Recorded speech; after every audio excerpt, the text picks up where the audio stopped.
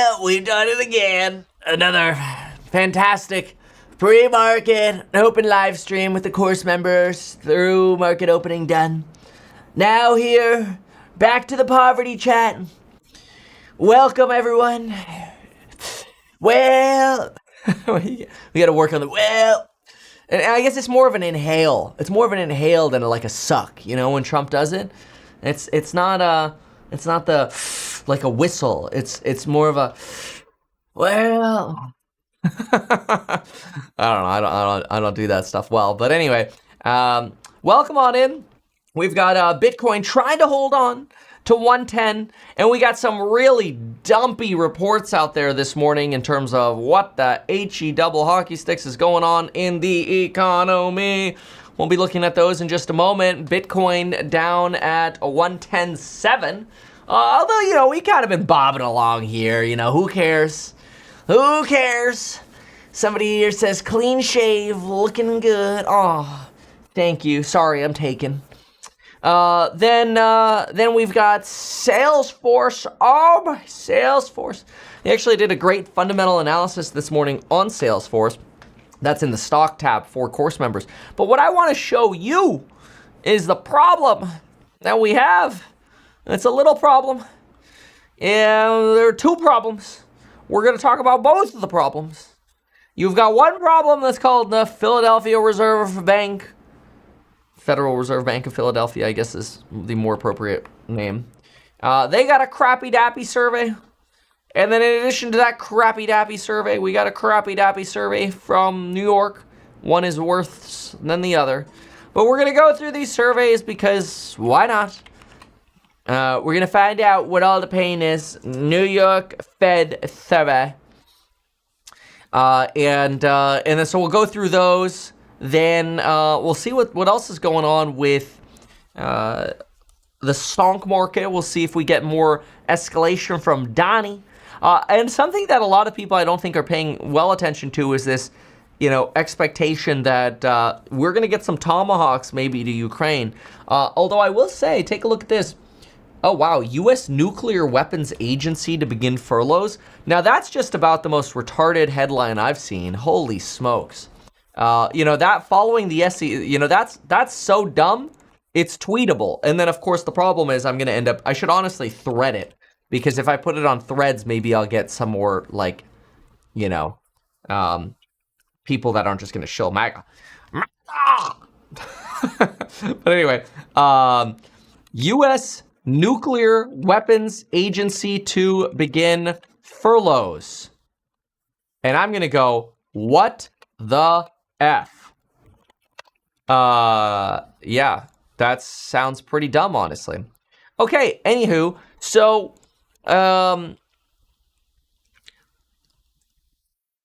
weapons going to Ukraine. It's going to be interesting. Apparently, Trump is going to speak to Putin on Thursday before the meeting. So, let's make a note of that. That's actually quite notable as well. So, Trump, first nuclear agency, weapons agency to begin furloughs. That's just about the dumbest thing that I've heard. And then Trump to speak with Putin on Thursday before Zelensky asks for tomahawks on Friday, which Donald Trump has been considering. Okay, interesting. Well, never ceases to amaze me just how rigged it is. Did you see my tweet yesterday? You probably didn't because my tweets get censored. But yesterday, I thought this was really interesting. Look at this. $19 billion rug pull on October 18th conveniently happens 10 days after the vast majority of the SEC staff are furloughed. Can't make this stuff up. Can't make it up. Somebody says Care Bears mug. Okay, listen, this is not a Care Bear mug. This is a Remember the Alamo mug. The problem is I can't remember the damn Alamo when you dishwash it one damn time and the Alamo starts disappearing. What the hell? One time dishwasher and I can't remember the Alamo anymore. There's some bull crap. There's a little bit left. I got the Alamo left. How disrespectful. Whoever manufactured this sucks. Here, I'll tell you who manufactured it.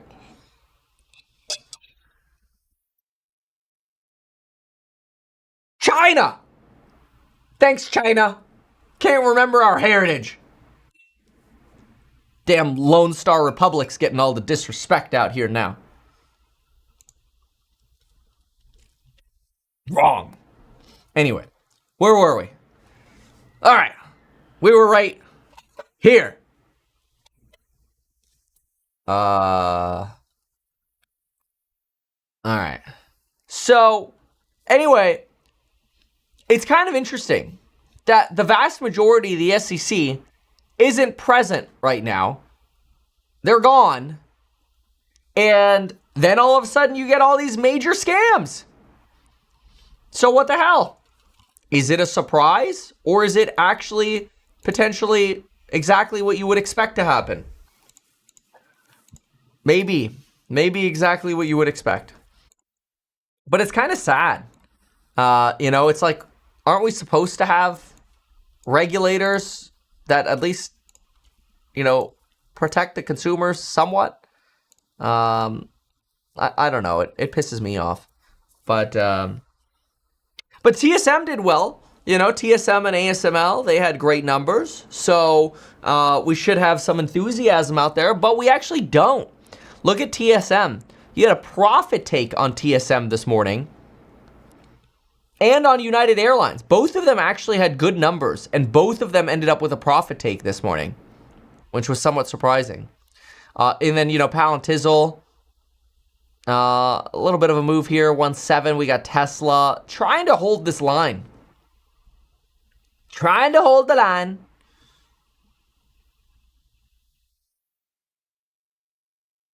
What else here? AMDizzle. AMDiz is doing fine. So all right, let's look at some more news here. All right, so let me see what other, the weapons furloughs is crazy to me over at the nuclear agency, but whatever. That's Donnie T. All right. I think also, I forgot to mention the second part of this tweet. Let me mention that really quick because I thought it was funny. But again, people are going to get mad at me for saying this. So anyway, Security and Exchange Commission posts a warning that effective October 1st, the agency will have, quote, very limited number of staff available. And what happens within 9 days thereafter? $19 billion crypto rug pull conveniently happens as the vast majority of the SEC staff are furloughed. And then wouldn't it be crazy if some massive whale happened to time some kind of big insider trades, maybe around minutes before some White House announcements that ended up profiting them $160 million during such a blackout where there were no regulators to supervise or regulate or punish insider trading? Wouldn't that be wild? Just gonna slowly walk away now. Okay. Slowly walk away. Shh, people are gonna get mad. All right, next we have news. Not Newsom. Nobody wants to hear from Newsom. Man, so tired of that guy. And it's like, is it wrong to feel like Mondomny, whatever, Zoran, whomever, has a better shot than Newsom at being liked? Although I think Zoran said some really stupid stuff on Fox the other day. I actually have to pull that up in just a sec. But we'll look at some more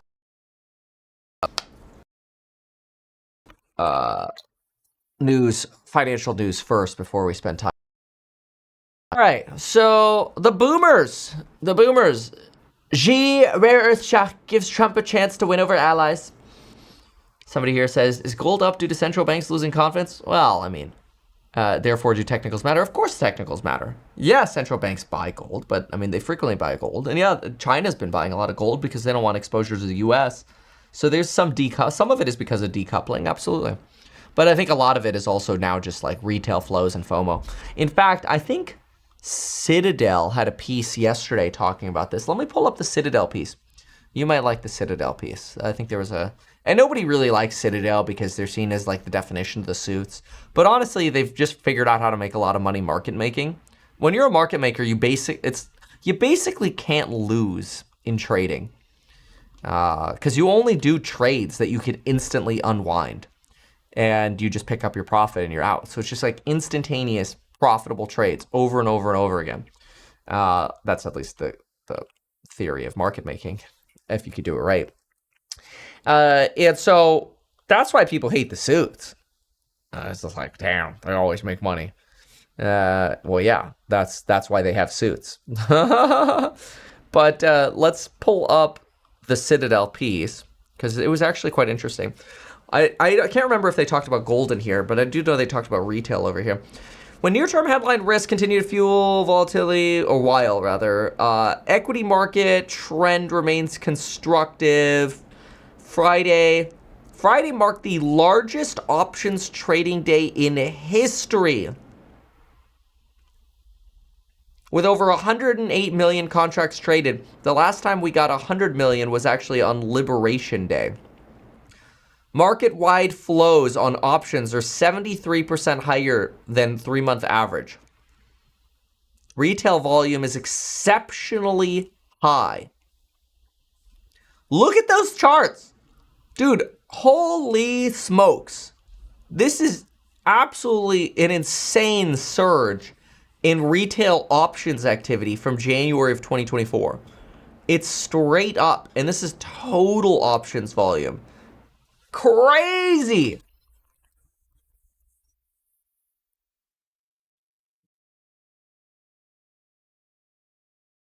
That's wild.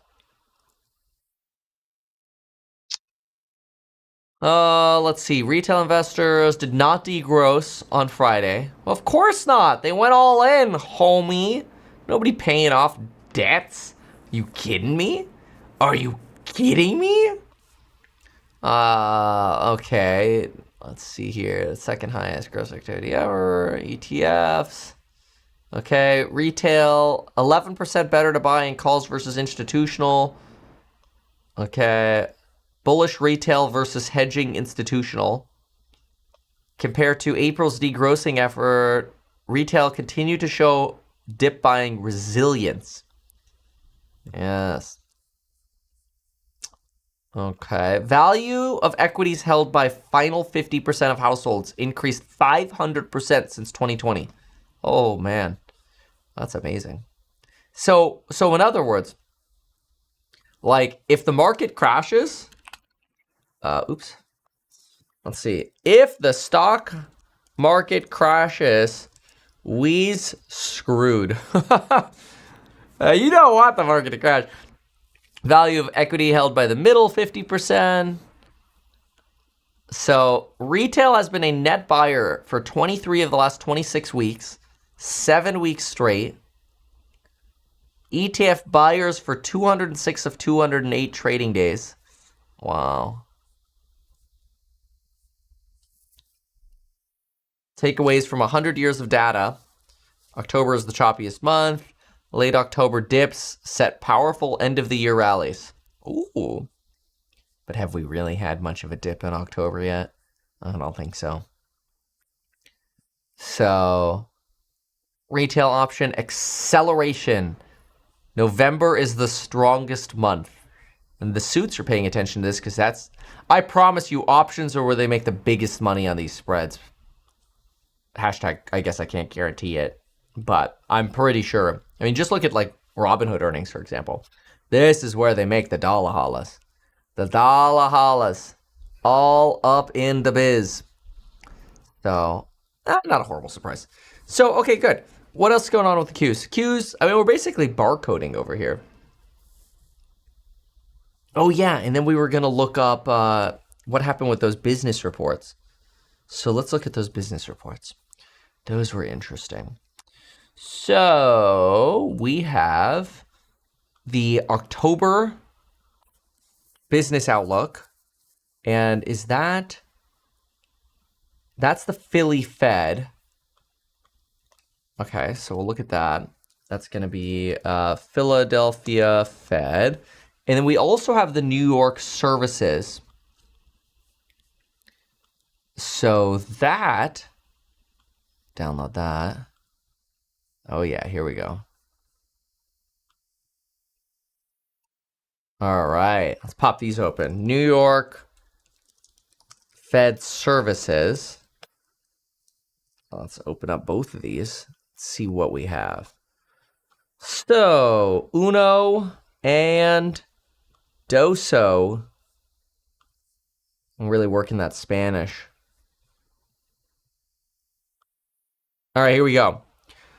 October 2025 Manufacturing Business Survey. Survey responses collected October 6th through 13th. The survey's index for current general activity fell significantly and turned negative, more than offsetting last month's increase. Okay. Shipments index declined but remained positive, while new orders rose. Well, that's good. New orders rose. I wonder how much. The employment index ticked down, but continued to reflect an overall increase in employment. That's good. You did see Nestle, what do they have? Like, I think it was like a 15,000 layoff coming. What was it? And Amazon. Nestle layoff. They're laying off 16,000. And then Amazon layoffs, they're doing 15% of the HR team. Yeah. So the CEO here says world is changing, 15% layoffs. So that's not great. And then Amazon will be doing 15% of HR layoffs. And then Waller says jobs will be lost due to AI now, but take years to be recovered. That's a red flag, by the way, from the Fed. You know, Waller did some good yapping this morning again. He's of the mindset that we're probably got to get, 100 to 125 BP lower. This is Waller. And he basically confirmed the October cut. But in addition to that, you had Myron actually clarify this morning that 25 BP cuts are too slow to save the economy. That was the gist of what he said, which was, not great. Not great to hear, I mean, let's be real. We don't really want a recession, but I don't think we're going to get more than 25 basis point cuts. And if he ends up being right, it's going to suck, okay? I'm just saying. Actually surprised, honestly, that yields aren't down more right now. What are we at here? 4.04. I think if we go... I don't think mortgage sensitive. I mean, when you're flat like this, I don't think your mortgage plays are going to move at all. You really got to drop under 4. Yeah, no, there's no movement. That's not a surprise. No movement, no movement, no movement. Apple actually down a little bit after their iPad release. I didn't notice any difference in that last iPad release. I feel like they're sort of running up against this head of, we don't really know what we're going to innovate anymore, so we're just going to change the name of the chip to the next version, and it's just mostly going to be the same. That's what I just think of as a consumer. I'm like, bro, what did you change? I'm a big iPad fanboy, but learn more. And let's go to, where's your compare feature? iPad. I'll just go over here. iPad Pro. Oh my Lord. I just want to compare. Learn more. Oh man. All right, this guy. Oh, here it is. Compare. They don't really want you to compare. So compare it to the iPad 13-inch M4 and compare it to, I don't know, I guess we'll compare it to the 12.9 6th generation. Okay. So let's compare these. And, hold on a sec. Why are you donating 10 of whatever that currency is just to say that Myron and Besson avoid the question of why gold is rising? Well, no shit. They don't comment on market movements. expectation versus reality here. But anyway, yeah, look at the difference. I see no difference. I see no difference. It's all the same between this M5 and M4 version, other than the fact that it says M5 versus M4. Same cores, same neural engine, same camera. Not that I care that much about the camera on the iPad anyway. You know, same speakers. Okay, Wi-Fi 7 versus 6, big deal. Most people don't even have those routers. Supports the iPad Pencil Pro. Great, so it doesn't work with all your old pencils, which is annoying. Same keyboard, same capacity. It's not like they made it lighter. You know, it's literally exactly the same amount of grams. Same OLED, same nits of brightness. You know, like, I don't get it, personally. Here, 9-core CPU with 3 cores of performance efficiency cores. That's literally exactly the same. Now here you get some changes on the neural engine over here. I got a little bit of a bump on the neural, and that's just a reiteration of the same neural engine. Hardware acceleration is exactly the same. I've got battery power is exactly the same. Fast charging capable with their new cable that they want to sell you. So a little bit of an update to fast charging, and the neural engine is, how much faster is that? 153, should you even need this, right? Like, Apple AI sucks ass anyway. So I got a 27.5% increase in the neural engine. But why do I care? You know, I don't know. It says, Kevin, I would like to commend you for your expertise and knowledge and everything you do. Wow, well, thank you for the $5. I appreciate that. That's very nice. Somebody says, M5 is a beast of a CPU. It's probably the same damn chip, bro. Come on, man. Like, with the exception of this 27% increase in the neural engine, which, what do you use the Apple neural engine for anyway? Siri? Because that's trash. Oh, no. Cancel. Don't talk. No. Apple neural engine. So, what do we know about it? So it makes machine learning models really fast, but not much is publicly known about how the processors work. This was posted, I think, years ago, wasn't it? Yeah, let's just, here. Let's go to, here, I'll just go to their wiki. AI accelerators. Back with the M1, who cares? What do they actually do? Oh, okay, AI-driven applications. Oh, we have AI in Face ID now. Siri and augmented reality. Computational photography, fine. And Apple Intelligence. Come on, man. You need 27% faster for something that's basically a non-feature? Completely useless, dude. It's just sad. Sad! It's also sad that TSM's slipping, honestly. You know, like, their earnings were so good. Such delicious earnings. Now forecasting mid 30s% growth versus the previous growth that they were forecasting of barely 30%. Great, you know, but I don't know. It's just like I want to spend money on innovation, but it's just starting to piss me off.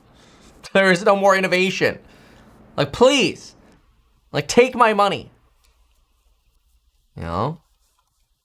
So, all right. We got to get through that Philadelphia business survey. I am going to really quickly sum this up on the iPad. Okay. I'm pissed at Apple because now we get a new M5 iPad and I want to spend my money. I'm like, please, Apple, take my money. Take my money. And I go, oh, just show me something innovative. Show me something, anything that's actually going to convince me to buy, to spend another $1,500 or whatever on an iPad I don't need because I already have all the iPads. And so I go through to compare the M5 versus the M4. I do see that it says M5 versus M4, but otherwise it's all the same. So I'm looking for differences. I find no differences. I got Wi-Fi 7 versus 6. Great. Now I'm going to have to spend hundreds of dollars to go update all my routers to Wi-Fi 7 for that to even matter. Nobody's going to do that. Nobody even knows what Wi-Fi 7 is versus 6. It doesn't freaking matter. Most people are barely trying to upgrade to Wi-Fi 5. Weighs the same. The size is the same. Everything's the same. Slightly less of a bevel. Who cares? And so, and that's compared to 2 versions ago. Same screen brightness. If you want to pay more money for their fancy charging cable, which you can now buy, their new fancy charging cable, you will get fast charging. Just pay $39 for yet another charging cable or block. The only thing that's different out of all of it, the only thing is right here. The neural engine, the 16-core neural engine is now 27% faster on a gigabyte per second basis. And then you might wonder, what the hell does the neural engine do? I had to look it up because I don't actually think there's much neural about my stupid iPhone or iPad. And so Wiki, which is never wrong, tells us that the neural engine is used for real-time AI. Hold your chair for this one. Like Face ID and Siri. Great applications. Apple has really knocked it out of the park with AI. That's it. I think I need to go buy this iPad. Maybe, I guess I'll get some computational photography, but don't honestly think I need that on my iPad anyway. This is bullcrap!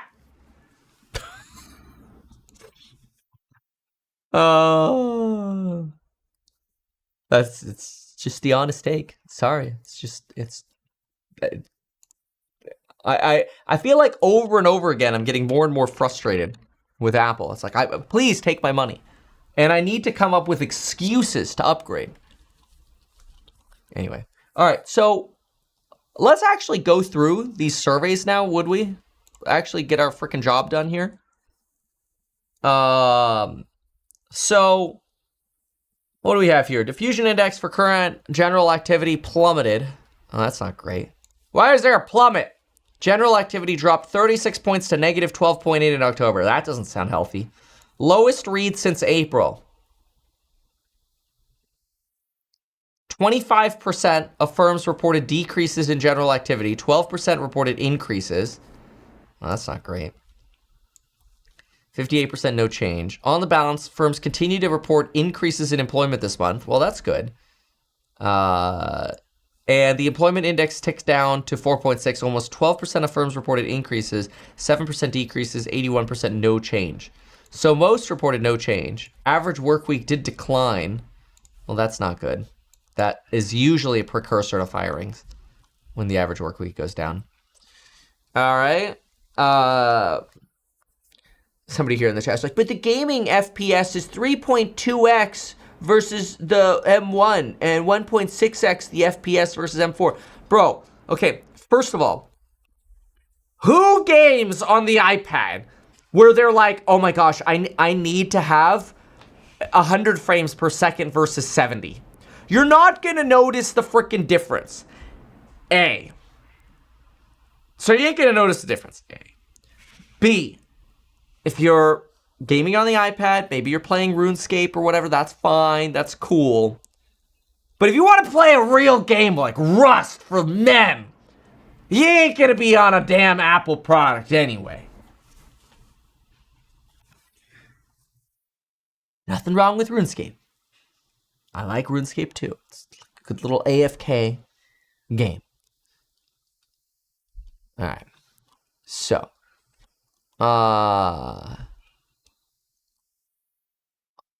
special questions. Manufacturers are asked about the plans for different categories for CapEx. Somebody's asking me, is the Ultra 3 worth it? I sold my Ultra 1 to Jack, but there's basically no difference between the Ultra 3 and the 1. The battery's probably a little bit better because, you know, that's just what they do. Incremental change to the battery.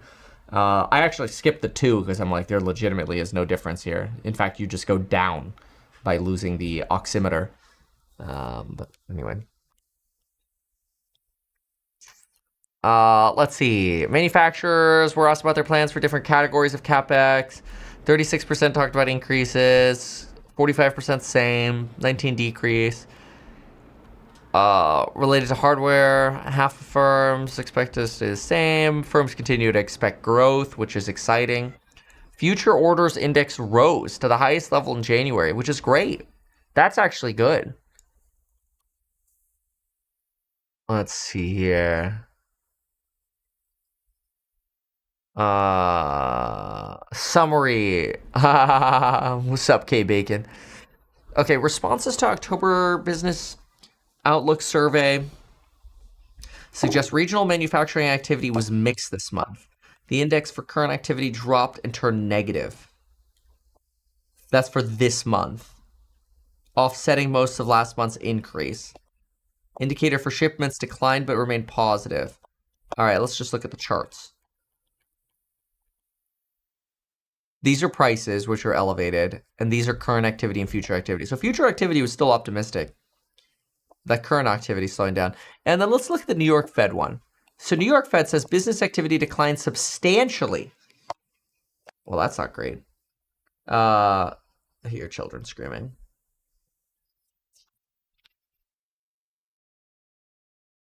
China is complaining that this decoupling is not realistic or rational.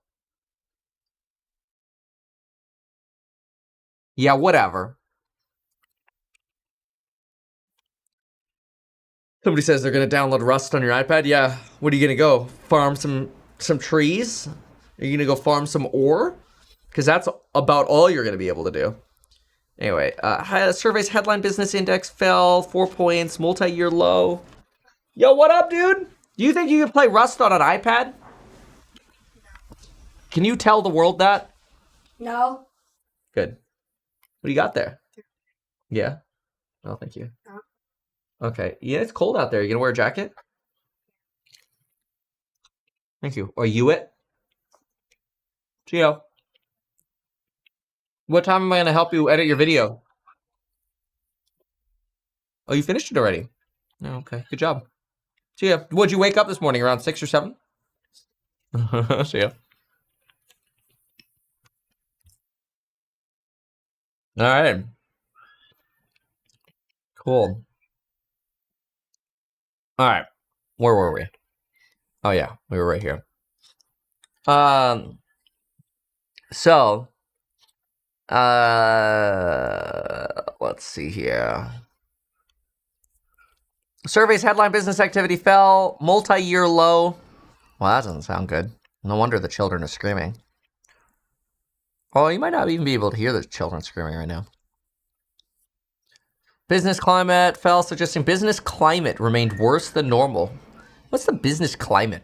There's like there are clouds in the sky. It's like Jamie Dimon. Employment edged. Oh, yeah. Employment edged lower. Wage growth remained modest.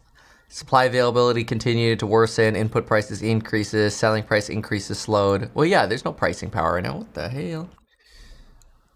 Okay. Firms were slightly pessimistic. Business activity fell more sharply in recent months. Okay. And these are bad reports. Wages edged down. Okay, this is all a reiteration. So what do we have here? Business activity. Wow. And just like, now we're doing like the 2007 kind of roll off, huh? Yeah, because look, if you look at like this gives you a nice sort of roll off over here. Because you're kind of getting like the double dip. Although you had a little bit of that. Well, it's worsening. You're now getting lower lows. Lower highs, lower lows. Lower highs, lower lows. That's not great. Where have we seen that before? Oh, how interesting. We've seen that before right over here. What is this? Oh, 2007 and 8. Oh, that's unfortunate. Okay. The index for future business activity suggested firms were slightly pessimistic about their outlook. Well, they were optimistic in Philadelphia. It's about a third expecting activity to be lower. Firms expect little employment growth in the months ahead. Yeah. All right. Well, a little bearish. Okay. What else? Let's go see. Let's see. Tesla's up about 58 bips. That's nice. Nice little move here. Take a look at that. Tesla, nice slow schlog up off the 434. Oh, the Qs are actually doing really nicely. Look at this all of a sudden. Is that because of this China talk? No, this has to do with Sweden. No, they're just talking about Sweden. Decoupling is not an option. That's what they talk about with the United States.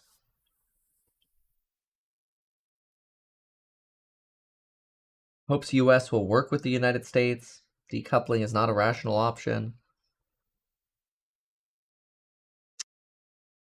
Maybe nothing super, hawkish out of the Chinese. That could be somewhat supportive.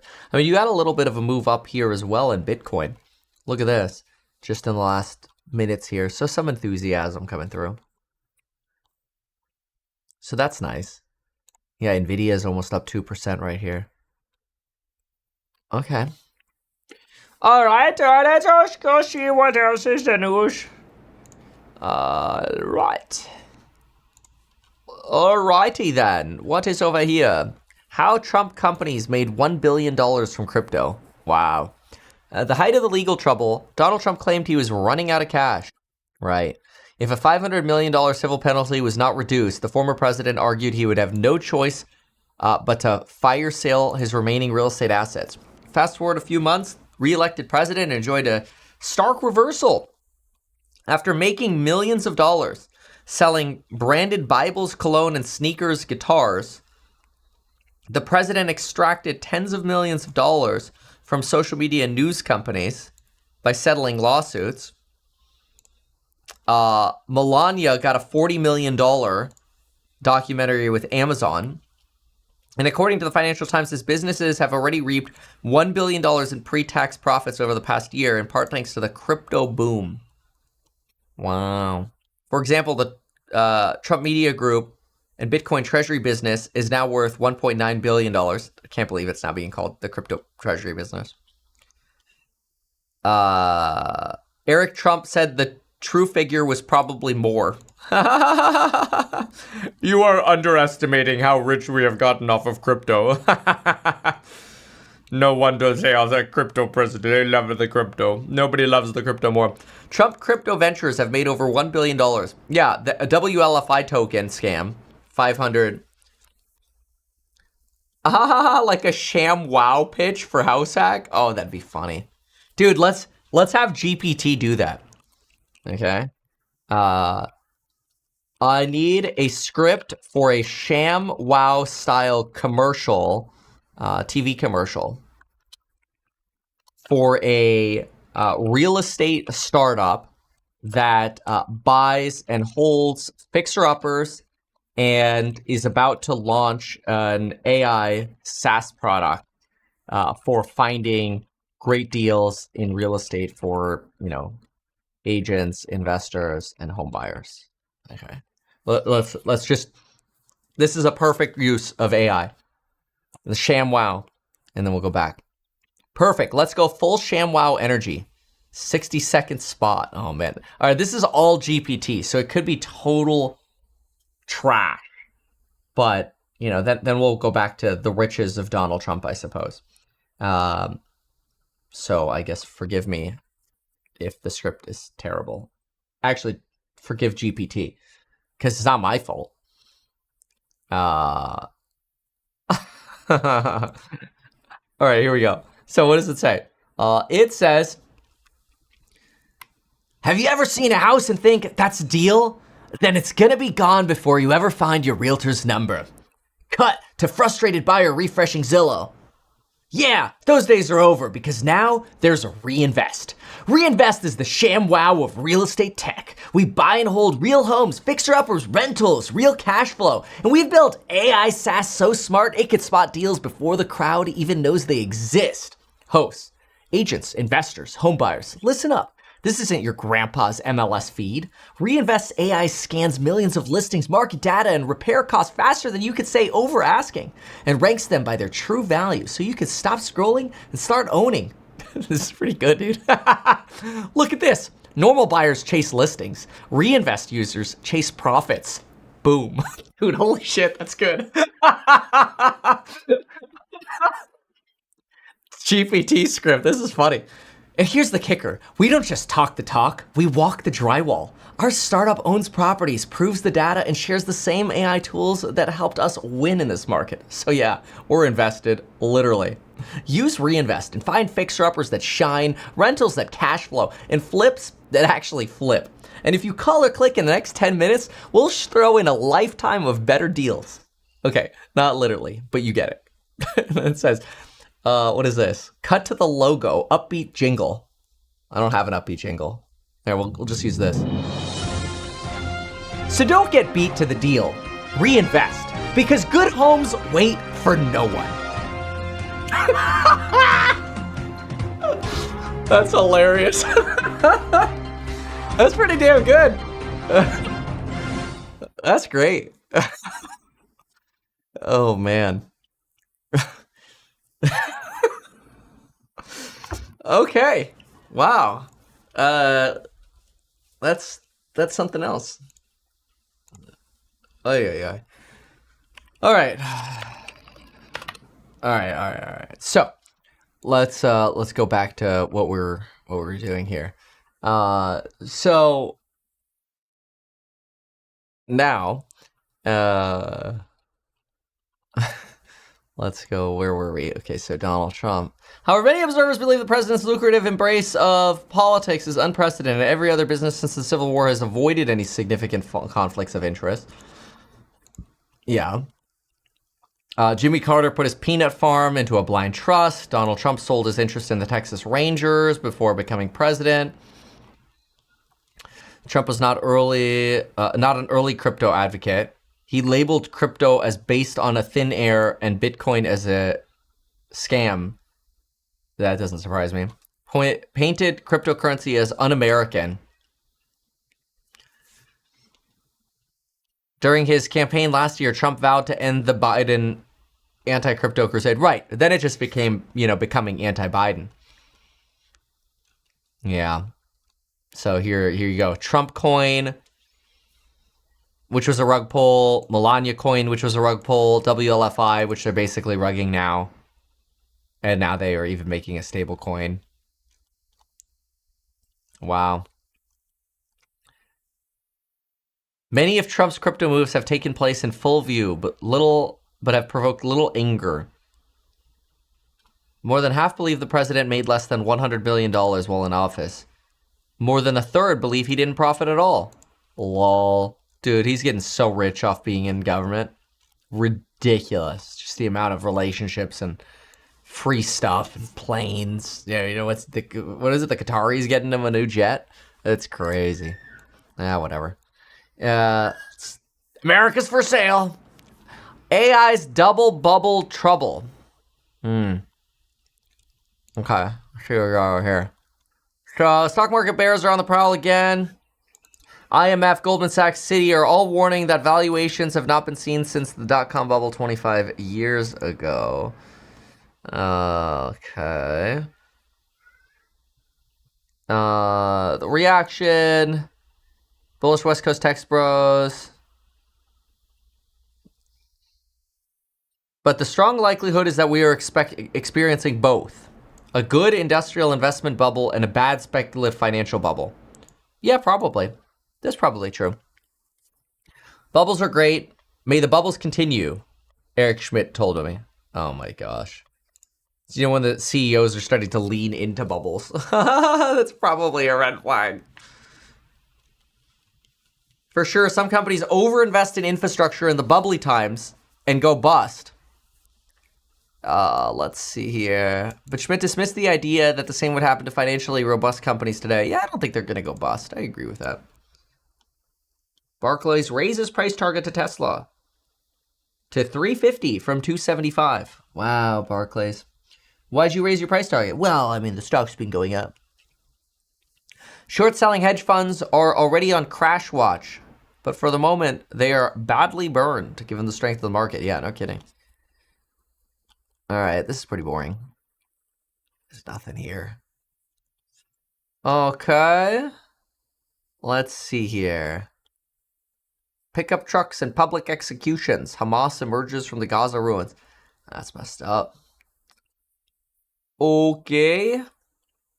U.S. warns to decouple from China. All right, nothing here. The rich world faces a painful bout of inflation. I don't know about that. I disagree with that. What do they say? So they argue they cannot avoid the rising cost of interest and higher defense spending, aging populations. Yeah. And then getting fewer tax. I don't know about that. Mostly, yeah, the hope is that productivity growth powered by AI will relieve some of the budget deficit, but it's wishful thinking. Companies tend to grow their way out of debt because their workforce is increasing, or because they are small and catching up with other economies. I mean, that's fair. Breakthroughs like AI are different. Pensions and healthcare spending tend to rise with incomes. In big welfare states, they will surge. So basically saying more burdens on the US government. So too say standard economic models. If AI has miraculous effects on growth, today's spending on data centers and chips will become bigger. If this lifts interest rates, making legacy debts more expensive, or this will lift interest rates. Therefore, it's increasingly likely governments will resort to inflation and financial repression to reduce the value of their high debts. Interesting argument. So basically what they're arguing, let's write this down. Basically, if AI booms, more capex equals higher rates and higher GDP, which means more expensive debt. If productivity booms and population stalls, you're going to have more retired people, more welfare state, more state costs. I think what they're missing is GDP decline usually equals disinflation, and technological innovation equals disinflation. So, and I usually like what the economist says, but I'm on the opposite end of the spectrum on this one. You know, as innovation gets better, and not only innovation improves, but as you get, more competition in a capitalist environment, you tend to get lower prices. So capitalism redistributes wealth unfairly from creditors to debtors, from those with cash and bonds to those who own real assets such as houses. Oh, really? House hack! It's what John Maynard Keynes calls the arbitrary rearrangement of riches. I mean, yeah, that is the way capitalism unfortunately works. So you got to own assets. Transfers of wealth that the losers will see as unfair. The labor market, AI takes on routine office work. Yeah, we're seeing a lot of layoffs right now. This is true. Baby boomers bequeath vast property wealth to those lucky enough to have the right parents, or people buying real estate. The multi-pronged upheaval of fortunes could wreck the middle class. Yeah, unfortunately, the wealth gap is just going to get worse over our lifetimes.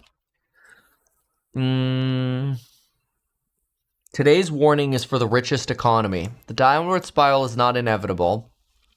Establishment, public debts were to be owner. Let's see here. Federal Reserve wage war and inflation. Decline of inflation. Emerging markets has been remarkable. Fork in the road. Which path the rich will take, the ruinous or prudent? So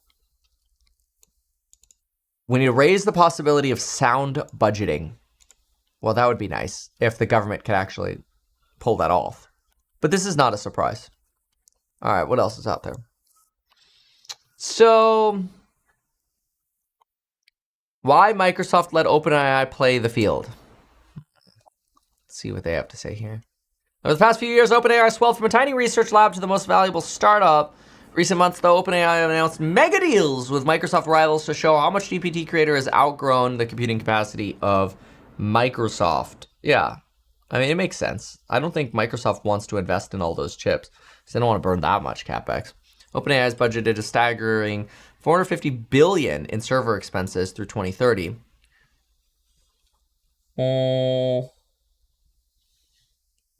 Let's see here. All right, one person involved in Microsoft's negotiation with OpenAI acknowledged that there were complex feelings inside both companies about their partnership, but stressed that parties have found a way to make it work. Let's see here. So, are there tense moments? Yes. Two sides. Marital friction. bottomless computing needs for OpenAI, which makes sense, which multiply by the month. Microsoft can't supply it all. Yep, Microsoft simply can't supply the capacity fast enough. They want to, but they can't. OpenAI's demands could put Microsoft at risk of overbuilding that do not produce a financial return. Exactly. And that's why Microsoft is actually being somewhat prudent here. Let's see here. Opening the relationship. Microsoft gave them the opportunity to open up the relationship, allowing the startup to rent from rivals. I mean, that's fine. Biggest agreement is with Oracle. Microsoft shareholders said they would prefer OpenAI continue to have Microsoft exclusivity. Well, sure, but the amount of investment needed is going to be insane. All right, I think we get the idea on this one. It's reasonable. All right, let's see what's going on with our 210s. 210s are actually still somewhat stable, really. This is 54. All right, so that's nothing. We've got bonds sitting at... Oh, there we go. Finally a drop in the bonds. Dude, gold up again, 4,300. It's like the precious metal is memeing. All right, what do we have over here? Myron wants a half-point cut. Yeah, because he's worried that we're going to be too late. Myron, do we have... in a speech delivered in New York, where did Myron talk this morning? I'd like to see that. Myron.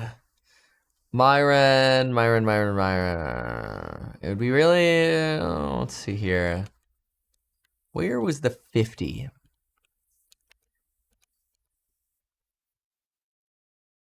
Myron. Conceded that he still expects his colleagues would vote for a... Oh, Fox Business interview. My view is we should do 50. Okay. Let's see if we can go find that interview. Could be entertaining. So, Fox Business.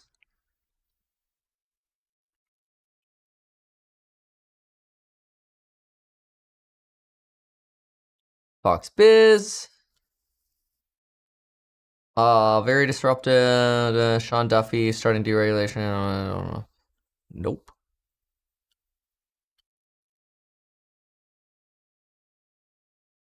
Huh.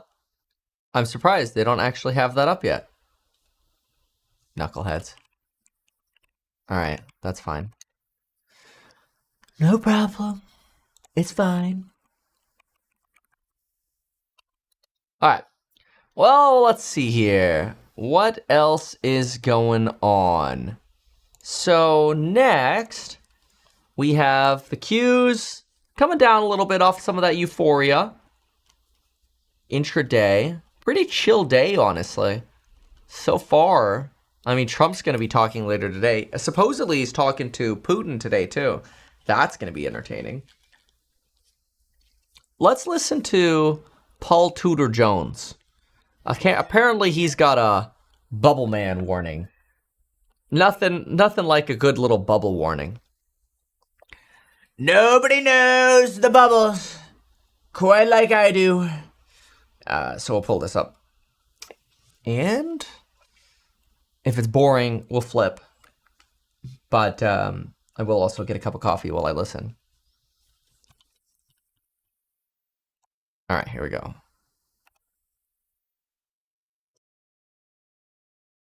Still a few tickets. Bubble warning from Paul Tudor Jones. We have some great speakers. I'll be interviewing. You do it with Bloomberg, right? Right. So this equity market, I do watch our competition. And I saw your interview with Andrew last week. You said this is like October of 1999. But after that, as you pointed out, the stock market doubled. We had a drop in October, like an 11% intraday drop, but then the stock market doubled to March of 2000. Are we still in line for a doubling of this market? Well, it's so funny because you'd mentioned that 54% of fund managers think that we're in an AI bubble. If it's a bubble, it's a small one. If you just think about, and again, how do you actually define bubbles? If you think about the bubbles of the past 3 or 4 decades, the Nikkei in 89, NASDAQ in 99, biotech 2000, just after 2011, 12, China 2007, all those were 400 to 600% gains. The NASDAQ's up 200% off the bottom. So I don't know whether we're going to blow off like we did in 1999. Is it possible? Are all the ingredients in place? I think clearly they are. For me, the one thing that you can never, ever forget is that a year from today, assuming that the president gets his wishes, that the Fed funds rate's going to probably be in the 2.5. I think they would like to see it at 2.25. So I think 2.5, 275. Obviously, whoever the new Fed chair is going to have to be able to intellectually move that board, a majority of the board. He's probably, whoever the new Fed chair, let's say they've got 6 solid votes, so he'll have to find one more. And I don't think it'll be that hard to do. But if you're going to have 2.5% overnight rates or 275, that's a really compelling story for higher equity prices. Well, not just that. I mean, you've got Neil Kasar on our opinion team yesterday laid out the argument that this is not the same as 1999 because these companies are so profitable, right? 95% of the S&P 500 is expected to post earnings growth next year, and the average earnings growth is 16%. It's obviously a lot more for the Mag 7 or the Great 8. Plus, you don't have the same kind of leverage that you had back then. You have less than 100% debt to equity, and in 1999, it was more than double that. Right.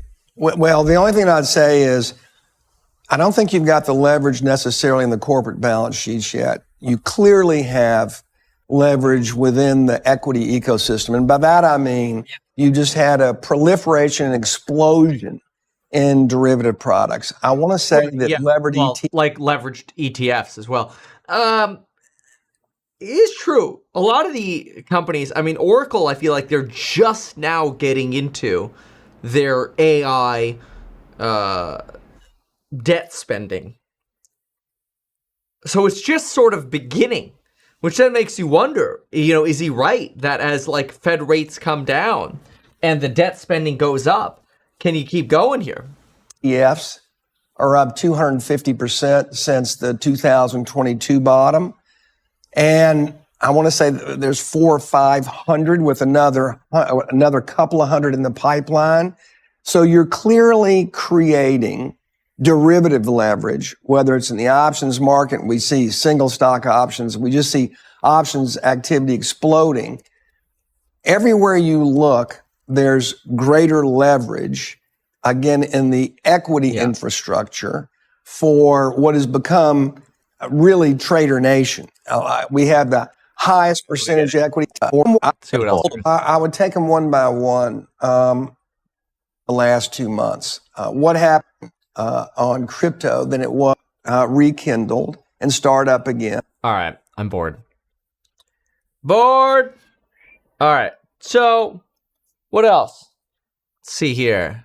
Q still holding 71 basis points. Bitcoin's barely holding on to that 110.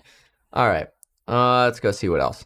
So Trump and Putin to speak. We saw that. Dems plot, Fetterman ouster. All right. Trump loses trust on healthcare.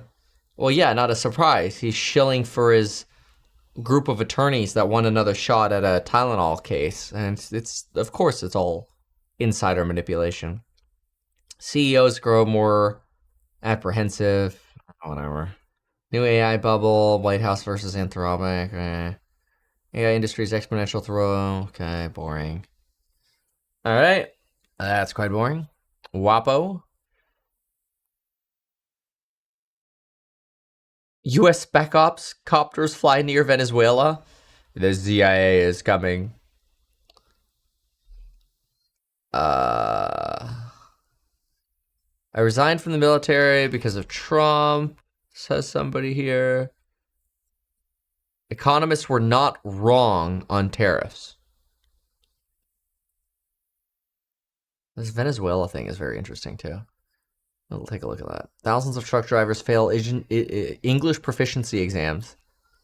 This is because of the California thing, isn't it? Look at that. Okay. And then, of course, the reporters are leaving the Pentagon. We saw that. That was wild. Just take a look before we jump into some of those. Take a look at some of these others. See if there's anything on the top here. U.S. cancels 500 million cobalt tender and critical minerals below. What's going on over here?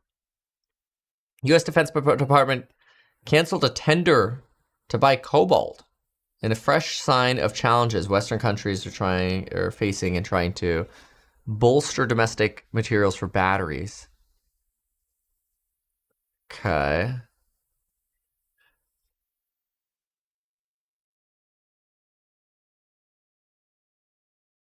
Outstanding issues that need to be resolved. I don't know. Whatever. Somebody says, how do you resign from the military? It's a contract. Nice. Trump team plans IRS overhaul to enable pursuit of left-leaning groups. Every single part of the government is getting gutted in favor of exactly what Trump wants. Let's take a look at this. So, Trump administration is preparing sweeping changes of the IRS that would allow the agency to pursue criminal inquiries of far left groups more easily. Senior IRS official involved in the effort has drawn up a list of potential targets that include major Democratic donors. Wow! Dude, they're weaponizing the IRS to go after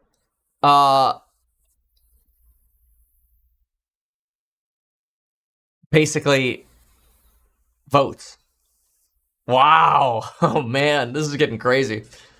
The undertaking aims to install allies of President Trump at the IRS Criminal Investigation Division to exert firmer control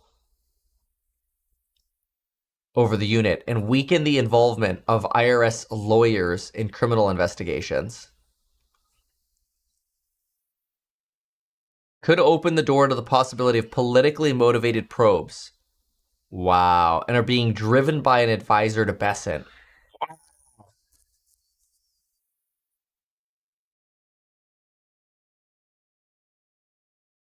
I told everybody I was voting for Meet Kevin, but I can tell you, no, I did not vote for Trump. I want to maintain my neutrality. I think it's funny, though, when people say that in the comments. They're like, well, Kevin, you voted for him. And then other people are like, oh, did he really? And it's like, why didn't you ask me as opposed to listening to randos in the chat? So, chief of the investigative unit has been angry for decades. Believes the IRS investigations among the lists are billionaire Democratic donors such as George Soros and his affiliated groups. My gosh. According to senior IRS officials, another person briefed on the list, it can be determined. The effort with the IRS coincides with a larger administrative effort to probe left-leaning group. Trump has directed Bessent, who is acting as IRS commissioner, to identify financial networks that the president say are fomenting political violence. Wow.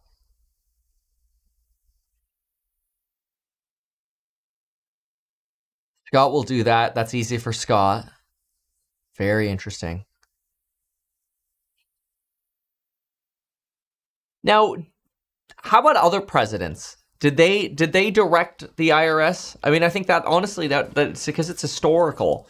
That could be an interesting, just like quick AI question.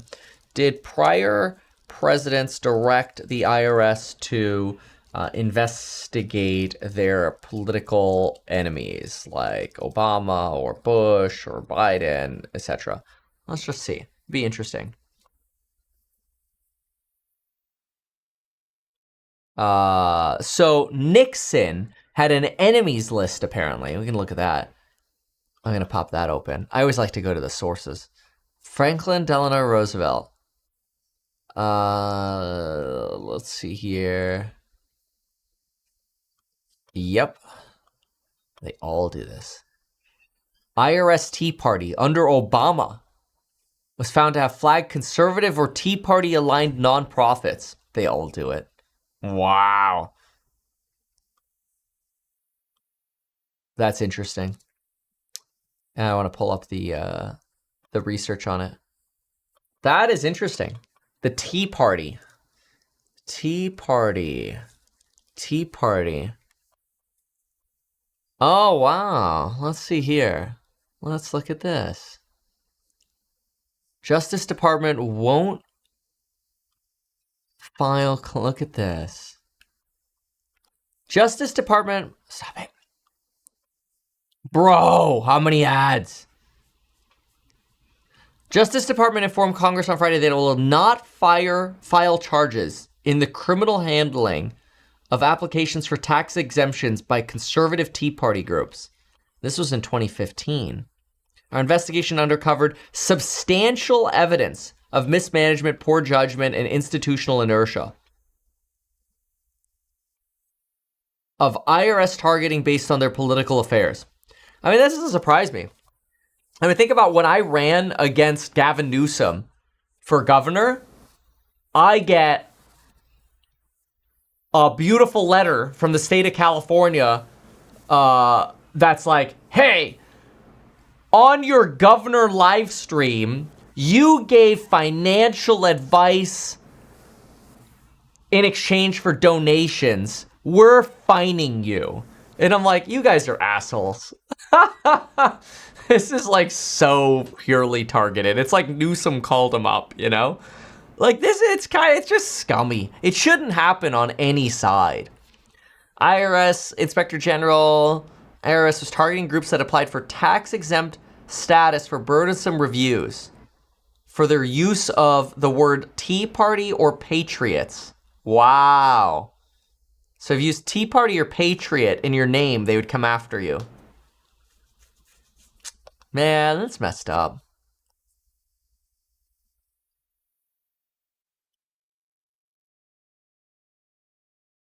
The lady resigned over the allegations. Wow.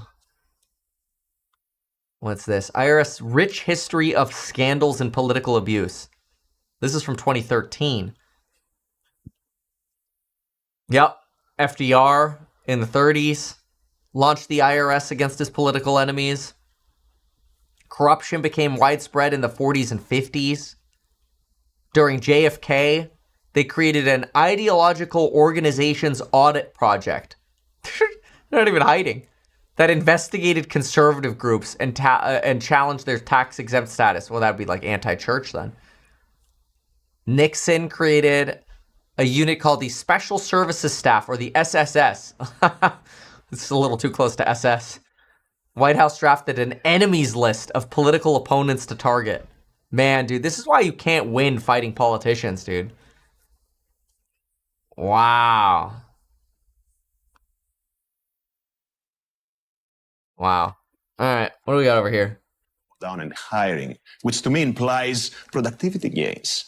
So we do not expect a major uptick in unemployment. Companies remain very profitable, so they have really no pressure to continue to cut costs. Man, this guy's got to sell me like a plane from Brazil or something, man. This guy's just like so smooth. Disruption from AI, but so far it seems like only a small part of that slowdown in the labor market is because of AI or tariffs for that matter.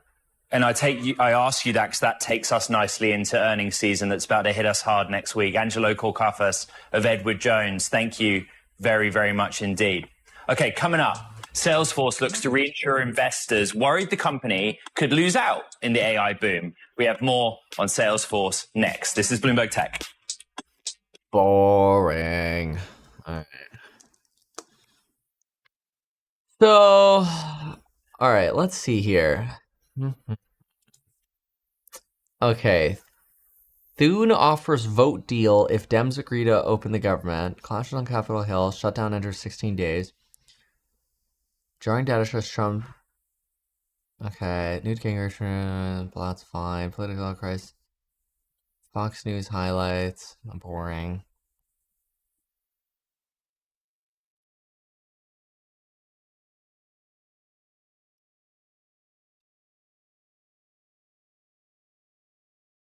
So, all right. We got a few things to cover. I'm gonna close this other door though, because it's getting loud and noisy out there. Let's go take a look at the sticks quickly, and then we'll go explore some more here. So, okay, I mean, we're mostly stable today. Nice and stable. Salesforce, a little bit of a bleed here because it was up 7%. Now it's only up 4%. We went through some of the risks in our fundamental analysis this morning in the Course Member live stream on Salesforce, some of the upsides and the downside risks. Which reminds me, how is Palantizzle doing? Palantizzle, 182. All right. Oh boy, up there's the screaming. Babies are having breakfast. So they always tend to scream right after breakfast because that's when the poop comes.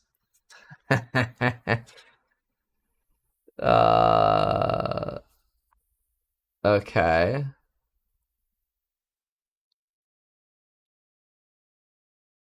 Okay. Cool. Let's do this. All right, great. So, let's break down some of the stuff that we have here. First, we should look at the government shutdown talk along with caddies. I want to see the caddy calendar. Speaker Johnson joined Squawk on the Street. That's nothing. No. Let's go back to here. Yes, the WAPO stuff. The Washington Post. Economists were not wrong on tariffs. Okay, though a few economists carelessly exaggerated the ill effects, economists' overwhelming consensus was not that inflation would surge and supply chains would crash, and the economy would be pummeled into a deep recession. Instead, because trade is a relatively small part of the U.S. economy, tariffs were never destined to wreak damage on such a scale. But it doesn't mean economists have been wrong on tariffs. Tariffs will neither spark a boom in manufacturing employment nor increase total employment or wages. Well, I agree with that. Tariffs should not be used to reduce trade deficits because both tariffs are a poor tool to achieve this outcome and because the outcome isn't necessarily desirable. Tariffs divert resources to less productive uses. Totally. Absolutely. And they reduce economic growth. Correct. Reasonable estimates of tariff-induced slowing of the economy range 0.4 to 1% annually. But if we're currently growing at 2.5%, no problem. By 2035, each man, woman, and child would on average have $5,000 less in income if the tariffs weren't in place. Sure, this is basically, per capita GDP declines. It's an interesting estimate. I think it's really hard to forecast that far out, so I don't think it really matters.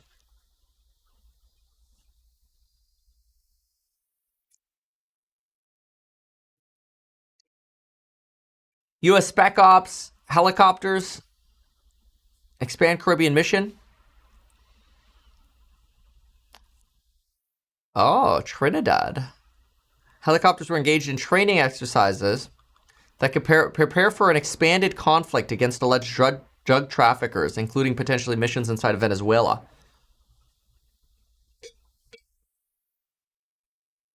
Five boats and 27 dead.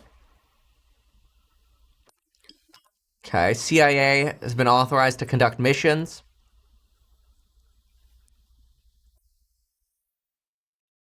Oh, wow. U.S. Army Black Hawk helicopters doing drills in the Trinidad oil fields. Man, it'd be so fun to be in the Army and doing this stuff.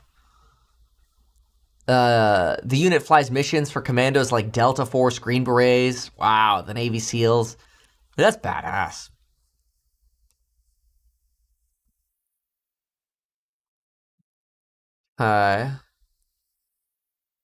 Ship can carry about 200 personnel, 150 of whom are dedicated to special missions.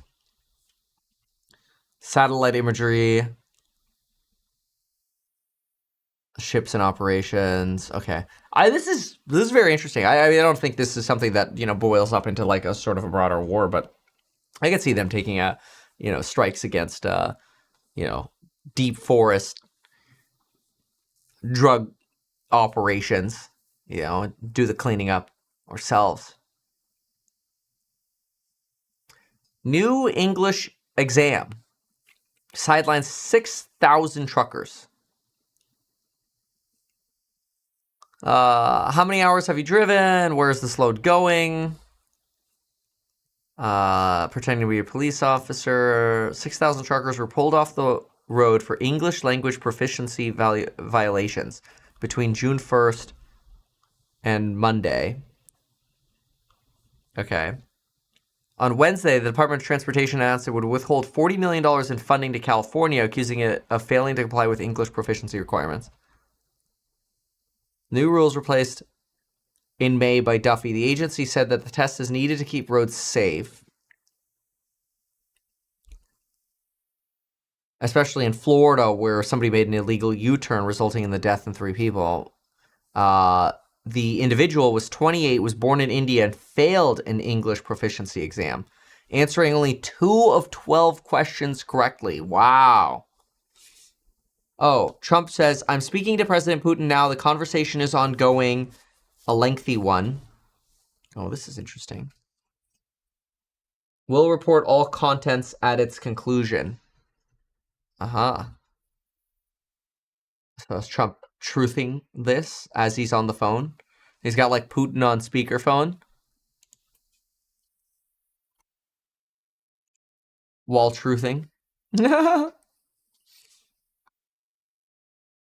Conversation's a lengthy one. Yeah, probably because Putin's just selling himself on Trump to make sure tomahawks, you know, don't get sent. And Trump's answering the phone.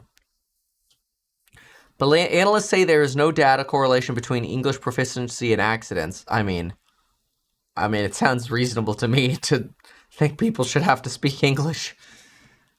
Where are commercial drivers failing English tests? Mostly in Texas. Wow, California is not even on the list. So again, targeting California. I mean, that's not a surprise. That's the MO. I mean, Trump's not going to target Texas. He's going to target the Lone Star State. Reporters leave Pentagon en masse. Yeah. I think only One America News Network is going to be in the Pentagon now. All right. Let's go see what some of the suits are saying. So we saw the retail equity update with the largest options trading going on. We also saw the business surveys, which aren't great. Let's go to what suits are saying. Oh, the suits. What have the suits for us? Hello. Okay.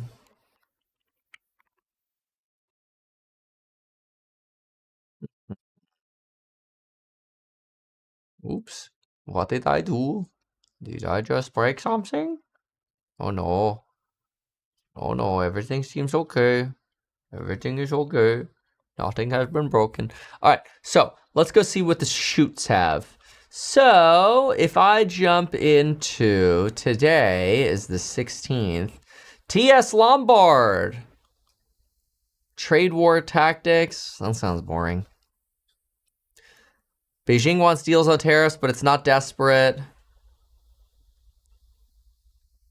Legacy industry tied to main driver of slowdown. That wouldn't surprise me either. Legacy industry. Let's look at that. Look at this.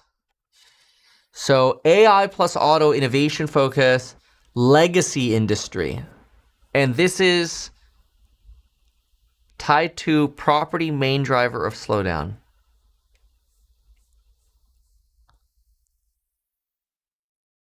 Beijing sets annual growth targets. Okay, this is boring. Sorry, TS Lombard, that was very boring. Okay, let's go to AI turns into hangover. No. Fool me once. Ooh, what do we have here? The U.S.-China trade war is flaring up again. Oh, yeah, here we go. Rabobank's got a goodie. Let's see what their goodie is today.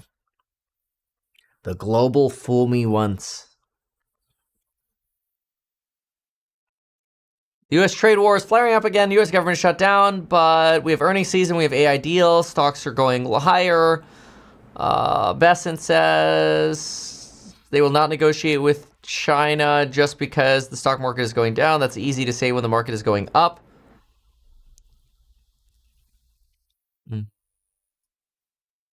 Okay, nonetheless, Besant did offer China an off-ramp. He suggested perhaps the Minister of Commerce had gone rogue and believes that they're open to negotiations. Yesterday, Besant agreed we throw another $20 billion to Argentina to make sure Milei wins. Otherwise, if he doesn't win, we're going to take our money back, basically, or stop supporting, right? Day ahead. Well, all right. That's pretty boring. Where's the news? It's really just Besant this morning, huh? Palantir's dropping a little bit. Qs are dropping a little bit. Is this as Donald Trump is talking to Putin Wooten? To Putin Schmooten? Got a little bit of the Selly Welly. Or whatever. So, that's fool me once. Let's see what else we have. Let's go. That was boring. That was Rabobank. Come on, my friends. We need more content. Let's look over here. We have crude oil, some kind of important here, holiday sales outlook. What's the holiday sales outlook? Wells Fargo? Is this Wells? Yeah, it is Wells Fargo. Consumers face a range of headwinds. Okay, this could be interesting. Let's see what we have here. Holiday sales outlook. Open sesame. Consumers face a range of headwinds this holiday season. These challenges may cause consumers to slow their roll, but will ultimately not stop them from getting out spending the season. Oh, yeah, no, people want to spend, dude. We forecast holiday sales to rise 3 to 4%. And that's fine. Yeah, I mean, retail sales, I don't think will go down until labor, really goes poop. Confidence in the doldrums. Season of perpetual hope. Okay. That's boring. Okay. Wow. Where's the news today? We're going to have to start watching Mom Domney videos. JP Morgan, market intelligence, Bitcoin mining. We could look at that. See if there's anything in the Bitcoin mining piece. Retail radar. Sure. You can look at that. Oops.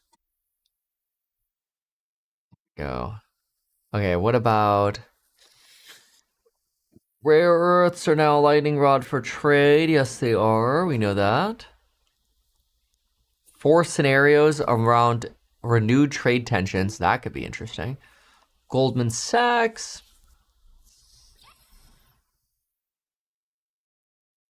Goldman's super boring today.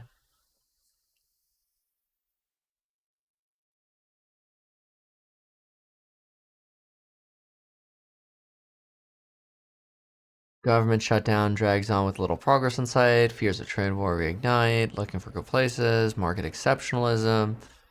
Boring, boring, boring, boring. The gold vault is unstoppable. Yeah, gold's been pumping, man. Okay. So, let's go look at the 4 scenarios piece. That sounds entertaining, at least somewhat. 4 scenarios. Oh, for the Aussie dollar. Oh, boring. April 2.0. Trump slams 100% tariffs on China, which turns highly aggressive on export restrictions. This time, de-escalation isn't quick. and multiple months of mammoth tariffs cause severe consequences, but the U.S. bears most of the brunt, with stagflation risks flaring. Yeah, no, it's more like recession risks, but anyway, that's the bear scenario. Then in the escalation phase, U.S. tariff rate scales up. No meaningful de-escalation until the new year. No major re-escalation, but some tit-for-tat drags on to 2026. That seems very likely. And then a de-escalation. I would argue that a full de-escalation, not likely due to Trump political appeal of fighting China, right? So I don't think an off-ramp here is highly likely. I think it's more likely that you sit over here. 2 and 3 are more likely. And I don't think they want to do a 2.0 again because that damaged the market so much. Unlikely Trump, Bessent will go for this. All right. Some scenarios here. Okay. Oh, let's see. Qs are now U-turning a little bit. So you just had a little bit of a sell-off there, and you're getting a little bit of an uptick now. Cryptocurrency report. What do we have here?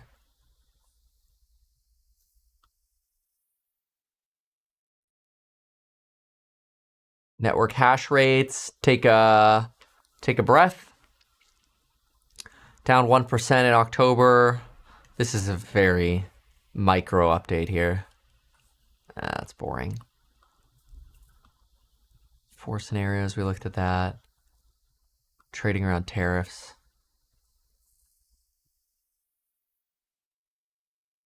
Also boring.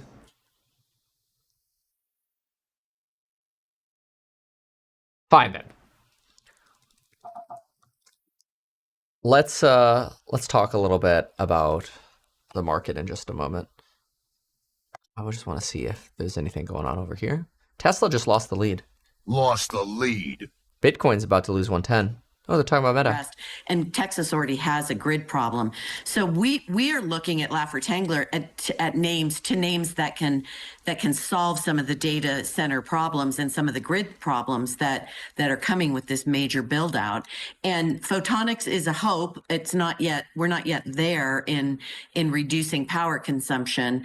And build outs are critical. What we heard from Oracle recently from the co-CEOs was that, it's not about demand, it's about supply. They can't get these data centers built fast enough. Let's go to the promise of photonics, because you're already looking at a particular company, Cohere. Remind us of what the thesis is there, Nancy, and how quickly you think it can become a reality. Yeah, so that's the question, Caroline. I mean, Coherent is, really focused on building photonics around the quantum computing needs, which is just going to add another layer onto this whole power question. And so what we've done, we've launched a new strategy called Macro Cycle Opportunities, and we have 4 themes: space, robotics, quantum, and nuclear. And in that, the 4 themes, this is like Cathie Wood Light. We're going to drive the next wave of transformation, overlaid with AI, because it's essential to many of those themes, or most of those themes. So Coherent's one of the other names that is important to us. Diet Cathie Wood. But is Quanta Services. We own that in our 12 best. We own it in Macrocycle, and we own it in our growth portfolio. They've got a $36 billion backlog in modernizing existing grids or power providers. Nancy, you're doing what so much of the market is having to do right now, which is have a lot of hope baked into these forward-looking, not only promises of the actual returns on investment in AI, but promise of photonics, promise of quantum. What is the fundamental research you bring to bear to be like, these are good bets? Well, so what we've done, and I didn't answer your question on timing. I don't know, Caroline. I mean, it could be, the expectation is it could be a decade, but we've seen things accelerate so quickly. And the Exelon CEO at AI World yesterday said we're going to see more transformation in the next 10 years than the last 100. But what we've done in constructing the portfolio is we've established leaders, and they are about 40 to 50% of the portfolio. So think in quantum, IBM, which is a pretty low risk business model. I like IBM. We did a fundamental analysis in the Meet Kevin membership on this, and we really liked what we saw. That would be IonQ, Rigetti, all of those names. So the objective is, and that's 10 to 15 to 20%, and the enablers are 20 to 25. So we're trying to mitigate risk by build positions in existing technologies that are already producing earnings, and then couple that with names that are speculative. Nancy, we started this conversation about the news of Meta's latest or 29th data center, a gigawatt in Texas. You have the small, if my Bloomberg terminal data is correct, position in Meta, but they are not a hyperscaler, right? So how do you view that build out that they're doing and the attractiveness in the broader thesis you've just outlined to us? Well, so we do own a very small bit, Ed, but if you recall, we've talked about this in the past where we sold the majority of our holdings because we felt like the business model, and we were wrong, by the way, we felt like the business model of advertising was not where we wanted to be. And then they pivoted to AI. And I think that's what's driving these investments. And they've been pretty successful at attracting a number of high level executives from many companies, but in particular, Apple. So I think that for us is, we pivoted to Spotify. I think we actually did better with Spotify, but the point is that we missed the Meta run. And I think the question now is, can they... Okay, boring. This lady's boring. Let's see what else there is here. Alt 5. Hey, look, what a surprise. It keeps going to crap. Oh my gosh. You mean a company that's literally just an exit liquidity for WFI is trending towards delisting? No. There's no way. Okay, say it ain't so. Open Door melting? No. Say it ain't so. Q's? Still got some enthusiasm. Tesla gained the lead here again. But otherwise, pretty benign, quiet day, huh? Sideways. Mostly side, people kind of just like chilling on the sidelines a little bit.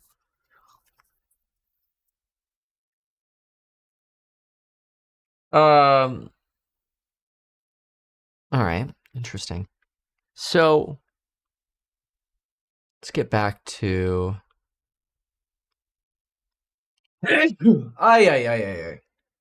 Ah, man. All right. So let's see here. Let's see.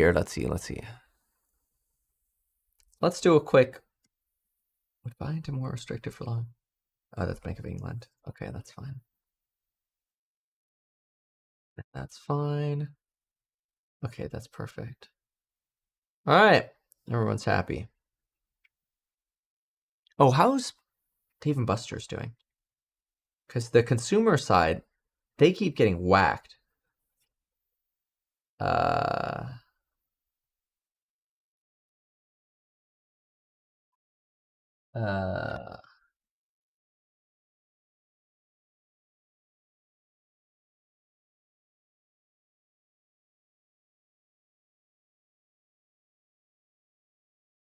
Sorry.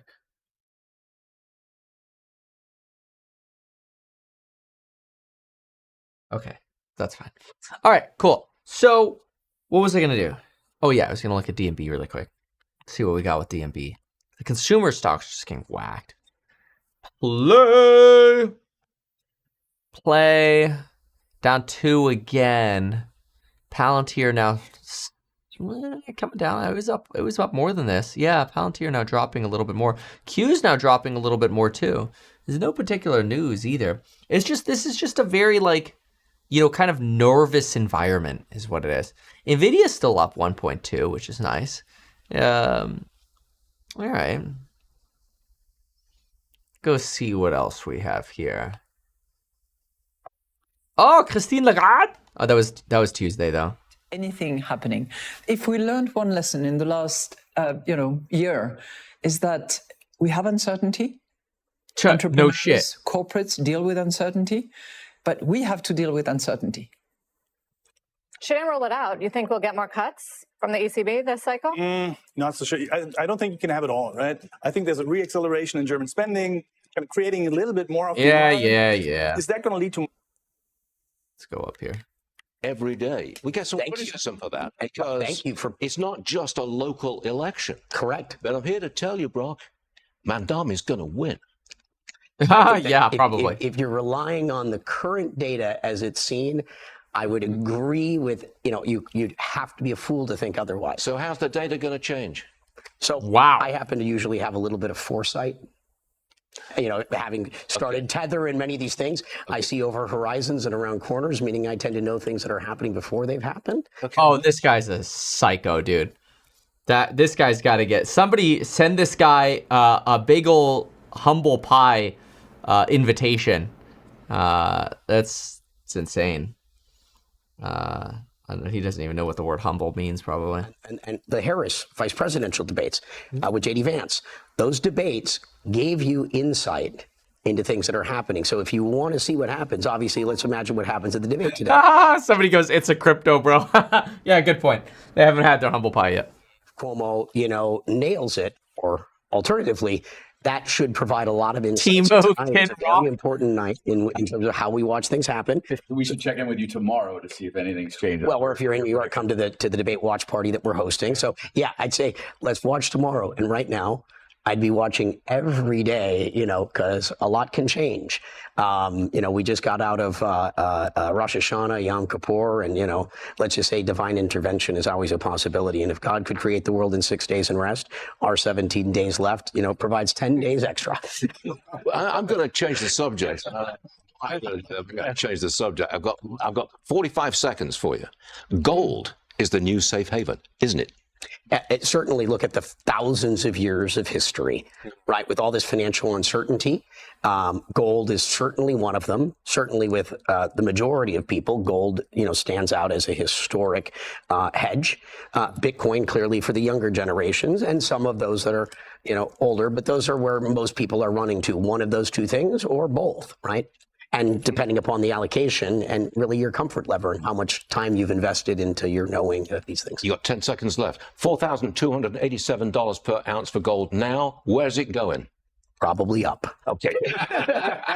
almost certainly. What's the guy who gives us numbers? What's I don't like to predict those things because no matter what your predictions are, you're almost always wrong. You undershoot or overshoot. Okay. Hey, Brock, I like to be right. Yeah.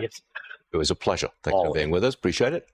A watchdog group has a new warning about global crypto rules. What's this about, Ash? Well, they're saying that there are significant gaps in the regulation of these fast-growing crypto markets. According to the Financial Stability Board, which was formed, by the way, after the global financial crisis, countries, as they say, are just not doing enough when it comes to implementing and coordinating rules, calling them fragmented, inconsistent, and insufficient to address the global nature of crypto asset markets. The FSB says financial stability risks are rising thanks to a surge in Bitcoin and other cryptocurrencies that have doubled the value of the global crypto market, by the way, to $4 trillion just over the last year. Panel also raising concerns over regulation for stable coins. The market has grown 75% in just the last year to a value of just under $290 billion. But you see, Brock, it's all your fault. All your fault. I blame you. All right, Lou, if the trade fight with China continues, as it probably will, does that put more downward pressure on Bitcoin? Well, I think it's on all risk assets. What we saw on Friday, Brock hit on it, was a delevering. We had people that were levered up on crypto and other speculative assets. I think there's pressure on that right now, but I think you got to factor... It was Binance. Binance. Say it with me. Binance. Scam. Sorry. I did just send out a trade alert to those of you in the Meet Kevin membership. So you should be seeing your alert on the Meet Kevin app if you are a course member. Oh, yeah. All right. let's go do a little bit of a breakdown as to what's been going on this morning. So let's go.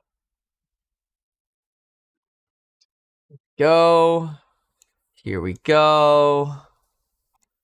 Here we go. All right.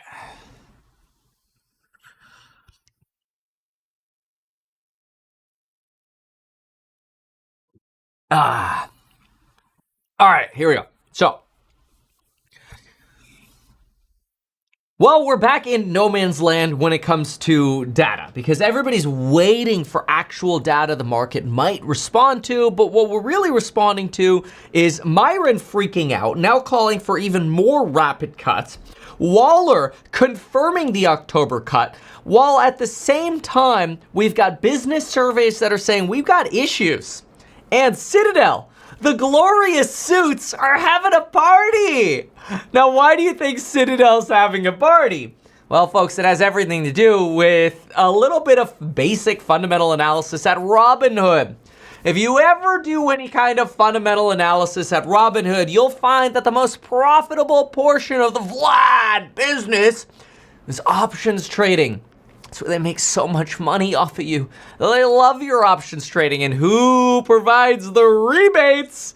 None other than your homies over at Citadel, your favorite Ken Griffin suits who love GameStop. Oh, wait, I read that backwards. But anyway, Friday, October 10th, listen to some of these stats. Friday, October 10th marked the largest options trading day in market history. Never before, nobody knows options trading quite like Citadel, and never before has the market seen 108 million option contracts traded in one day on October 10th. That was when we had the Binance scam rug pull. I mean, that's just an opinion, don't sue me, bro. The crypto shocker that nobody could have seen coming. There was absolutely no way people could have seen the flash crash of crypto on the 10th coming, because, I mean, the SEC is, oh no, I've lost my screen here. What is going on? Why does it do that? Hold on a sec. Let me fix my stupid screen here. I really got to figure that out, why it does that. But there we go. Okay. Nobody could have seen the crypto scam coming, because after all, we have the Security and Exchange Commission that watches what's happening, right? Oh, wait. SEC, October 1st, announces that until further notice, the agency will have very limited number of staff available. And then in, just the 9 days thereafter, we get a $19 billion rug pull. Would be crazy if some whales happen to time some insider trades just, minutes before such announcement that would end up minting those whales hundreds of millions of dollars. That'd be crazy. But anyway, so largest amount of options ever traded in market history. This is the second time ever that we've crossed 100 million option contracts. The first time being on Liberation Day, which is wild, where we first topped 100 million option contracts traded. Option-wide flows are currently exceptionally high, with Friday's surge epitomizing the buy-the-dip mentality. So institutions are hedging, but retail is going absolutely ape SH9T for options and stocks. Retail is like, bro, I'm all in, shove it up the butt even more, go deeper, baby, I want more. More margin, more contracts, more ETF, more everything. ETF flows have, by the way, been positive for, I want to say, 205 out of the last 207 days. And even though you get institutions that are degrossing, retail is not. Retail is legit all in on this. And I wrote over here that the value of equities held by the final 50% of households increased by, 542% since 2020. I wrote this little red mark here. I said, if the stock market crashes, we's screwed. So we really cannot afford a stock market crash at this point. Now, are we going to get like a really bearish scenario 4 where we get some kind of, long and highly aggressive fight against China? Probably not. I don't think that Trump or Bessent are going to go for this. I think we're more likely to be in like a scenario 3 or 2, which is where you get these little tit-for-tat retaliations and the trade war just goes on for like years. This is exactly what happened in 2018, and it led to a lot of uncertainty in 2018. It actually led to a bond market crisis at the end of 2018 that led to the Fed bailing out markets by promising not to raise rates anymore. You know, we went all the way up to a rich 2.5% on yields, or rates rather, the FOMC rate, which then begs the question of like, well, what did the Fed tell us this morning? Because, you know, it kind of matters what the Fed and Myron and some of these knuckleheads are saying. As much as we don't really want to have to pay attention to it, it matters. So Myron this morning said that 25 basis point cuts are too slow to save the economy, which isn't great. So Myron is here advocating that we should really, like as soon as possible, be cutting more. This makes me nervous. Now, I mean, you already know that we actually made a little chart here on, if you go to, this isn't a pitch, meetkevin.com/data. So if you go here below the pitch, you see this little chart. I put bear bull scale, right? I still want to adjust this a little bit to actually make this slightly more to the left here, but I put myself at 4.3 out of 10, and people are like, man, Kevin, you know, why are you not more bullish? Like the Fed cutting. You know, even Paul Tudor Jones this morning, he's like, you know, I mean, like corporations don't have massive debt yet, and the Fed's cutting, rates are gonna be lower, so, you know, stocks are gonna be higher. And it's like, yeah, that is like the most basic analysis that you could possibly do on the market right now. Oh, the Fed's cutting, that must be a good thing, right? Not necessarily. See, typically, the Federal Reserve cuts going into recessions. The Federal Reserve panics when they realize the cuts don't do anything. And it's when they turn the money printer back on and they actually, like, we just turned off the vacuum cleaner. Okay, we were just vacuuming up money. We're just announcing that we're getting ready to turn off the vacuum cleaner. Technically, the vacuum cleaner is actually still running. So we're just barely getting ready to turn off the vacuum cleaner. Okay, the markets don't bottom until the Federal Reserve panics so much that they're printing like crazy. So this idea that people are like, oh, the market's gonna go up because the Fed's cutting, it's just not historically how it works, especially since there are long and variable lags between when, you know, cuts happen and when the markets actually see that. But anyway, it's one of the reasons I've been kind of stuck in this midpoint, because I think Myron's onto something. And the fact that today he's like, dude, you know, 25's too slow, man. Waller did tell us this morning that we are going to get, well, in his opinion, the 25 basis point cut in October, which is basically a foregone conclusion anyway. The market's pricing in like a 98% chance that we're going to get a cut in October and like a 97% chance we're going to get a cut in December. We're going to get our 2 extra cuts, right? So this is fair. We see this. So while Waller can't confirm it, it's pretty dang likely we're going to get that extra 25. Myron's pushing for 50. We're not going to get that. Why is he pushing for 50? Because frankly, even Waller reiterated what Myron's worried about, which is jobs are going to get cut because of artificial intelligence. We know that. The problem is the lag between when people lose their jobs and when people get jobs because of new opportunities that come out of AI. Nobody knows. Waller thinks it'll be over 2 years. So in other words, Waller thinks we're going to go from job losses now to maybe in 2 years we'll actually see jobs come back. Nestle's cutting off 15%, or they're cutting 15% of their staff, like 16,000 people or whatever. Actually, I think that's closer to 17% or 7% of their staff. Sorry, I think I screwed that off. I think they're laying off about 15 to 16,000 people, and it works out to about 7% of their staff because they've got over 200,000 employees. So that makes more sense. But anyway, they're cutting a bunch of their staff, and the CEO was literally saying the world is changing. In other words, it's just a euphemism for AI is taking your routine, boring office job. I mean, I see that, like I've mentioned it before, we see it at HouseHack too.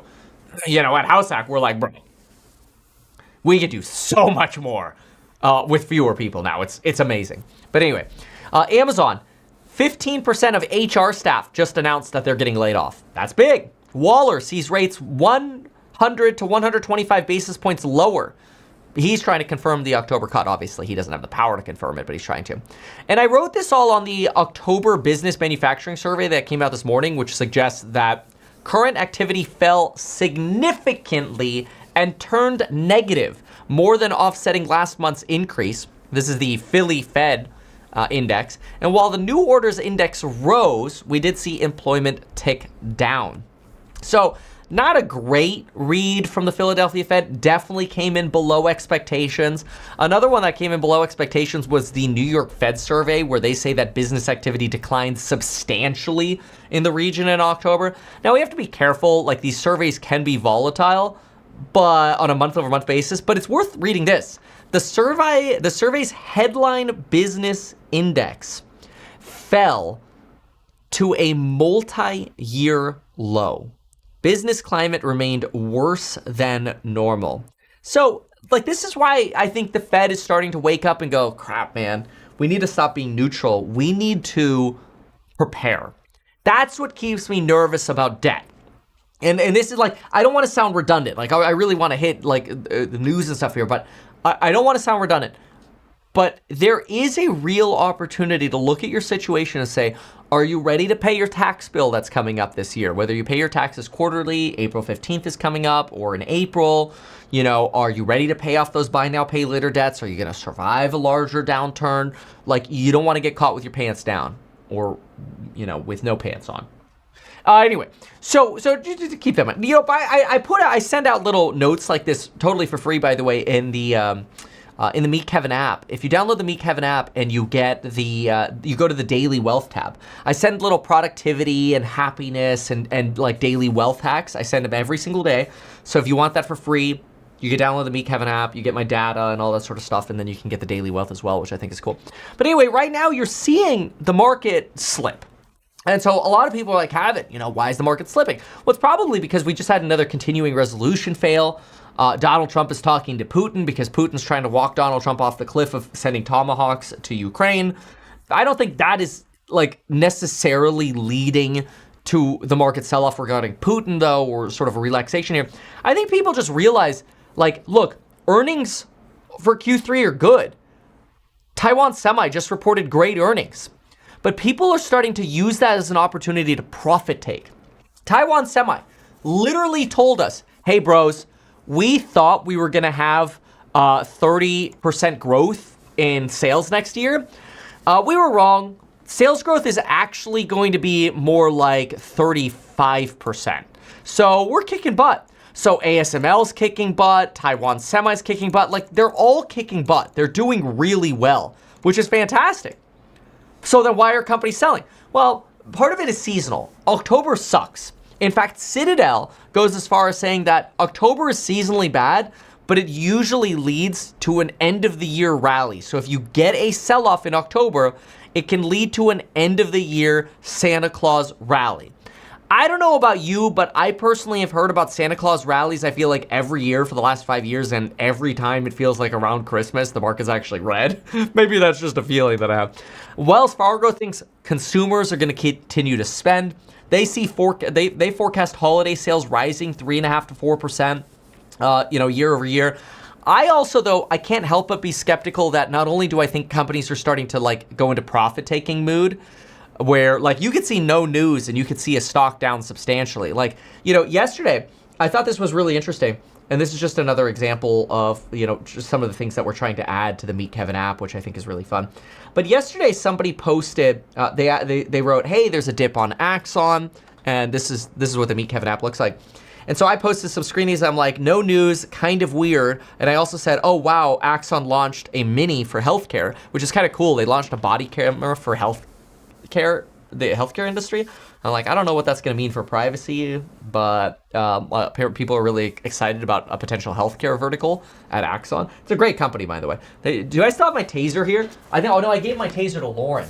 Darn, I love taking that thing out and showing it off on videos. But anyway, then I posted that this was crazy. This was a crazy headline. I posted that.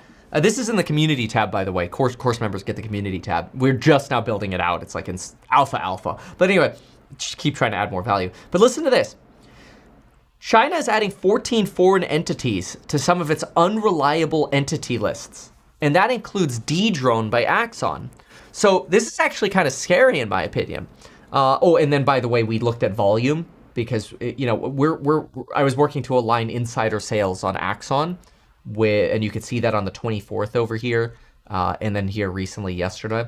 But anyway, those are just some of the things I was posting. But Dedrone is a company that Axon bought, and it was designed to fight enemy drones, whether those are military drones, whether those are just like, consumer drones and, some losers doing things they shouldn't be doing with the drone or whatever.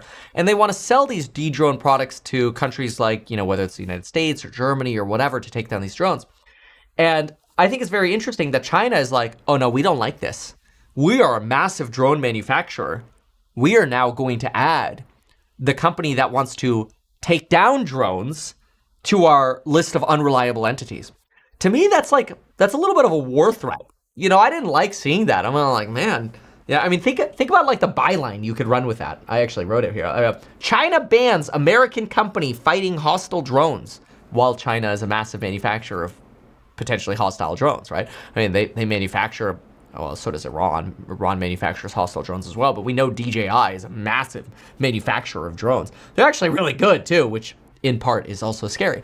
But anyway, I think broadly what's going on is you don't have this foregone conclusion that the Federal Reserve freaking out with rate cuts definitely means market up. I think that is like a belief by retail, but it's just, as somebody who studies the Fed on almost a daily basis, I just want to remind you, and this is not to be bearish. I feel like I'm more in like the neutral camp. I'm like, we can teeter either way here. But as somebody who studies the Fed, I just want to remind you, the Fed cutting, especially when they start getting nervous, is a warning sign. I will explain that briefly. But I also want to mention MP Material. Shout out to the Alpha Report, because yesterday in the Meek Heaven Alpha Report, I shouted out that MP Material was likely to reject 100 again and sell down from there, especially as the sort of recent momentum starts fading. Dude, we went to pre-market 104. That's it. Once we rejected 103 times, over. Triple rejection, down.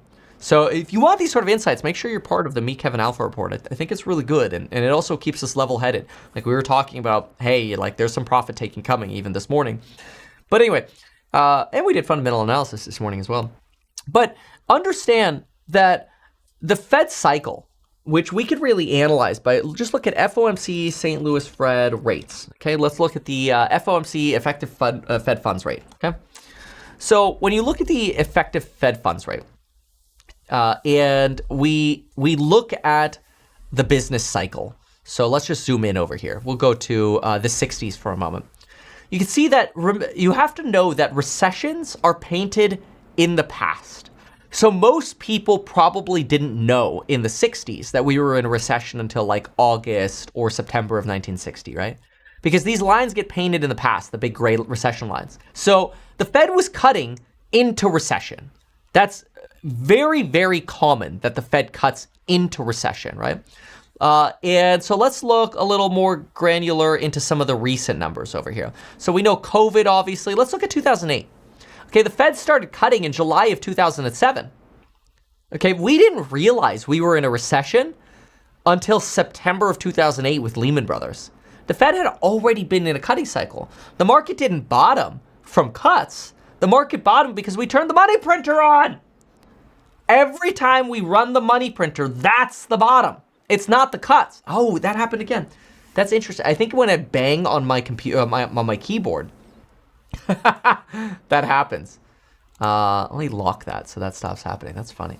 But let's do another one. I think it's a worthwhile experiment. Let's do another one. Let's look at 2000 and the early 90s. Look at this. Early 90s, you cut in 89 going into the 90s crash. You cut going into the dot-com recession, right? Let's do it again. Let's go to the 80s and 70s. So 80s and 70s, you're cutting going in. You're cutting. Now, this was actually interesting because of all the inflation in 74. This was the Arthur Burns era. This is where the Fed lost a lot of credibility. You actually hiked during the recession. Fed was all over the place in the 70s. So this is probably not the best example. And then, of course, we had the Paul Volcker double recession over here.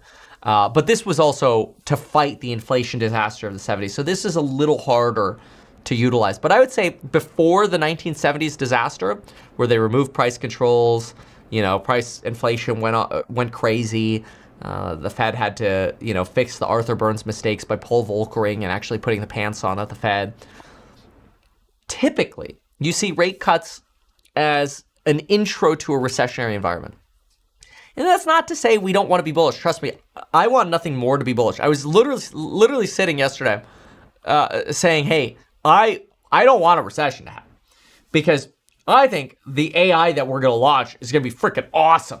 And I think we could sell a lot more of it, if there's no recession. Although I think, honestly, we probably do really well during a recession anyway because, well, we have no debt, no bank debt. And, people, there are going to be a lot of deals to go pick up in real estate. So, I guess who knows? Maybe we'll be fine either way. But, it's just bad for a lot of people. And if household wealth gets crushed, man, because of profit taking or whatever, some kind of down cycle, that's going to suck. But look at the consumer stocks. Briefly touched on this earlier. Look at Dave & Buster's, for example. Dave & Buster's is just sort of your classic consumer stock. We're knocking on the door of Liberation Day lows. And if you zoom out even more, we're at almost COVID lows on Dave & Buster's. I mean, not quite. I mean, COVID, we got really low. It's like COVID, post-COVID shock stabilization lows. And then you've got restaurants. They're not doing the best either. I mean, you could see Cheesecake had a nice little rally here, but we're starting to see this slowdown in consumer plays. And it sort of makes some people wonder, like, hey, is this a red flag that, the consumer, while they're hopeful, once these layoffs hit, which now we're starting to see, we're getting these announcements again of thousands of layoffs. That's actually something that's making people nervous too. Is you look at, like, lately, what a lot of the companies have done, like Salesforce, is they've actually just said, hey, everybody's got to come back to the office.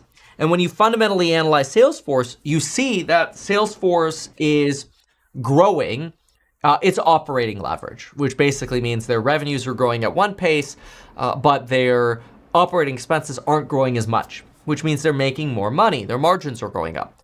One of the ways they're doing that is they're requiring everybody to go back to the office. But requiring people to go back to the office is basically a way of sort of encouraging layoffs through attrition. So then people leave and they quit their job because they don't want to go back to the office, whatever, and they don't rehire. But the fact that Amazon is now bluntly going, we're laying off 15% of HR, and Nestle's like, we're laying off 16,000. When we get those larger waves of layoffs that we've kind of been insulated from since 2022, we had a lot of layoffs in 2022. If we start seeing those large waves continue, just know the beverage curve, however you want to say it, will normalize very quickly. And that will shoot the unemployment rate up. And then the Fed will have to continue to frantically cut. So, somebody was asking me yesterday, they're like, but Kevin, the Fed's cutting, they're shifting dovish. You said that's what they should be doing. That's bullish, right? And I'm like, yes, that is what the Fed should be doing. But is it bullish because they're doing what they should be doing? Or is it bearish because they're realizing they're too late? So it's like, yes, they should be cutting. But are they cutting because they're too late, or are they cutting because they want to get ahead of it, right? I mean, look at this. United Airlines was talking up their premium revenues yesterday, right? They were literally talking up all of their premium revenues and how great they're doing and how much money they're making. And mind you, when you actually look at their earnings, their capacity was up. So that was one of the reasons their earnings actually went up. Their pricing power actually went down for normal seats. Pricing power went up for expensive seats like premium class tickets. But lower class tickets or normal class tickets actually fell. Like their pricing power is non-existent. The only reason revenue popped is because they added more planes basically. But they actually had decent earnings. People were cheering this company's earnings yesterday. In fact, if you look at the post-market, you could see post-market, they initially ran. United Airlines, yay, the stock's ran. Look at it now. It's tanking. And part of it is probably this fear that, wait a minute, do we need to take profits now? Or are they only going up because they're adding volumes? Are consumers really under pressure here? You've got United Airlines also, by the way, announcing that they're going to shrink headcount by 4% in 2026. United says many competitors lost money during the summer, and United expects to hire pilots and flight attendants in 2026. So it's kind of interesting because they're kind of like, hey, we're going to hire operations staff, but they're probably talking more layoffs in like the human resources side because of AI or otherwise. But again, I mean, they had revenue per passenger mile that beat expectations, and their earnings forecast beat expectations. But the stock's down 9% now. That's huge, even though they beat. And so Who knows again? Maybe it's just that seasonal time of the market, where people are like, all right, time to take some tendies. And I get it. Like, I totally get it. Again, I say this just to be like a reasonable person. I don't want to just, shill one argument. But I don't think if you've made good money this year, remember, you're going to have to pay taxes. If you're a trader, you've made good money this year. If you're running a business, you made good money this year. Dude, I got a massive tax bill coming up. Thank you in part to so many of you joining the Meet Kevin Alpha Report. Honestly, I think we're hitting it out of the park with the Alpha Report. Like, people are emailing me going, dude, like, Kevin's on in this groove we haven't seen in years. And I thought it was really nice. Well, partly I was like, oh, you saying I've been out of my groove a few years ago? Maybe I was. But now they're like, no, now it's on it with the community updates, the videos, the live streams, the Alpha Report, whatever. So I really appreciated that. I thought that was nice. But they're gonna have taxes to pay. And so, like, I'm at that place where I'm just like, I'd rather not gamble my tax money on some of these valuations. Because this is a common thing that we do as investors. Like, we know we have a tax bill coming due next year, but then we're like, but just leave it in the market a little bit longer. Just a little bit more, man. Just a little bit more. And you have to remind yourself, that is the definition of greed. And that's like a biblical sin. So, part of me is like, you don't want to sell anything because you want to keep going on the ride. But then on the other hand, it's like, well, what do you want? You want to be safe? So I don't know. It's a balance. I think that's the way to put it. It's a balance. Like, nothing says sell out, but de-risk. Nobody should fault you for nobody should clown you for de-risking, right? That's kind of interesting. And then obviously gold, like, the fact that it keeps rocketing is a warning sign, because it could also be indicative of, the economy. Part of it is just momentum, because when it goes up, it just keeps going up. This like 2% again today, dude, for gold, 2% in a day.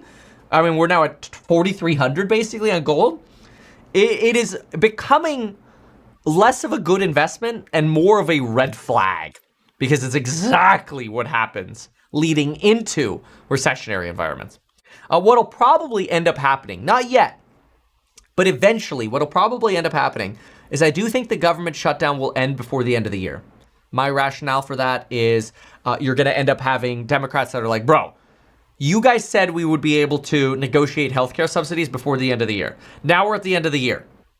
And then they'll have some kind of deal around healthcare subsidies and the end of the year, reopening of the government or whatever.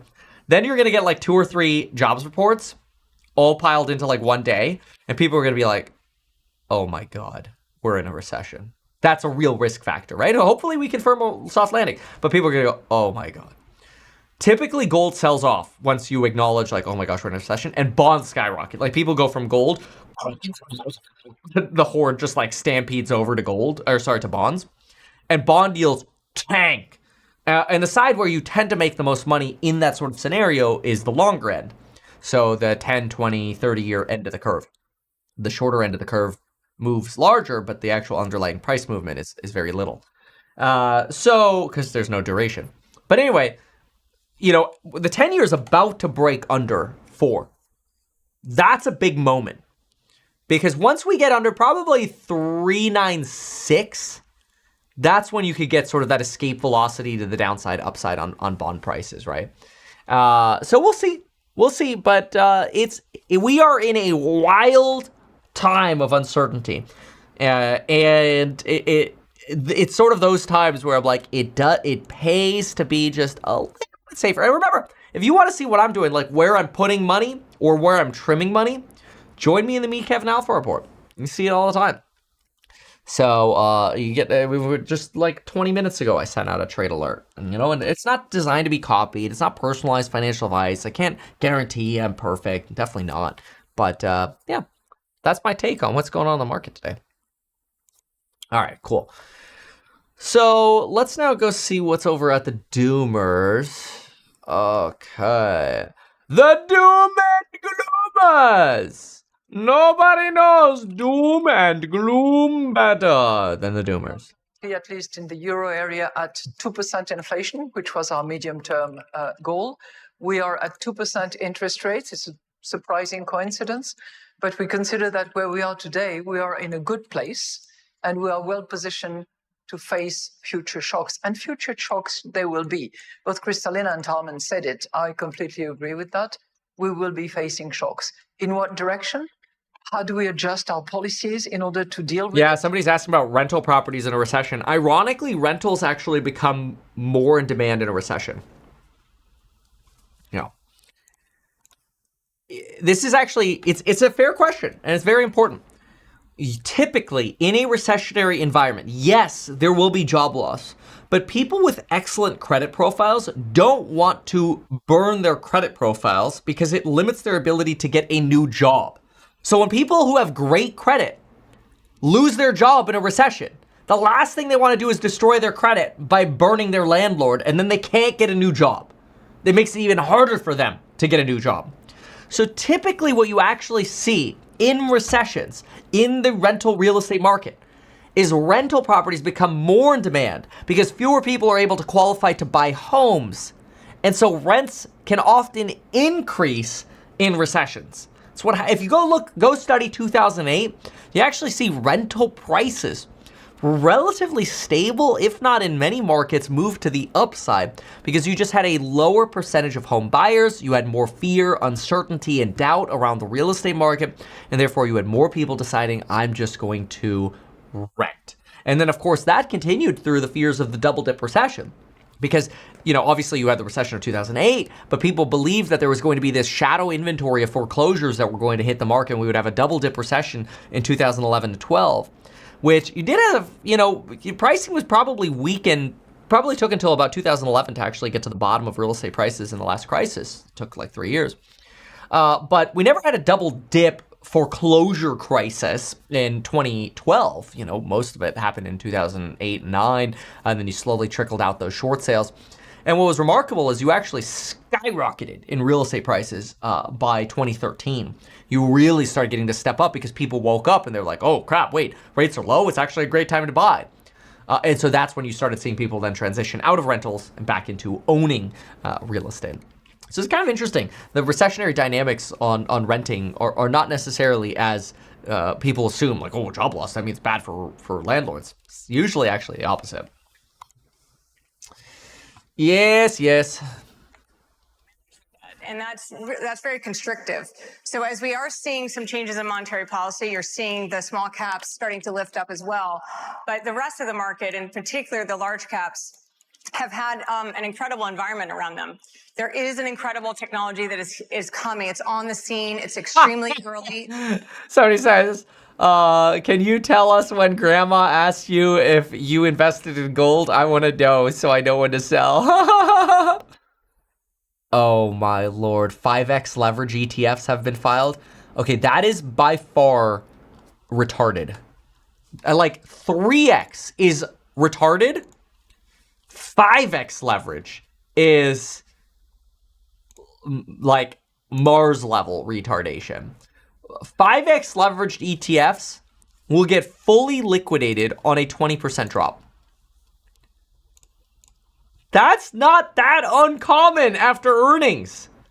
The entire ETF could get liquidated in a day. Bro, no. And they definitely predict a bright future. But I would also point out that since the beginning of 2024 until today, while the NASDAQ 100 is up 47%, the earnings of the companies in the NASDAQ 100 are up 32%. So there is a lot of justification for the fact that the markets are performing the way they're performing. And then you've got the promise of more. And then you also have an easing monetary environment, which also tends to be supportive of markets. And then you have a deregulatory environment, which tends to be supportive of growth. So there's a lot to synthesize, but I would say investors are synthesizing it and demonstrating it in what they're showing in the markets right now. This is all predicated on Bubble the woman. that we're not necessarily going to be tested. And I'm going back to what Kristalina Georgieva, the managing director, had to say. And Professor Hansen, I'd love you to weigh in on this because I know you have a pretty provocative idea about how it could be tested in the near term in terms of the tit for tat and just how much we have seen the complete portfolio of the trade tussle that's been going on. So we're really still in the early stages of defining a new trade regime. And it's been extraordinary in so many dimensions. One is that the 9 most important policymakers when it comes to global trade policy are the Supreme Court justices of the United States. Sometime probably after hearing arguments about the International Economic Emergency Powers Act, probably that will happen in early November.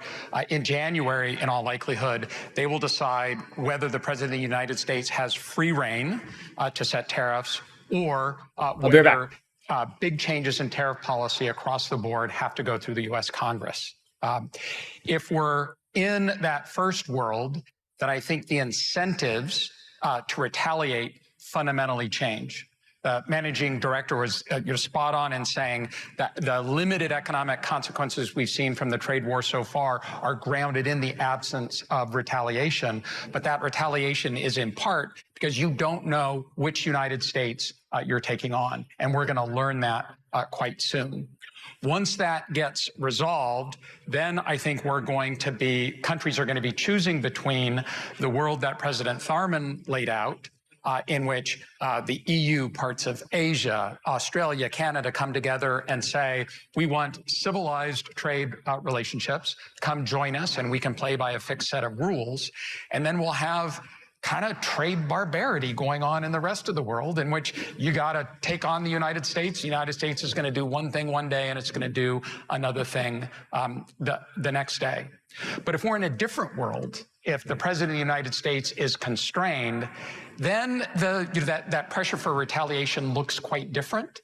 And we're more in a world that's like what happened with anti-dumping policies and retaliation against anti-dumping.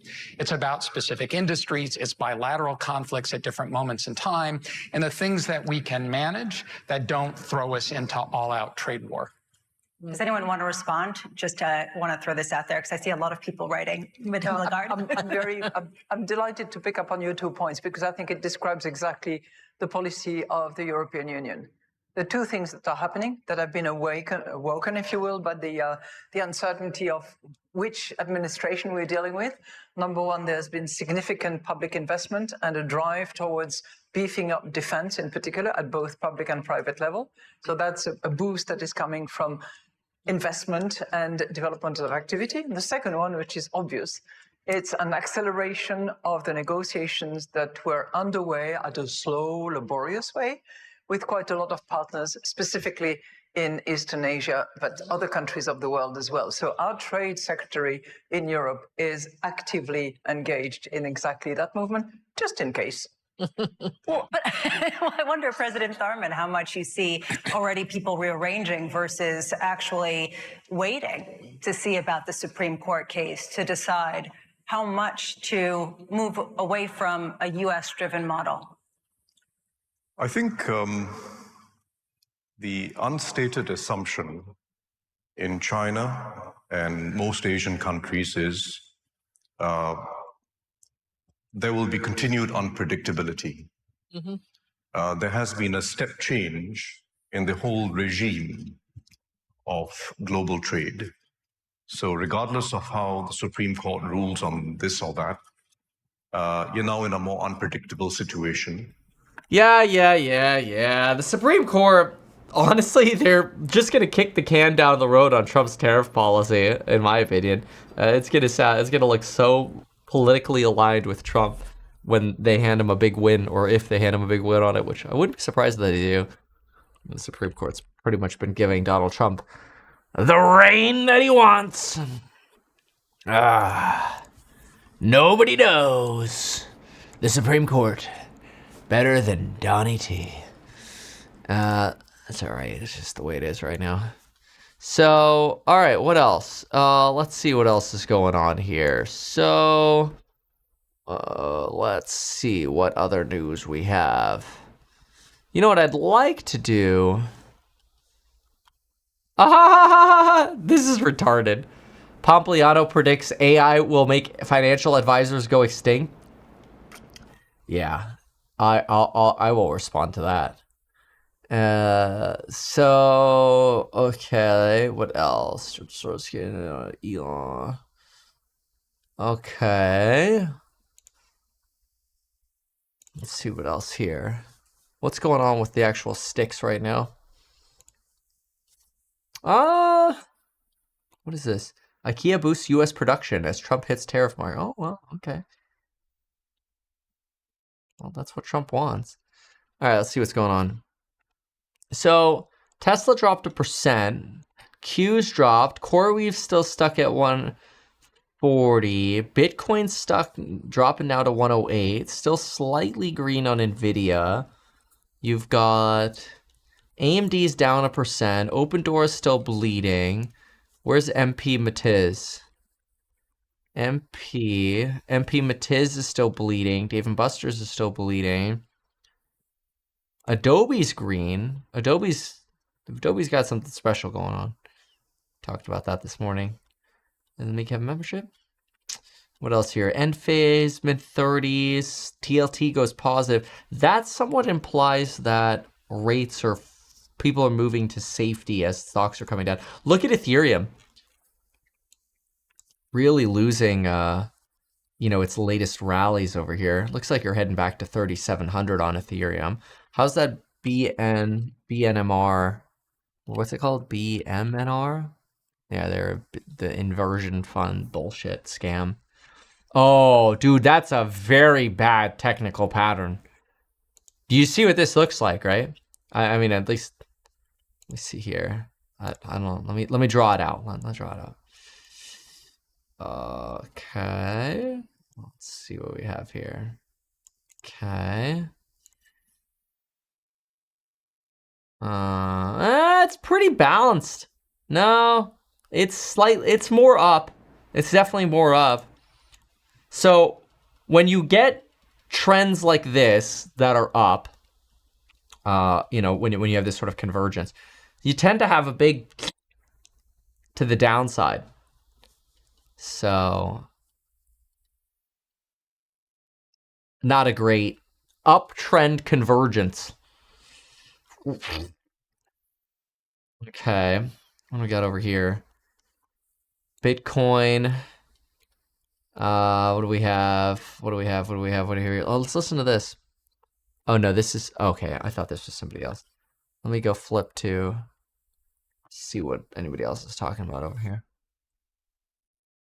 Paying big checks to New York City's government that keep all the various operations of this city going forward. You start making everything free, and there is just a huge chasm that opens up in this city's budget, and nobody is going to be able to fill that with a minor tax increase. The biggest issue is all of Mamdani's solutions were actually the problem that got us. No question. Housing is expensive because you can't build. I mean, that's Yeah. part of the problem. He doesn't believe in police or prisons, but he promised to deliver quality of life, public safety, and then affordability was third on the list. As Paul Morrow points out, that Rikers Island is being closed, which we know about, and there are going to be local borough jails. But with that comes 30% fewer prison beds. We are already not arresting anybody in this city. So what do you think it's going to look like?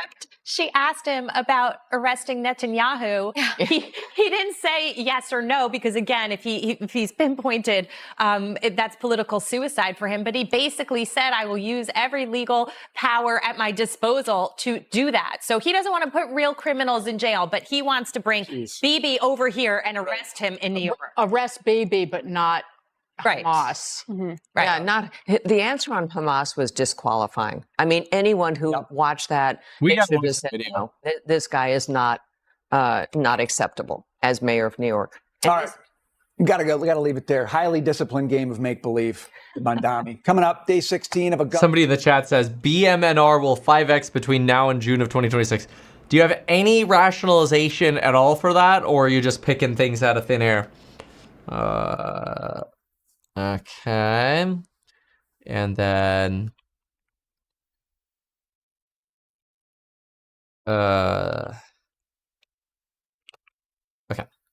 Let's go see if I wonder if Sarah's still here. I feel like we kind of missed Sarah today. We haven't been paying as much attention to Sarah lately.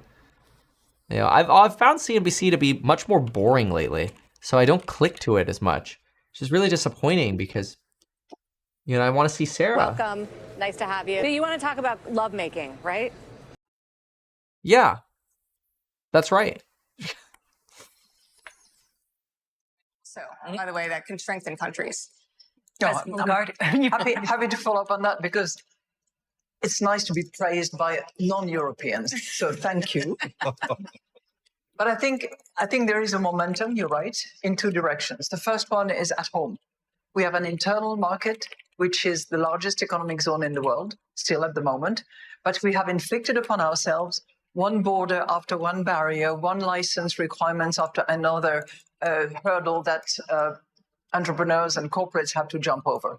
I think the momentum is here to now reduce as much as possible of those internal barriers. And the excellent study produced by the IMF, which indicates that on goods, it's as if we had a 40% tariff, and on services as if we had 110% tariffs, is, you know, a big kick in the butt to say, get on with it. Remove that 40%, remove that 110%, and don't complain about, you know, your status. The second direction we are heading into, and as often with Europe, it goes one step at a time and there is no big bang, so to speak, is on the Capital Market Union, where we really want to be attractive to non-European capital, number one, so investors can come over. And we want to make sure that the savings that are currently massively into deposits, you know, even, you know, Then here in the United States, 300 billion of those of your European savings are right here. Yeah. So we want to say, you don't have to travel the Atlantic. You can just stay here at home and generate a good yield. One last point, because Kristalina prompted me on that. Yes, the long-term yields have behaved in a quite surprising way, and they have gone up. And it's certainly attributable to a risk premium that is expected and required by the investors. But it's particularly true in the 30 years, not so much in the 10 years. And it's not as heavy as we had feared in the first place. It's come down a bit, and I think that the risk premium requested is now much more reasonable by all standards. And we're going to get into the fiscal deficit and how that changes and gives a very EM tinge to some DM. But Professor Hansen, I'd love to get your take from China's perspective and sort of how much differently they're approaching this new landscape and how that kind of changes things in ways that people might not fully appreciate. So we're in the second big phase of China's economic growth since it joined the global community of trading nations in the 1980s and really in the 1990s.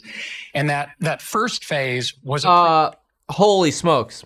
The 10-year just dropped below 4%. Wow.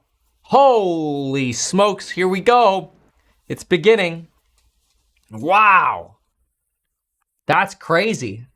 There's no particular caddy right now other than, you know, what we've talked about already, whether it's profit taking or otherwise. But Donald Trump, you know, talking to Putin, I don't think is a particular caddy right now. I think it's frankly people just looking for their exit to take profits on. How are you across the new normal? Gold's historic rise is a warning. The relentless rally in gold is a sign of burgeoning stress in the financial system. Yeah. And is rising demand for safe collateral. Yeah. I mean, I totally think that. Volatility up, window dressing, parabolic gold, something's up. Yeah, exactly. I agree with that.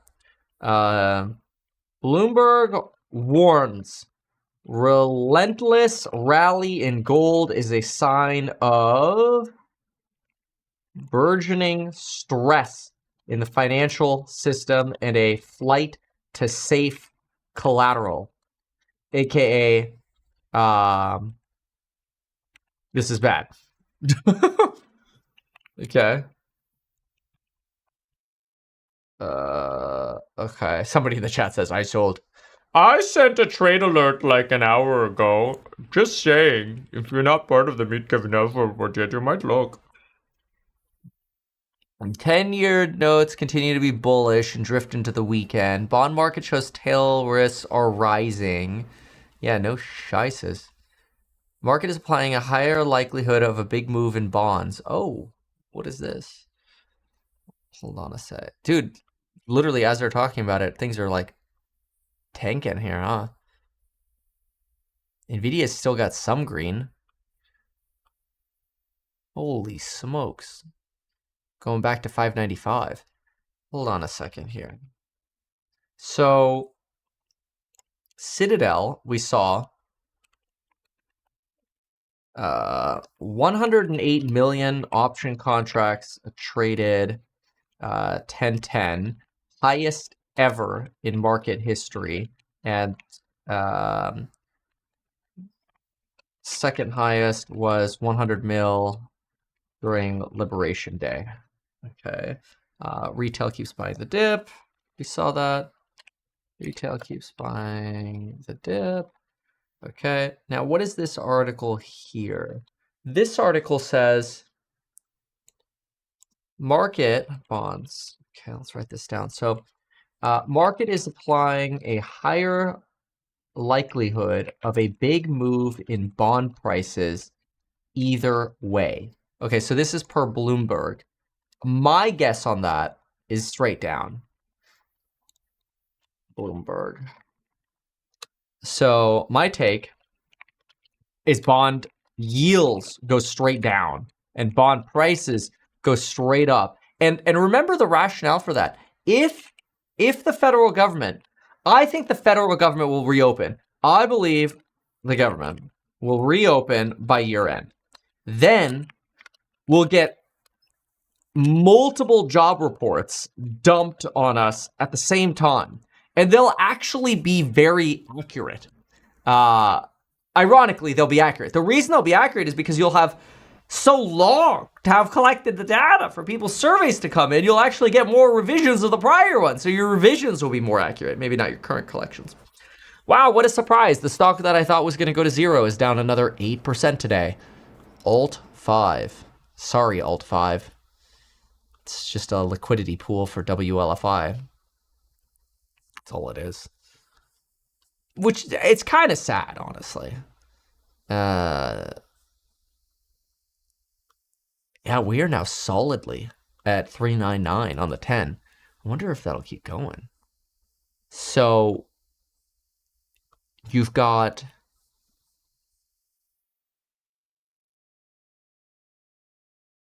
Yeah, that... Okay, that's fine. Oh.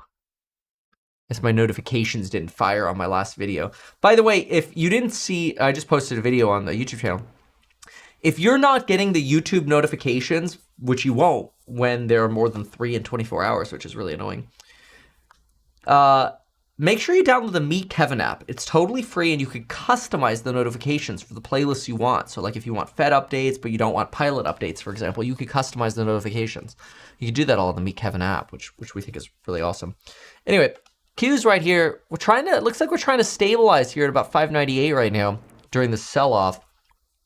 See what's going on with, let's put some here at the top. So let's put the Q's at the top. Let's put TLT at the top, which is going very nicely green. A big breakout here on 90.65. That's very bullish. Let's go throw Nvidia up. Let's go throw Tesla up. And yeah, I think that's pretty good right now. Maybe we'll throw Bitcoin up at the top too. So it sorts by recent. They're doing a 4% match, by the way, now at Webull. You could use that coupon, or not, it's not a coupon, but you could use that code meetkevin.com/Webull, and you can get that up to 4% match, which is pretty epic. Obviously, read their terms and conditions and otherwise. Okay, let's see what else here. So that's bonds. Bonds are about to get a boost from tepid U.S. spending. Oh yeah, okay. So that's interesting. So government shutdown reduces fiscal strain, right? Which could increase bonds, and then potentially, quote unquote, tepid consumer spending. Oh, why am I upside down? There we go. Sorry about that. Tepid consumer spending could. Bonds are set for increased bonds. It says here Bonds are set for gains as alternative data indicates consumers scaled back in September. Retail sales data would have been released today. Retail sales data did not get released today. Okay. And Bloomberg suggests B of A card spending indicates modest SEP spending. September trends maybe seasonal with back to school though. In my opinion, you still have this. People rage spent. People rage spent in the summer due to tariffs. They bought furniture, cars, computers, and anything that could be tariffed. And now the money is spent. And so we have to pay the piper. I think that's partly why you saw United Airlines. Let's look at United Airlines again. United Airlines is really going poopy-doopy here. United Airlines, it's still on 8%, stabilizing a little bit. It does look like the market's trying to catch a bid right here at about 598, which is good. Let's see here. Okay, so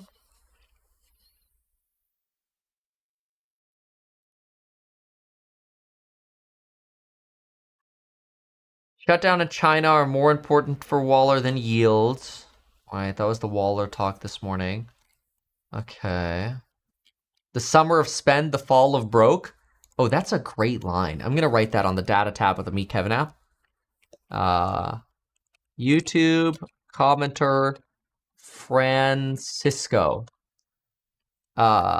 This is the first time I feel like I've put somebody's name in the comments on the Meet Kevin app in the data tab.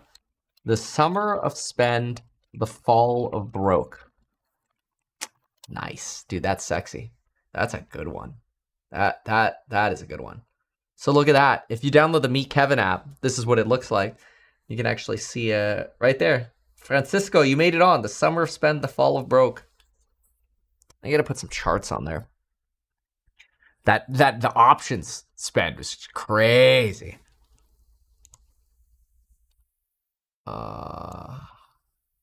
Yeah, sometimes people are like, does Kevin read the chat? And then it's like, I see the chat. I see the chat. I see it all.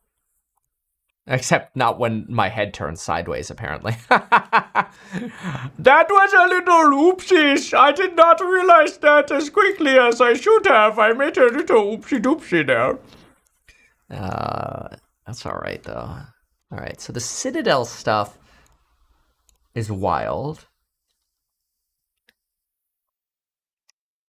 Yeah, let's grab a couple of these. So Wells Fargo on consumer spend, we saw that. We saw the Philly manufacturing report, the New York Fed survey, which was not great. And then, of course, the chart on equities held by retail, options by retail. And then the option, yeah, I mean, there's so much data here. It's crazy. Okay.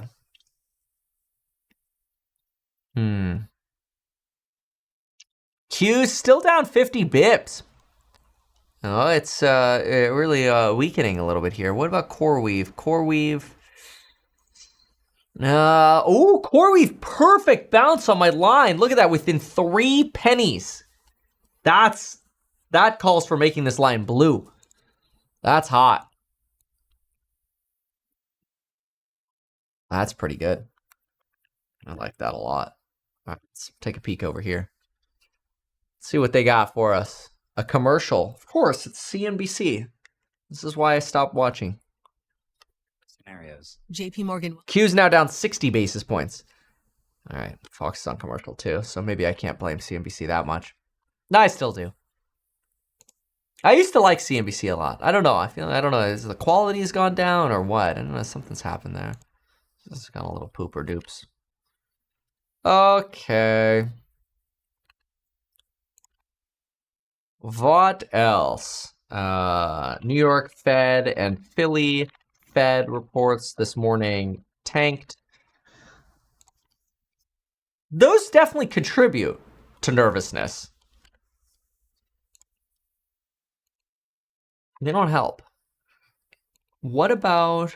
and then again, that consumer exposure to stocks is huge. Like, retail spending might keep going, but only if stocks don't tank. Right? If stocks tank, that wealth effect's gonna hit.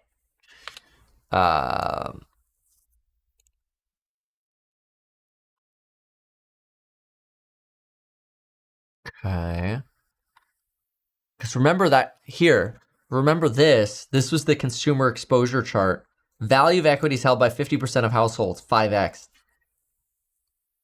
And that's not even everybody, you know, this doesn't even include all the percentages. Just a wild chart. All right, there we go. So now I put some of those charts on the Meet Kevin app for you. So I just updated them, and if you pull down and refresh, now the Meet Kevin app has some of those charts, which is kind of cool. This is what, like, I don't think people realize, like, the amount of stuff we have in here is insane. The amount of data that's in here. Like, if you go type, I don't know, type something in. Watch this, okay? Go to search. Let's see, watch the search doesn't work. It should work, though. Type in soybeans, okay? Go to my soybean piece, and I have a whole thing right here into the China section. So I think I put it towards the bottom of it. China. Oh, this was the soybean piece yesterday. We talked about that. But there's a deep soybean dive that I did. It is, because I talk about soybeans so freaking much right here. Right? So here are my soybean data. Exports to different countries, the prices of soybeans. This is all free in the Meet Kevin app. Look at that. 31% of soybeans, that's U.S. production. 35% corn, 19% wheat, area planted by state. You know, I'll put some of the geopolitical charts up as well.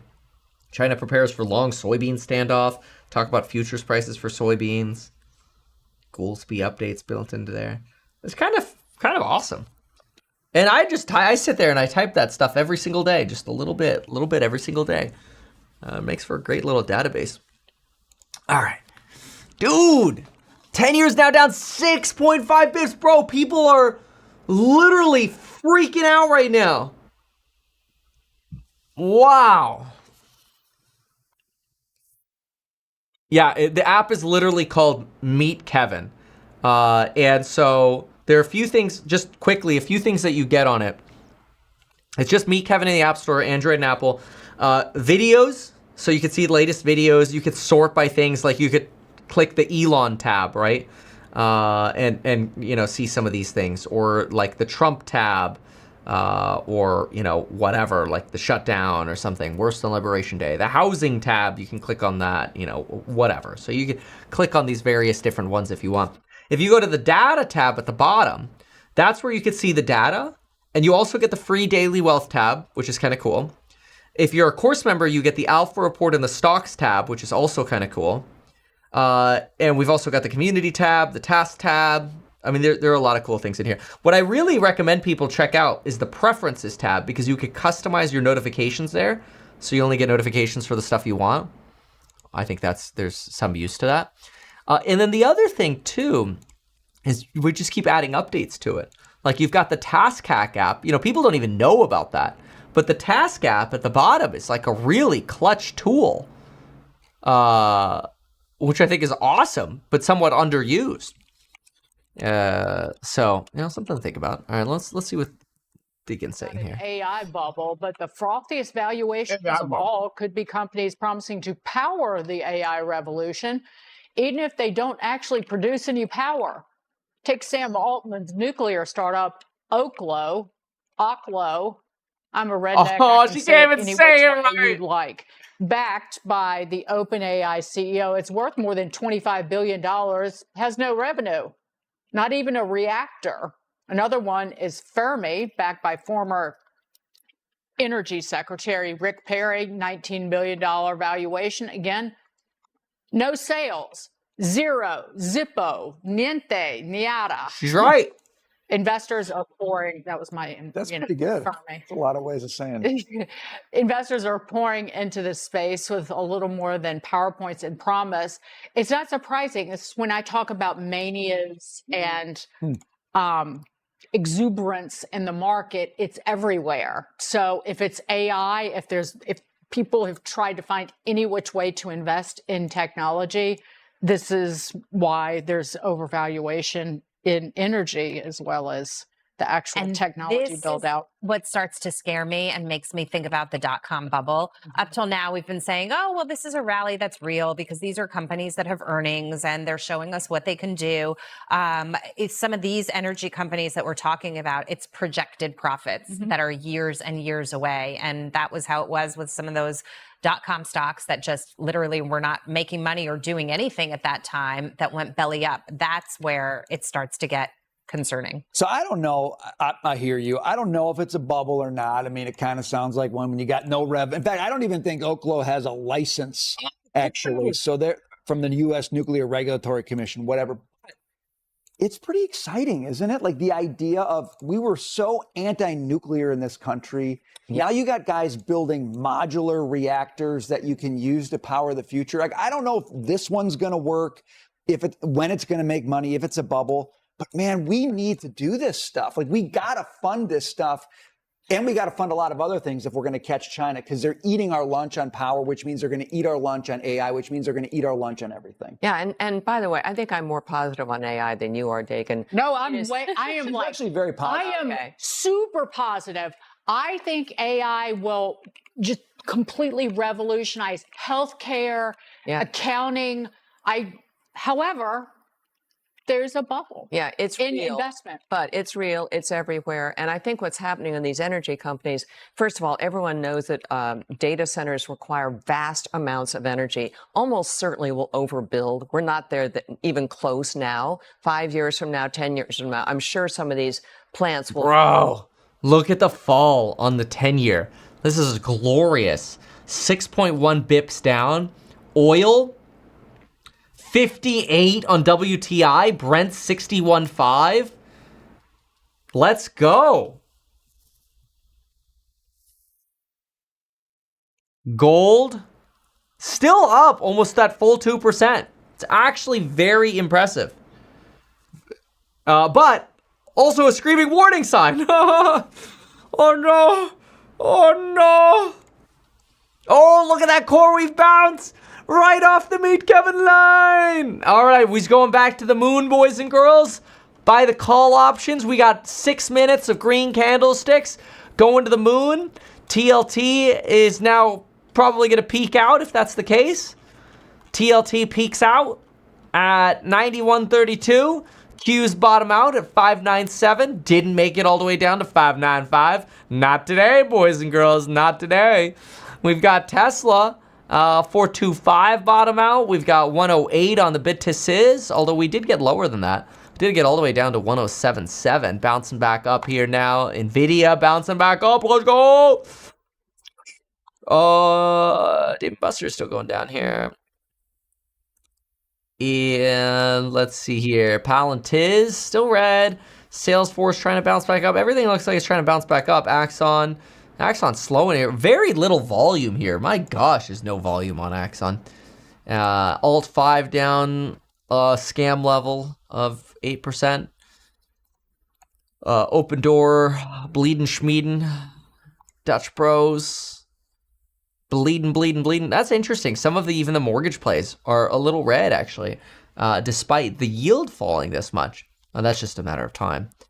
That is surprising, though. Let me see some of the others. Is it idiosyncratic or what? And then you've also got Ethereum over here. Oh yeah, let's look at the 2's10 spread. That's another good one. Yeah, here's Ethereum trying to get back to 4. And then let's go 210 spread. So 210 spread right now is up at 55. So a little bit of a move. Okay. Let's see what else you have here. Then we have FEMA cuts disaster aid. Okay.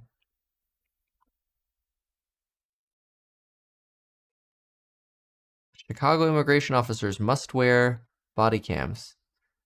Oh. Time to diversify to real estate. Shutdown fallout. Okay, talked about this. Americans spread blame around for the shutdown. Trump speaks to Putin. Thune signals White House is flexible on shutdown. Yeah, no, they're not. Israel returns more bodies. Okay.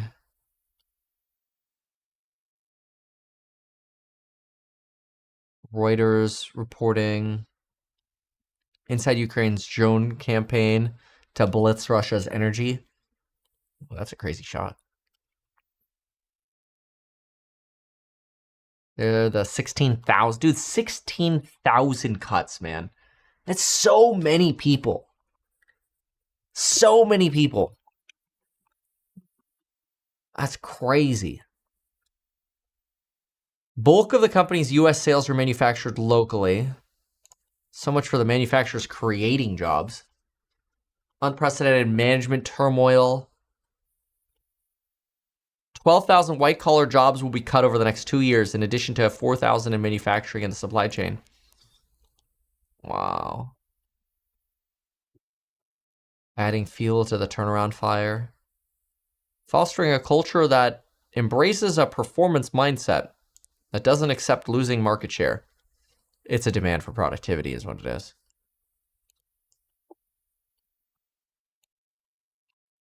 All right.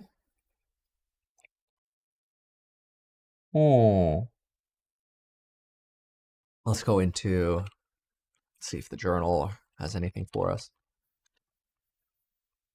Or the FT. No on the FT. No on the info. And just talk about the Trump. No, nothing on the Wall Street Journal. All right. Let's see what other people are saying. Let's see here. Wow. AI and automation could eliminate nearly 100 million jobs in the US over the next decade, per a Senate report. Dude, there are only 150 million workers in the US.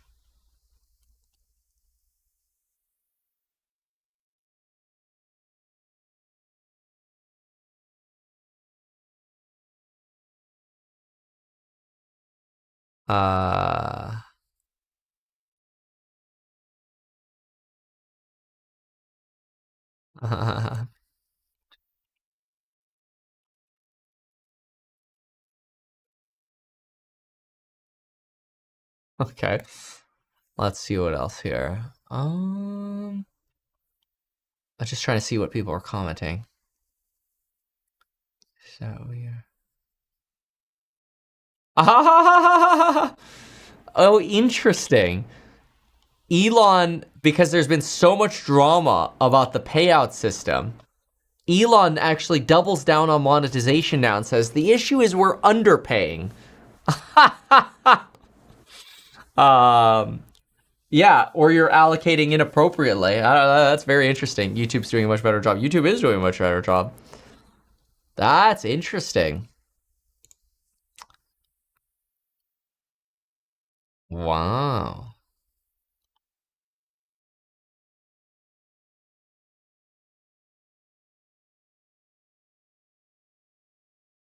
That's fascinating. Well, all right. What else do we have? AI content went from 5% in 2020 to 48% by May of 2025. An AI article costs 1 penny to write. Wow. Wow. That's crazy. AI article costs a penny.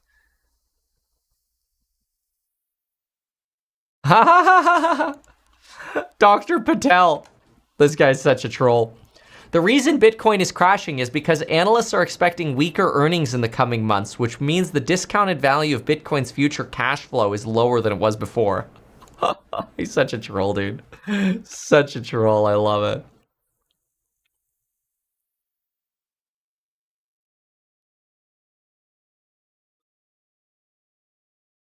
Okay. Let's check out over here. Ashley Webster is here. Kennedy is also with us. We've got a great crew. We're going to keep trucking along. President Trump keeping his promise and putting America first, continuing to drive an American manufacturing boom. The White House highlighting America's manufacturing sector is, quote, surging forward with billions of dollars in investments in just the last week. Stellantis, Whirlpool, GE Aerospace Foundation, they are all announcing millions, even billions of dollars of investments here at home in the United States, which follow other huge announcements spanning across major sectors like technology, pharma, energy. And President Trump says there's still more to come. I think we just cracked $18 trillion in commitments and investments in our country. As an example, the last administration was far less than $1 trillion for 4 years. We're at plus $18 trillion for 8 months. There's never been anything like it in history, in any country, anywhere in the world. So we've talked about some of these deals in the past, but the new ones, here's the price tag. Stellantis, $13 billion, Whirlpool, $300 million, GE Aerospace Foundation, $30 million. These all add up over time. But Kennedy, there are also investments that we need to give time in order to bear some fruit. Yeah, so that is the question. Are a lot of these corporations just making pledges? Are they kind of like the Chinese communist regime that, you know, politely sits there and nods, and they're just waiting for the next administration to come in because, you know, we've got quite an interesting pendulum going on politically in this country. So are these companies just waiting it out, or are we really entering an era of an American manufacturing boom?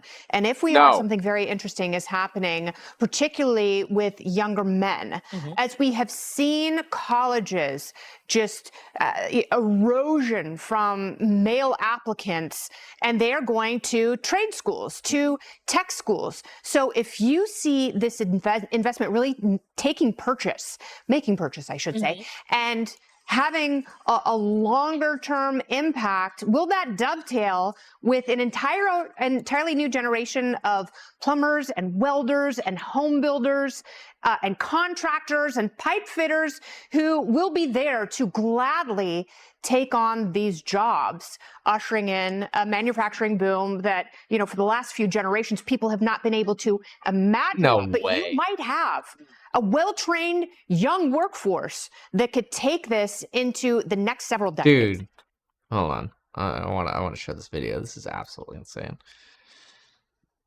Hold on. But first, I want to get a quick little market update. The Qs are trying. Really trying here. Look at that. I mean, you're up, you're at only 25 basis points down now. So you had a little bit of panic there, but it's chilled out a little bit. It's not great, though.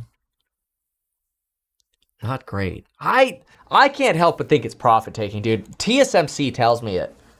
You know, when TSM smashes earnings and guides higher and it sells down, I mean, it's pretty clear as day to me, but I don't know. Maybe I'm wrong here. But anyway.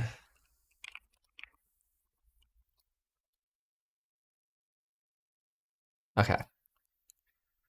So Bitcoin recovered nicely.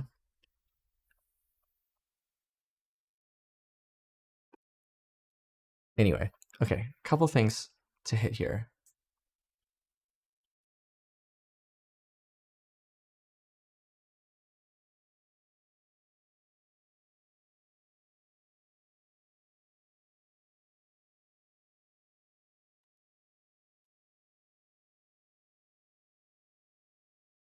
All right. Look at this.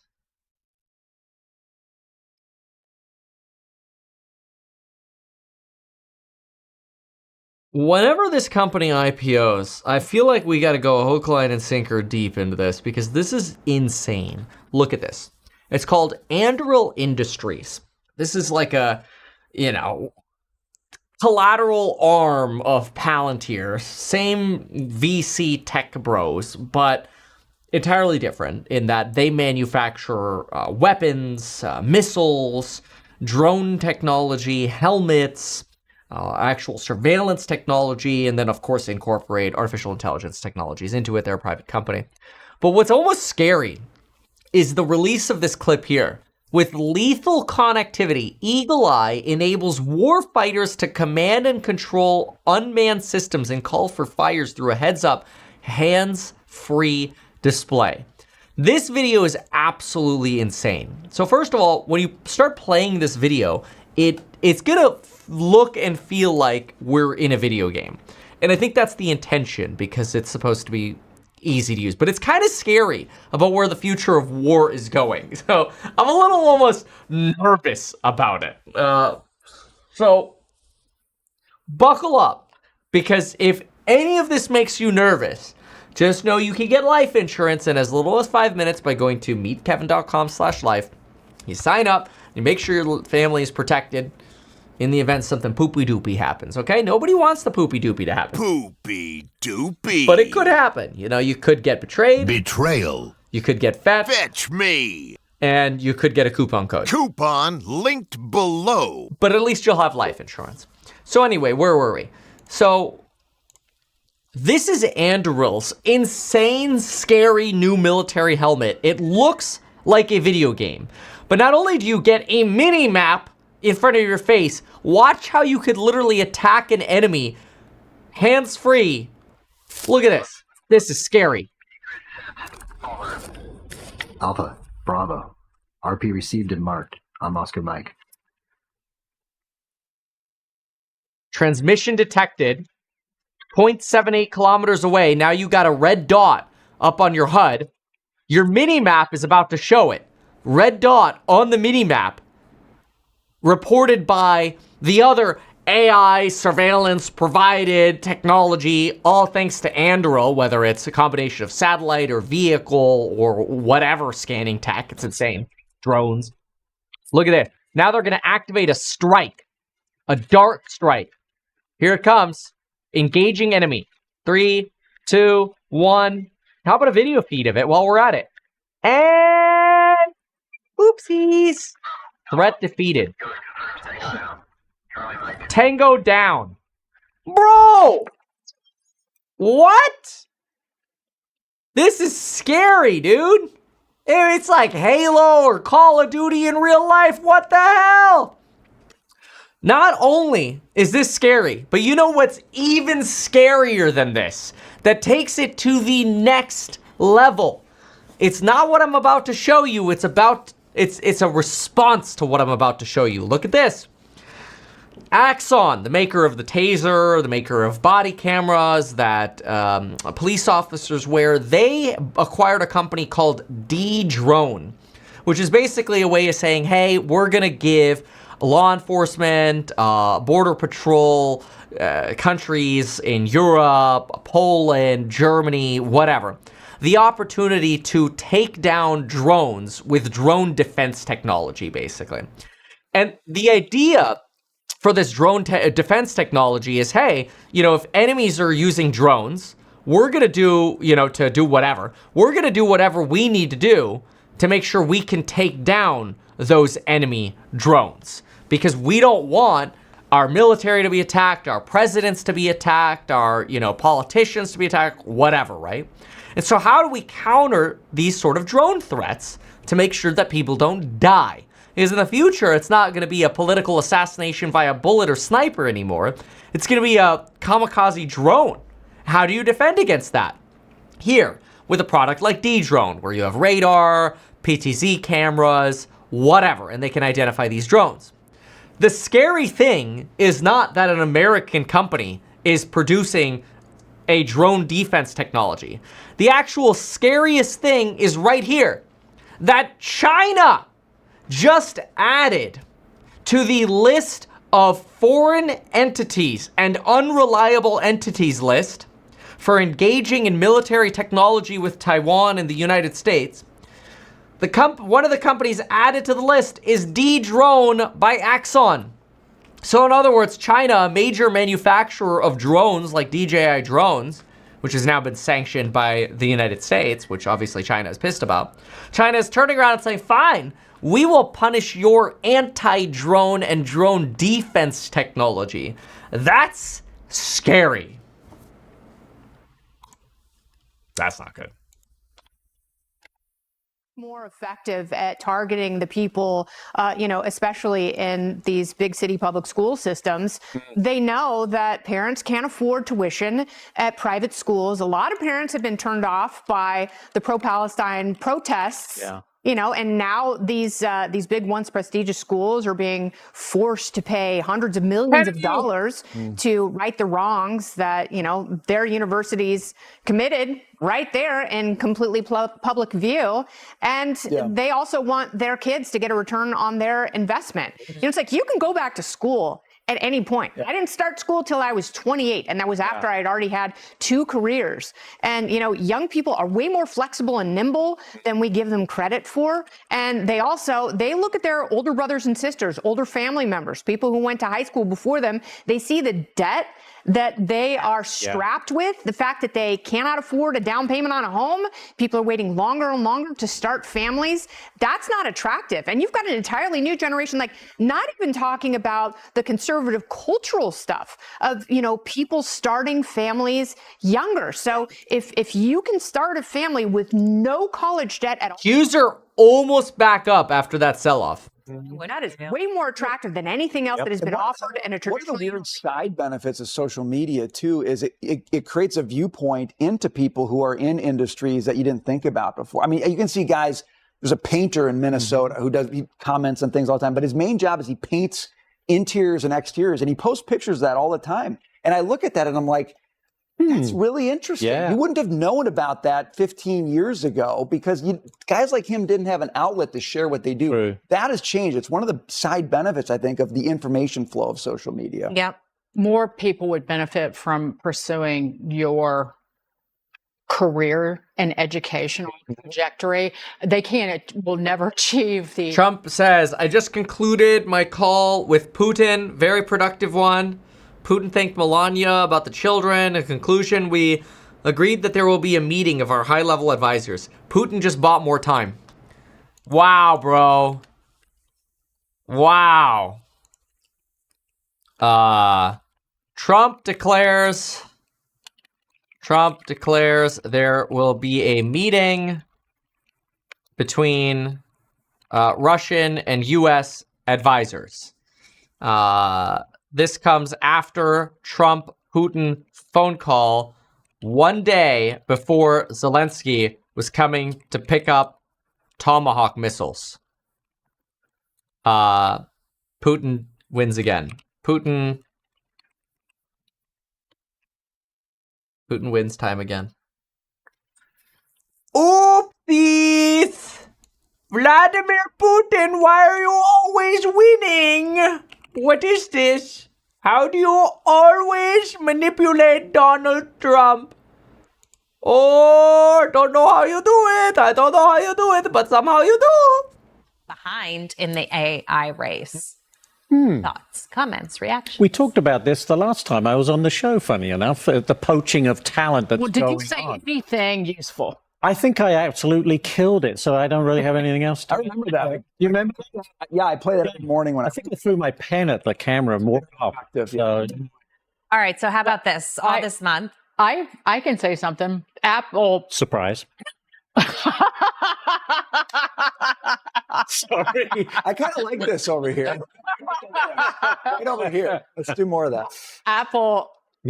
I've said this before. Apple has trouble figuring out what to do with AI because the nature of the technology is non-deterministic, and it can't guarantee with 100% certainty what AI will yield, like in terms of Siri and search. And a lot can go wrong. Like I used the example of Darth Vader cursing in the video game. So Apple is he would never struggling. All right. He'd never do that, yeah. 2-hour phone call. 2-hour phone call. This is how Putin wins, man. This is how he milks the freaking clock.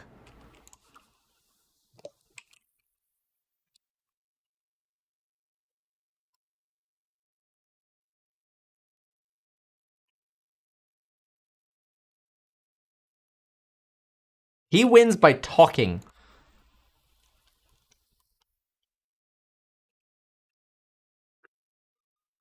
When you can't watch, listen. Get the latest news, business, and news headlines on SiriusXM. Anytime, anywhere. Fox News Audio on. All right. That's boring.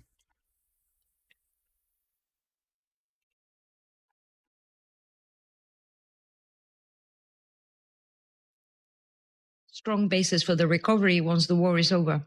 There's so much that we can talk about that is depressing. The idea of rebuilding is the definition of optimism, and I'd love to hear how far you allow yourself to not only think about it but to plan for it, because obviously this is a war that could end soon, and an enormous amount of work will be done and money required from governments and private industry. How far have you planned this out? I am very grateful for your question, and I'm going to also smile, and I say, I actually think I am very confident that Ukraine will bounce back very strongly once the war is over, because I have seen the determination, the resilience, the commitment of Ukrainians. I have also seen the very strong infrastructures of the country, and we have been supporting them for more than 2 years to make sure that the country has a strong basis on which to build this reconstruction, and also to pave the way for a successful accession to the European Union. So I am confident, we just need Putin to stop the war, and then we can move on to a new phase which can be more constructive. Is rebuilding Ukraine years or decades? I tend to think it's years. Actually, because we are talking about a country that continues to live a quite normal life, in these circumstances. The government has managed to keep a financial management which responds to a normal budget, to a normal administration, despite, of course, the immense needs that are related to the war. And so I think that the sooner we can move to the next phase, the better. That is obviously a best case scenario, I guess, at this point. When it comes to European commitments like the one that we mentioned for buying U.S. LNG, do you want to see a matching commitment from the United States? Or do you think the administration has done what it can, at least financially speaking? Well, right now, I think we all have to focus in supporting Ukraine, and obviously military support is of the essence. European countries are clearly stepping up their support, not only to protect ourselves, to protect the European Union, but also to support Ukraine. Countries are taking quite novel, quite innovative measures to provide this support. And I think this is the essential thing so that we can see an end to the war. And then we will have to see how everybody contributes to supporting the recovery of the country. Fascinating. Q's gained the lead. Gained the lead. Thank you so much for being with us today in Washington here on Bloomberg. I hope the rest of your IMF week is productive. Thank you. Stay in touch with us and come see us again, because this is a story that's very important to us and one that's not likely going away anytime soon. President Trump's call with Vladimir Putin has just ended. We'll have much more on this ahead, remembering that at this time tomorrow, we'll be talking about his meeting in the Oval Office with President Zelensky. I'm Joe Matthew in Washington. We'll assemble our political panel next, right here on Balance of Power. It's okay. We'll go listen to what this crap is. All right. So where is this? So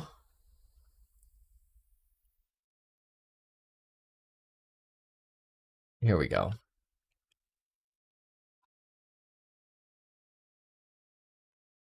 All right, let's see what we got. Somebody writes wealth transfer time. White House on Venezuela. Maduro is illegitimate. Oh, man. Oh, man. All right, let's see what we got here.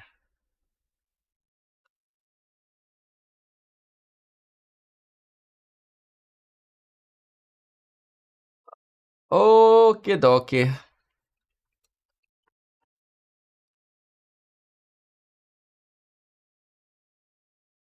Mamdani's back at it again, this time with comments going viral around Hamas.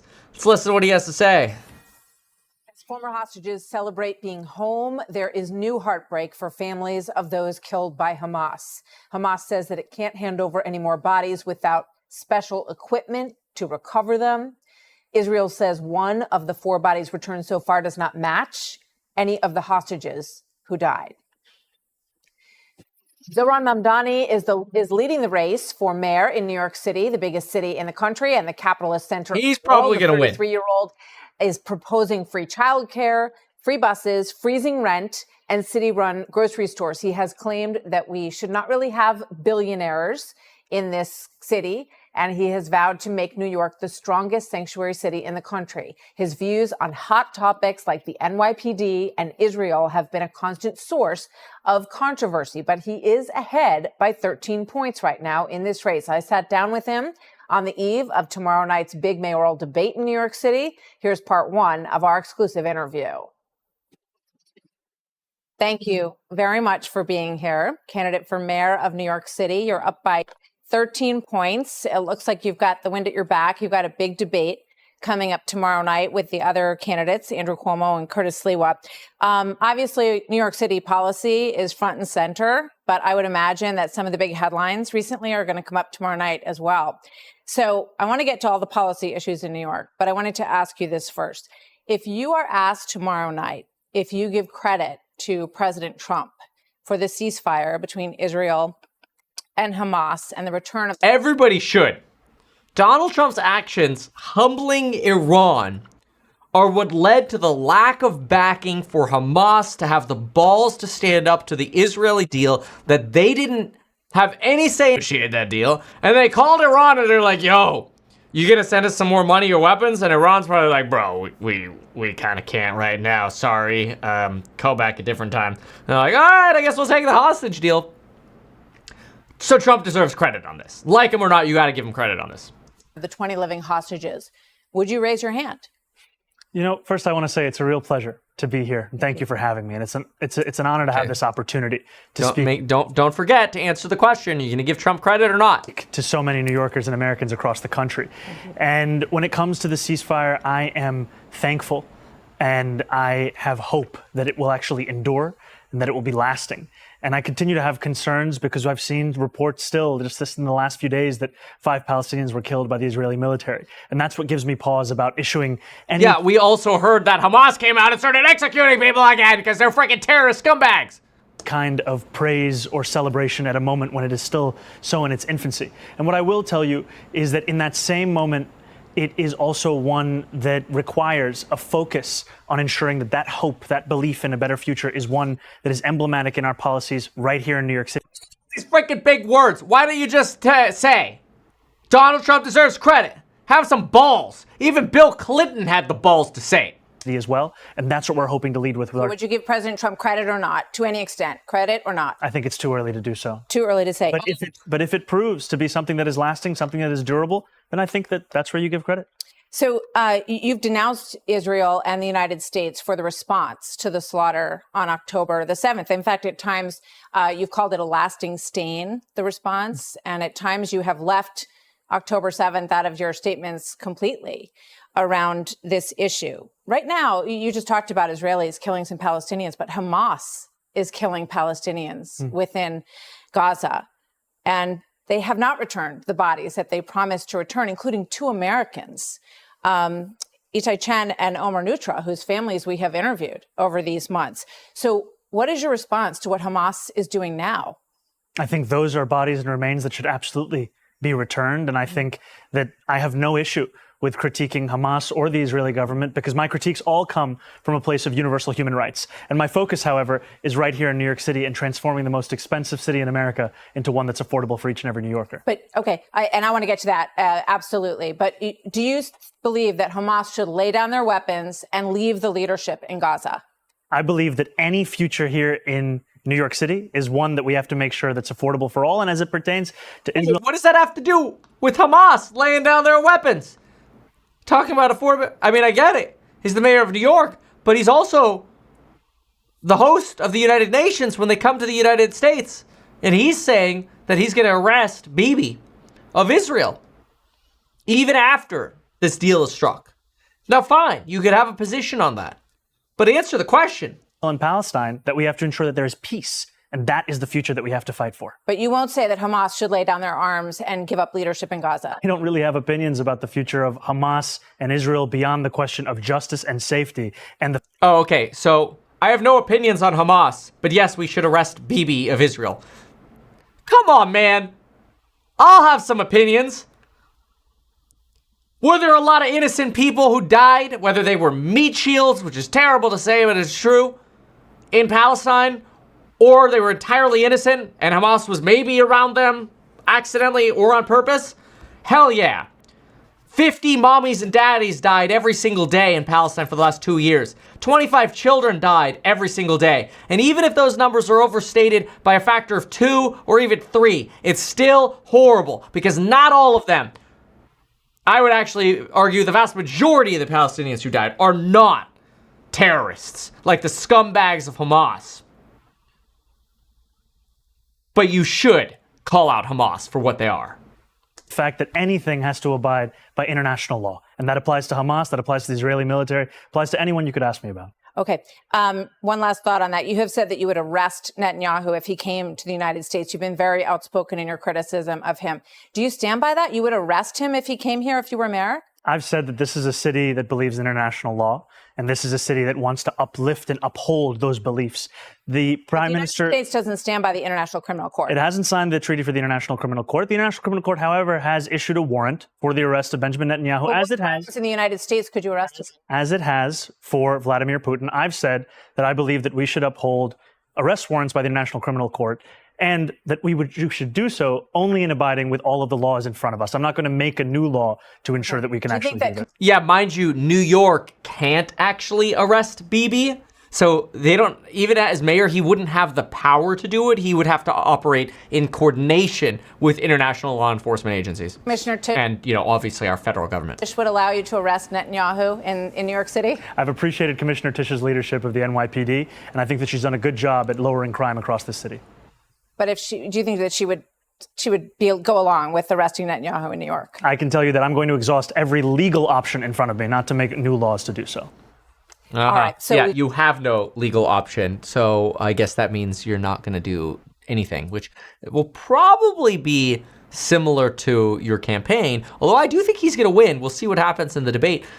And I was impressed with some of his recent interviews. This one leaves me disappointed. So I'm torn on this guy. It's like, I think the policies about freezing rent, they apply or appeal really well to existing tenants, but they're going to be horrible for the future of New York. It's just going to skyrocket prices in New York. But let's keep listening. Maybe he'll redeem himself. You want to be the mayor of New York City, which, last night I ChatGPT'd, where is the capitalist and global finance center of the world?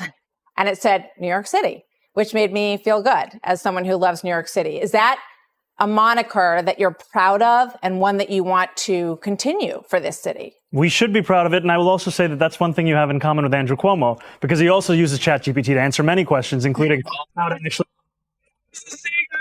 Oh, that was a good singer. Oh yeah, I give him credit on that. I always say, don't tell people, you should rarely tell people that you're using GPT, because it just, it doesn't look good. Resolve the housing crisis in the city. And it's time that we are not only proud of us being the financial capital, the cultural capital, but also we should make it a capital of where working people can afford to live in this city. Because right now what we're seeing is that 1 in 4 New Yorkers are being priced out of the wealthiest city in the wealthiest country in the history of the world. That's absolutely true. Freezing rent is not the way to do it. You have to build more, but whatever. One of the things that's... What does he know about real estate? Also true is that JP Morgan and Goldman Sachs have moved major operations to Texas. They've not abandoned New York, but they're hedging their bets on New York. Speaking of hedging, did you see Bill Ackman? I hate the guy's guts, but Bill Ackman donated like a crap load of money to counter Mamdani. Mamdani, Bill Ackman, how much was it? Bill Ackman gives $1 million to anti-Mamdani effort. Defend New York City PAC. Opposing Zohran Mamdani. Wow. Because of the increased taxes that they see coming if you become mayor. So when they do that, jobs move out of the city as well. So how does that help affordability if people in the city don't have the jobs that they once had here? Well, I'm looking to make this a city that every person chooses, whether they're a business leader or they're someone who works for that business. And the key ways of doing that are actually delivering quality of life, public safety, and affordability for each and every person. Because what we're seeing right now is we have... Government can't deliver affordability. When government gets out of the way, capitalism can deliver deflation. Government delivers inflation. A broken status quo. We have a corrupt political system, and we have the politicians that sustain that. That's really what's on the ballot, is whether New Yorkers want to continue that or whether they actually want a city they can afford. That's what I'm going to deliver. So, Governor Hochul, you would have to get approval from the legislature to raise individual taxes, income taxes, and also corporate taxes in New York, which you've said you would like to do in order to pay for the free buses and the free childcare and the different programs, the government grocery stores and the like. She says no new taxes in her governor's race. So what are you going to do if she won't allow taxes to be raised? How will you pay for these programs? You know, I've said time and again that I believe these are the most straightforward ways that we can actually fund universal childcare, making buses fast and free. And I've said that the two... Keep in mind, it's the failure of New York's policies around building that have led to such terrible unaffordability.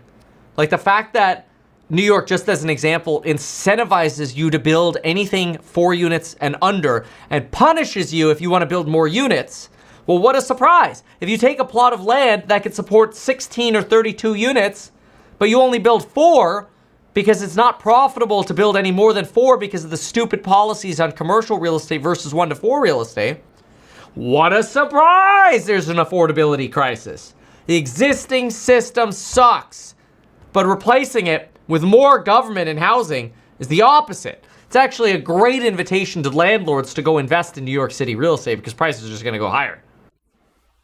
Clear ways to do so: raising personal income taxes on the top 1% by 2%, and raising the corporate tax to match that of New Jersey's corporate tax of 11.5%.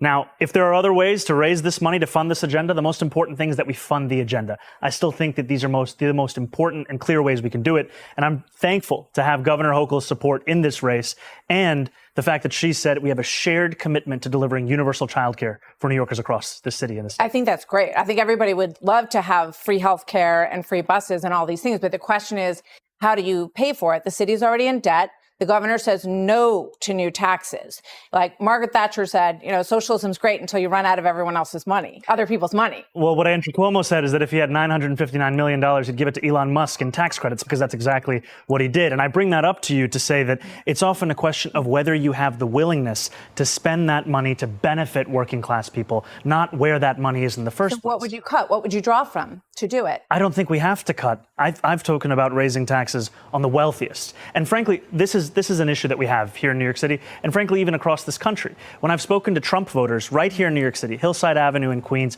Fordham Road in the Bronx, they've told me it was cost of living that drove them to vote for Donald Trump. They've told me it was a promise of a lower actual, whether it be cheaper groceries, whether it be childcare, whether it be rent. Right. And what we're seeing time and time again is childcare, in fairness, is a big issue. You know, it's really hard for people to get ahead when they have kids, and they don't have the support system around them. Like single parents, really hard to get ahead. It's so hard. So I'm actually not so opposed to the support for childcare. More focused on the question of billionaires and the most profitable corporations than we are on people who can't even afford to make ends meet in this city. Well, we know affordability is an issue, and I think that all politicians are getting to an understanding of that. And I think that you've done a lot, actually, to bring people's attention to that issue. Let's take a look at the free buses issue just for a moment, because I know you said that the pilot project that you did was one of the biggest accomplishments of being an assemblyman. The Washington Post said this in an editorial about this. Quality inevitably declines when a service is offered for free. Vagrants and drug addicts would camp out all day on New York's buses, especially in the winter. Parents would grow afraid to let their children ride alone. Wealthier residents would find another way to get around, but poor New Yorkers who depend on the bus would suffer the most. What do you say to that? Do you agree with that? Well, I would say that they should actually look at the report of the 5 free buses we delivered across New York City. We didn't see an increase in homelessness. We did see an increase in New Yorkers riding the bus. We did see a decrease in assaults on bus drivers by 38.9%. And we also saw a decrease in New Yorkers who were having to take a cab or take their own car. They were actually getting on the bus. More than 10% of new riders were doing so. That's why we care so deeply about this, because of the fact that it can actually deliver economic, public safety, and even congestion relief to New Yorkers who are looking to take these buses. I know that you're turning 34 on Saturday, and I want to talk about your qualifications. Some say you have never run a business in your life. So I'm curious, and President Trump said, that you never worked a day in your life. You worked as an assemblyman, and you've had other positions in the government.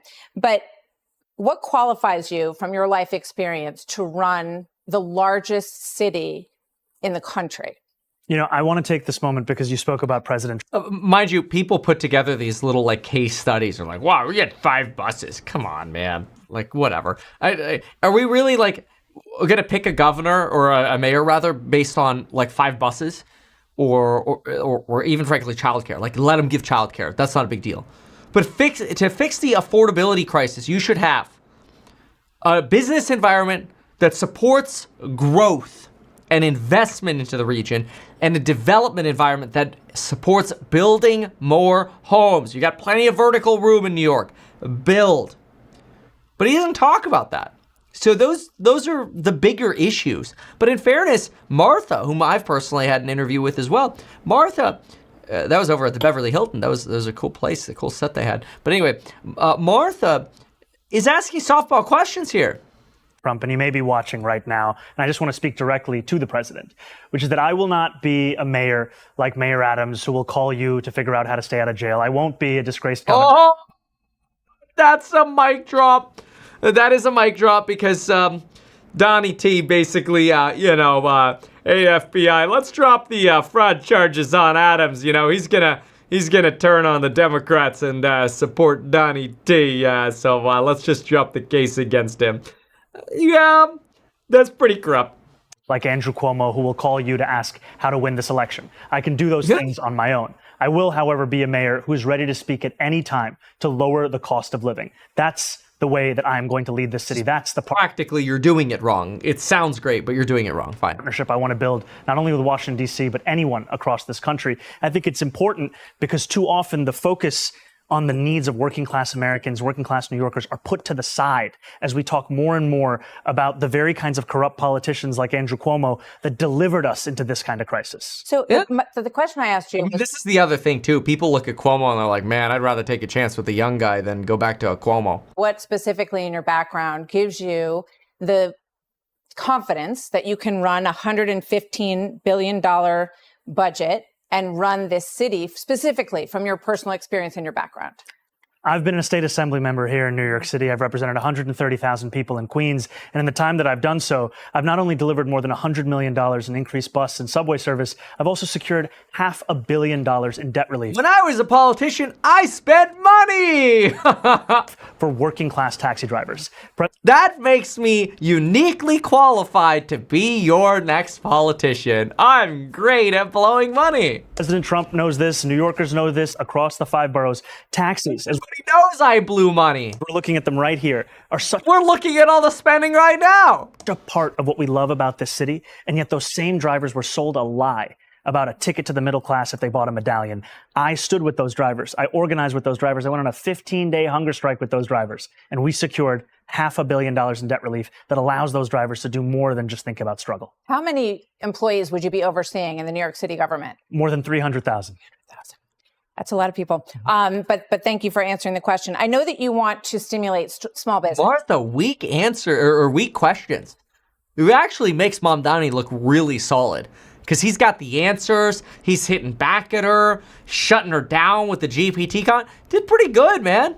This is actually a pretty good interview for him. You got to give him, credit. In the city, and we all walk around the city that we love, and we see a lot of empty storefronts. So give me your plan on how you would do that. You know, I've spoken to a lot of New Yorkers for whom their aspiration, their dream is in that small business. And I've told them that we are going to make it easier to not only open it, but keep it open. We're going to cut fines and fees by 50%. Because as you said, we have a city government that has a $116 billion budget. It's not funded by charging a restaurant $25 a year for the right to sell a frozen dessert. We're going to streamline the regulations and rules that these small businesses have to adhere to. Because today, if you want to open up a barbershop, you have to fill out 24 forms, go to 7 agencies, 12 in-person activities. And furthermore, we're going to have a mom and pop czar, someone that'll help those businesses navigate through this. Because while we are holding these kinds of businesses to these... This actually sounds relatively reasonable. Some decreased regulation and red tape for businesses. I like it. These kinds of rules, we're letting the most profitable corporations walk all over us here in New York City. And it's part of the problem where so many New Yorkers look around at the wealthiest city in the wealthiest country in the history of the world and asking themselves, there's all this money. Why can't I afford $2.90 to even ride the bus? So let me just quick question on that. And I want to get to public safety because it's obviously another big issue for New Yorkers. So a lot of individuals in this city pay more than 50% of their income in taxes.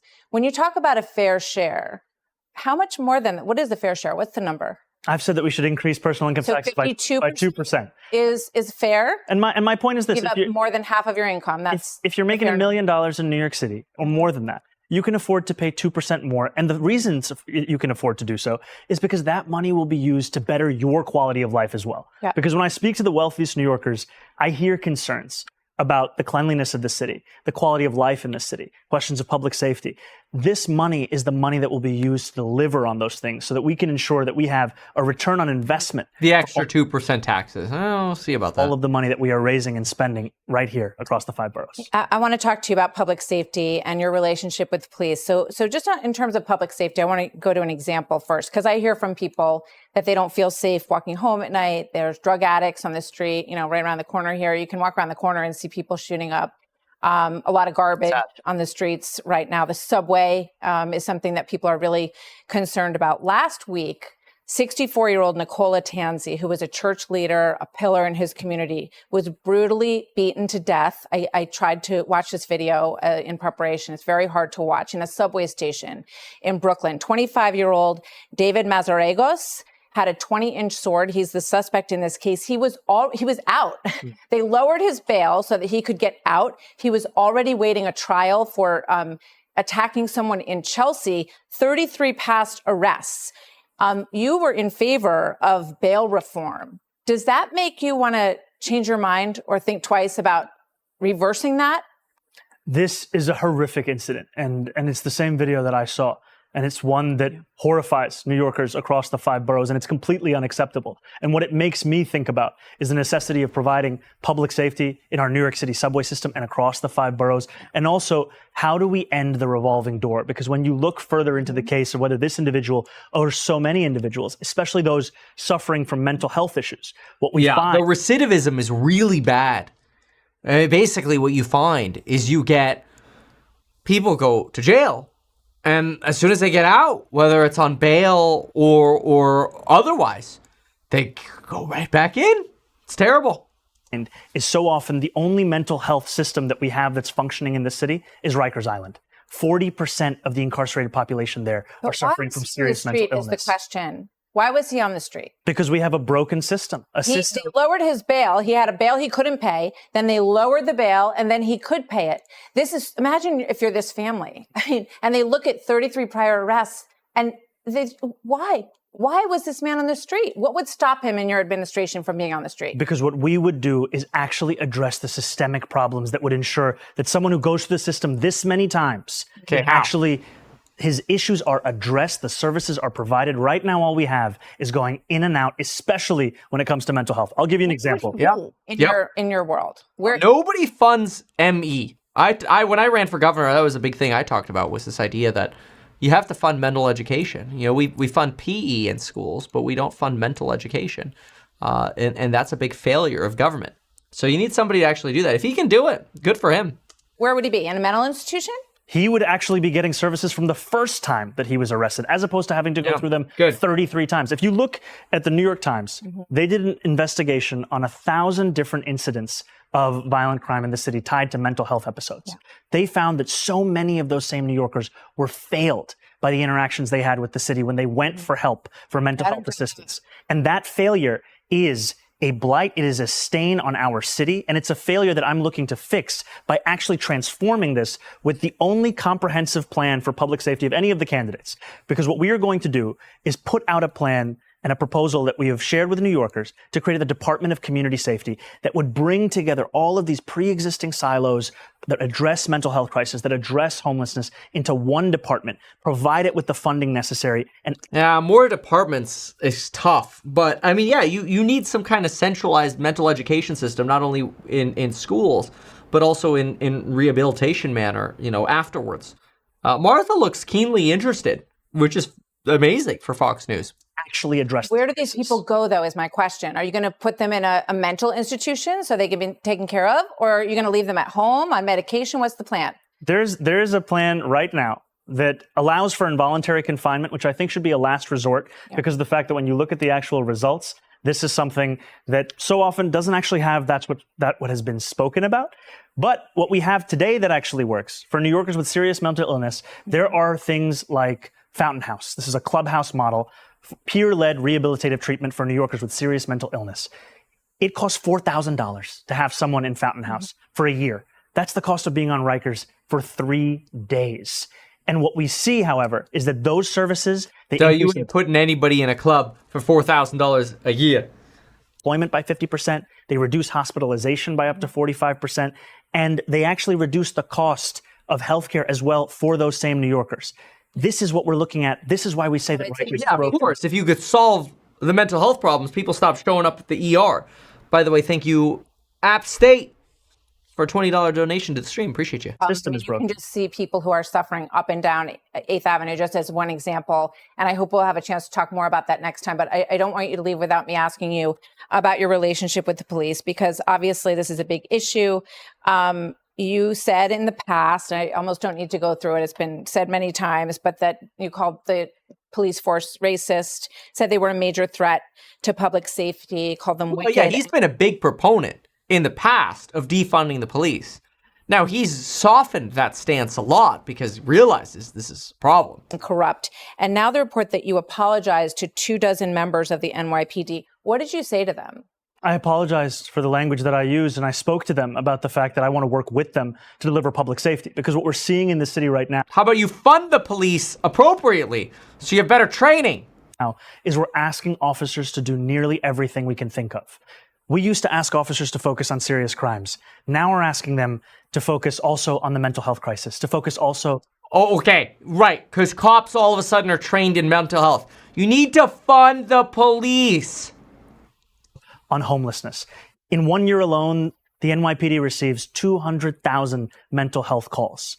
In 1 year. Yeah, and you know what they told me? That 1 out of 3 of those, the person they're very, very dangerous interactions. You're going to send a social worker in there? You can always have a police officer actually come to address that. But look, you're saying 1 out of 3. 2 out of 3 times, if you don't need the police and you're sending them to do that, then why aren't you sending them to respond to shootings and murders? 5-6 years ago, the response time for officers was closer to 10 minutes. Now it's closer to 16 minutes. New Yorkers deserve a police department. Yeah, that's just why you need more funding for law enforcement. Now, you could make the argument that, oh, we're just going to send community service officers to a bunch of, whatever call-outs. But what ends up happening is something that's a public disturbance, and you send a community officer that has no arrest powers and no ability to self-defend or to defend themselves. You potentially end up just aggravating the situation. So there's a balance there. It all comes down to more funding. That is asked to do the things that it can possibly do, not one that covers the failures of every break in the social safety net. So police officers that I spoke to, they don't want a behind closed doors apology. They want a broad public apology for the things that you suggested about them. Will you do that right now? Absolutely. I'll apologize to police officers right here because this is the apology that I've been sharing with many rank and file officers. And I apologize because of the fact that I'm looking to work with these officers. And I know that these officers, these men and women who serve in the NYPD, they put their lives on the line every single day. And I will be a mayor that both... What's your mind about it?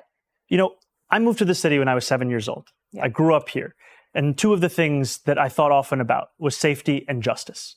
And growing up here, learning about the case of the Exonerated 5, learning about Sean Bell, learning about Eric Garner, learning about Michael Brown. And then in 2020, the year where all of these tweets are referring to, it was the year when George Floyd was killed. And it felt like safety and justice had never been further apart. And it was actually Eric Adams in 2021 who said that New Yorkers need not choose between these 2 things. And so one of my focuses was, how do we deliver that justice? And now what I know, having represented 100,000 people in Western Queens, is that to deliver that justice, you have to also deliver that safety. And that means representing... I don't think anybody disputes that you need safety in a city.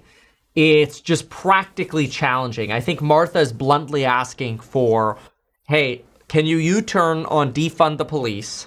Because sure, you might be saying, hey, we're going to fund community support programs, but you also need to fund law enforcement so they can actually have the staff that they need. The vast majority, over 60% of police departments in the United States are underfunded and understaffed. And we get a lot of officers in New York City. You walk around, but you also have a lot of citizens. There's a lot of problems to deal with. So you kind of have to fund both. Men and women in the NYPD. It means representing the black and brown New Yorkers who've been victims of police brutality. It means representing the Muslim New Yorkers in my district who were surveilled on the basis of their faith. 68% of independent voters want more police officers on the street. And Cuomo, tomorrow night in that debate, he's going to say, I'm going to bring 5,000 more police officers to the street. Will you match that and agree with him on that? I don't look to Andrew Cuomo for leadership. And will you put 5,000 officers in the street? I've been very clear. I want to keep the number of officers that we have, and I want to make it easier for those officers to do their job. And what that means is that we allow officers to focus on serious crimes. And for all of the focus on the head count, we should focus on the retention crisis. When I started running for mayor, 200 officers were leaving the department every month. Now it's 350. And a lot of them are leaving because there's simply no way they can do their job in what's being asked of them. And to your point, however, Andrew Cuomo is going to say a lot of things tomorrow night on the debate stage. And frankly, I wish it was more like NASCAR, so New Yorkers could see the billionaires that were sponsoring him right on his suit jacket. Because this is a man who had 10 years. And I know now that it's politically... Part of the reason you're seeing this law enforcement attrition is because it is a hard job. There is such an overwhelming amount of demand on these officers. And that's the one thing that I would love to ask bluntly of him. Would you increase funding for that department? So you talk about wanting to support crime and safety. How about increasing training funding? That's where I'm just not hearing that. I hear everything around it, but I don't hear that. That makes me a little nervous, talking like a politician. But I mean, he sounds good. Convenient. He watches Fox News as well, so I'll just speak to him directly. Andrew, you had your chance to lead this state. You took that time to sell out working class workers to your billionaire donors. And instead of actually meeting the needs of people who couldn't afford to live in the city, you gave $959 million in tax breaks to Elon Musk. And now you want us to believe that we can't spend less money than that to make every bus fast and free in the same city. All right. I'm going to squeeze in two very quick ones here, if you can answer them quickly. Commissioner Tisch, you have suggested that you want her to stay. Have you asked her to stay? And has she said yes? Because I think that is one issue that would go a long way towards police retention. I've said that I appreciate Commissioner Tisch's record of uprooting corruption in the upper echelons of the NYPD. Yeah. I've appreciated her presiding over drops in crime across the city, and I continue to actively consider her to be my police commissioner. I haven't made any personnel commitments. Okay, so you don't want to ask her right now? No. That's the kind of conversation I would actually have in person, in private, not a politics of theater. Okay, it's an issue that a lot of people brought up with me when I told them I was going to be speaking with you. Last question. You want to have a World Cup czar. I know you're a huge soccer fan. I'm done. So, look, I don't hate the guy. I actually think he's a great, smooth talker. I think his housing policies are just retarded. You need to build more by reducing regulation. Freezing rent will have the opposite effect. You'll increase the cost of housing. I'm a little frustrated that he talks about wanting to help with safety, but refuses to talk about actually funding and supporting the police department. That makes me nervous. I don't care that he wants to give, free bus rides. That's fine. Good, fine. Donald Trump just cut a bunch of money from the Harlem subway expansion, which I think is wrong. I think the subway should have been expanded. And Trump ripped that money off from Harlem, which they needed the most. You've got the support for childcare in a city that actually has a lot of single parenting and a lot of food insecurity. I'm okay with that. I'm totally accepting of that. This idea of paying more in taxes if you make more than $1 million a year, you know what? People aren't going to flee New York because of that. I don't like higher taxes, but I don't think that's going to leave people fleeing New York. So I'm not really worried about that either. Now, yes, there have been relocations to, Texas or Florida, Citadel's moving, but that trend has already been happening anyway, because you're trying to get, what you're trying to do is you're trying to recruit more of those younger kind of millennials. You're trying to get the beach, lifestyle, the crypto lifestyle, and this aligns with sort of the Havana-esque, Puerto Rico-esque, Miami lifestyle, which is fine. But office rents are actually starting to skyrocket in New York because people are coming back to the office. New York will not be left for dead. New York is actually probably just going to become even more expensive. I actually want to invest in New York if this guy wins, because his freeze rent policies are going to leave people leaving the investment community. You're going to see less building, and what is that all going to do? Drive up housing costs over the long term. So it'll actually, like, he will be great for hedging your real estate exposure in New York. But those are the concerns I have. But otherwise, and I don't like, I think he's being a little bit of a weenie baby on calling out Hamas. But whatever. So we'll see. But he'll probably win. So we'll keep an eye on it. And if he wins, he'll probably be moving into national politics in 2028. So you got to pay attention to this guy. I could see him trying to fight Newsom for the 2028 presidency. And I have to say, I like this guy way better than AOC. So I got to give credit where credit's due. But he's still a politician. He's still a politician. So I find that very interesting. But yeah, I'm really excited. Broadly, if this guy wins, other parts of New York City that I think would be really interesting, Bronx, Brooklyn, these are areas that could do really well with housing prices actually going up under him. Office rents blowing up in Manhattan, that'll spread. And so it's an interesting trend that's going on. So we'll see. So, Vance or Mona? Ooh, that's a tough one. See, I actually think Vance is more level-headed than Trump. Like, I think Trump is like a hot tamale. I think Vance is actually mostly level-headed. So I don't really dislike Vance.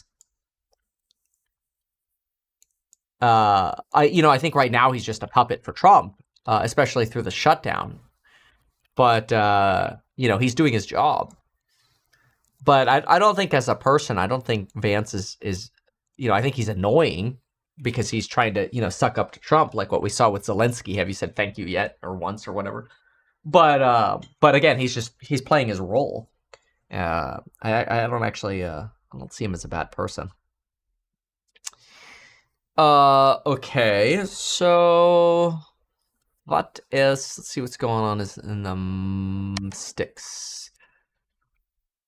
The sticks!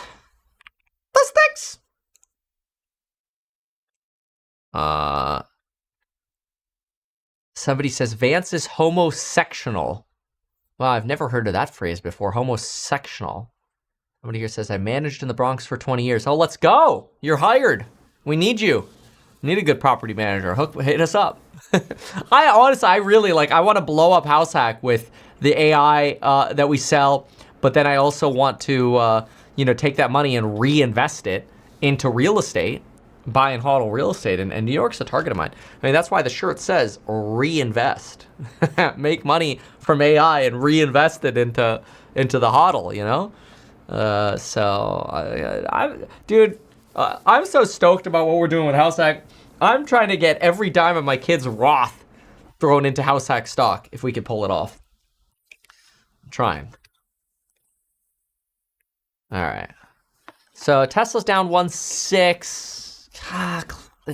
Palantir's about to lose the lead. Alt 5's a scam. Beyond Meat's down 17%. Q's still down 25 bibbles. All right, what's going on over here? Be one of the first priorities in the Senate once the term resumes after the shutdown, and the Senate looks into the Clarity Act. But the government needs to be back open for lawmakers to iron out the details, guys. Lauren, great stuff. Cities want to take your crypto. That's going to be very helpful. Thank you. They want to take my crypto. They want to take everything. Well, they got to pay for the free buses, so why not take your crypto? Okay, you can take the crypto. I don't have If it's time. collapsing, that might be a good deal for you. Mulan lobby! I'm just glad we had Kennedy here to quote our Bitcoin prices. Bitcoin auctioneer. Charles Payne's going to pick it up. 108, One more 302. quote for you. There you go, Charles. Thank you very much. Good afternoon, everyone. I'm Charles Payne. This is Making Money. So last Friday, remember the market was melting down. One thing I wanted you to look at, and I mentioned the S&P 500 was holding above its 50-day moving average. I think that's bullish, shows that sort of resolve. And now it's still going, by the way, it's still moving. It's 117 days.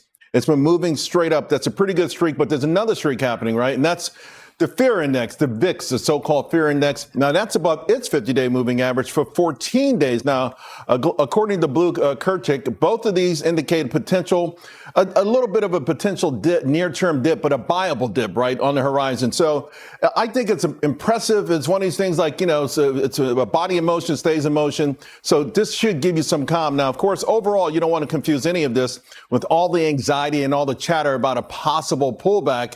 Now, according to Bank of America, their most recent global fund manager survey, the so-called AI bubble, that's your most persistent, biggest tail risk, right? That's what, below that, second wave of inflation and Fed independence, but really the AI bubble kind of thing keeps talking. But if you look at this table here, the biggest thing to be maybe concerned about is the source of a potential credit event. And we've talked about it on this show for a couple of weeks. Private equity, private credit, still sort of smoldering. The news, nothing new has happened yet, but it's still opaque and worrisome. Now, I happen to think that the biggest bubble of all of them, right, are news articles about bubbles, particularly tech and AI bubbles. Look at that spike. Kind of reminds you in April and May, right? With all those negative things, all the tariff stuff, all the drum beats, they get you worked up, they get you afraid, they get you to sell, and no one says anything when stocks go up after you've been, look, all these headlines can get you scared. Now, if only these same folks were pounding the table before all of these stocks went parabolic. Now, here's the rub. Most people are in the market trying to create wealth. They don't have the luxury of being wrong for long stretches of time. Now, right now, risk and momentum are absolutely crushing it. Now, if you would have played the stuff or avoided that and gone with, let's just say, quality, you don't want to be down 10%. Let's face it. I'm being a little, I'm joking around a little bit here, but that's a huge divide, a huge gulf, right? You either made a lot of money this year, you sat it out, or you're losing money. And then there's something else, right? There's this hidden rally in the micro cap stocks. I mean, golly, to put it in perspective, this is micro cap versus. Yeah, let's increase risk. This move, it's just absolutely phenomenal.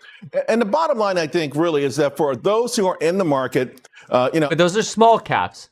The experts told you not to, right? They don't want to get their suits dirty. The bottom line, folks, there's a lot. Oh, it's a ratio. Them hills.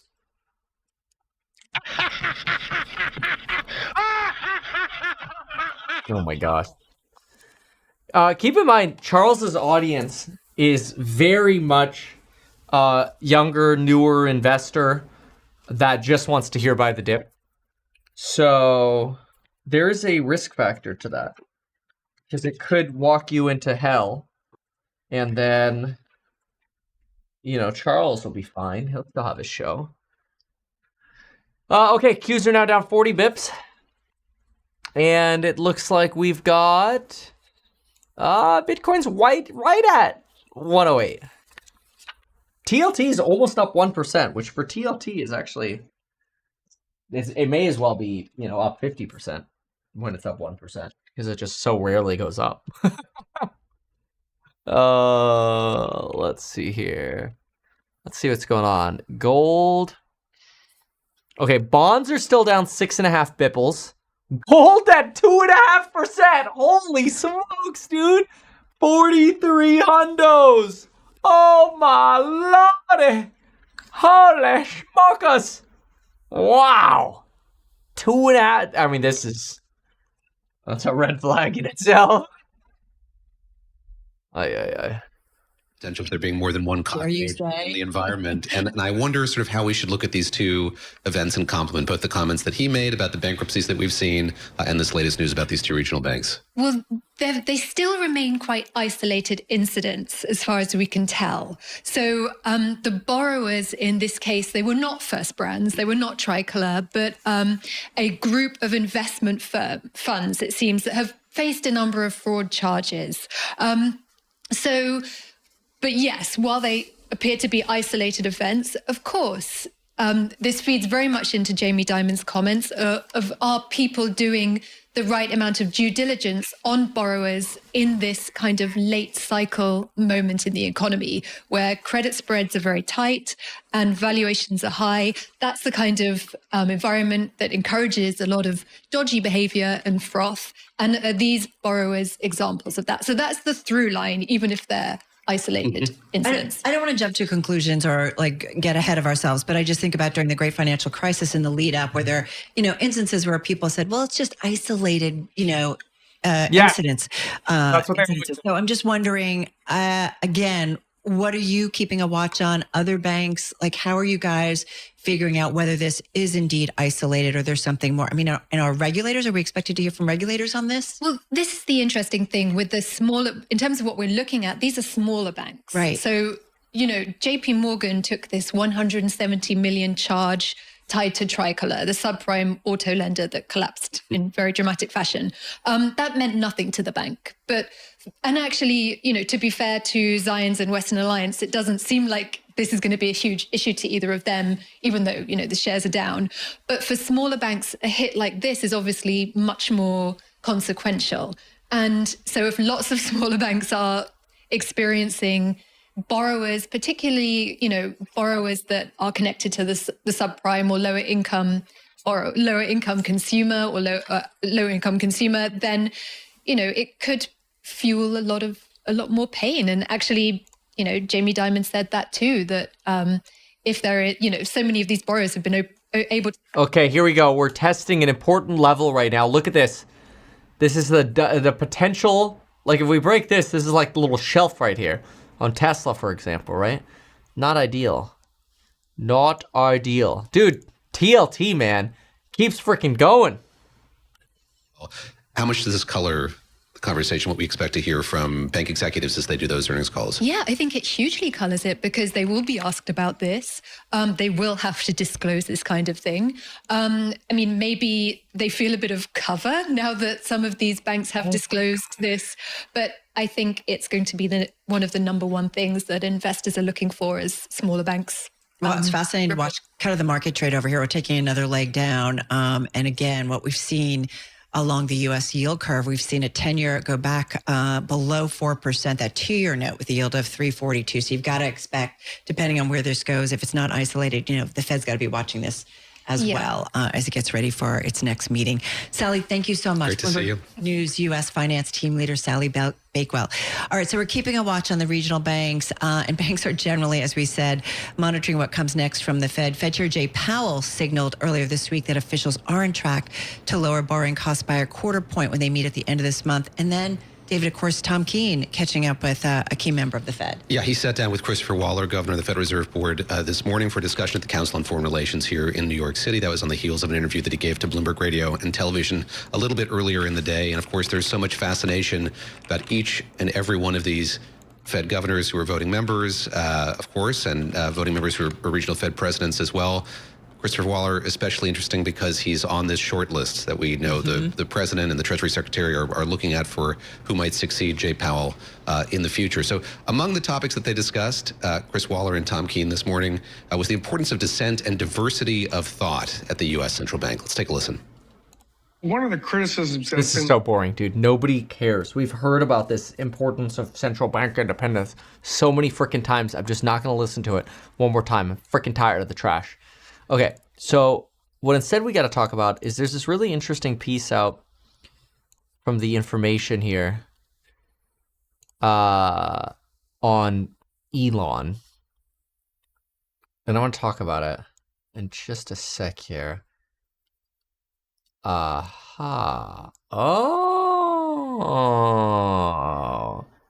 Interesting. The tangled web.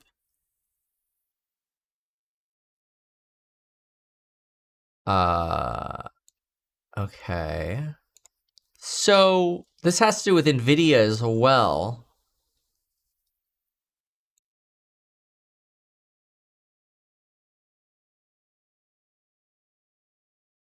Huh.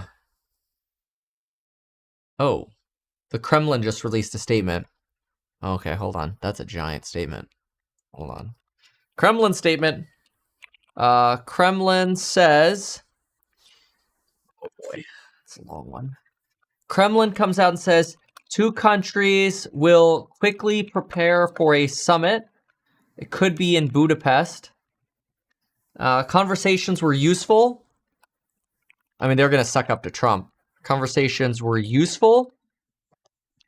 Let's see here.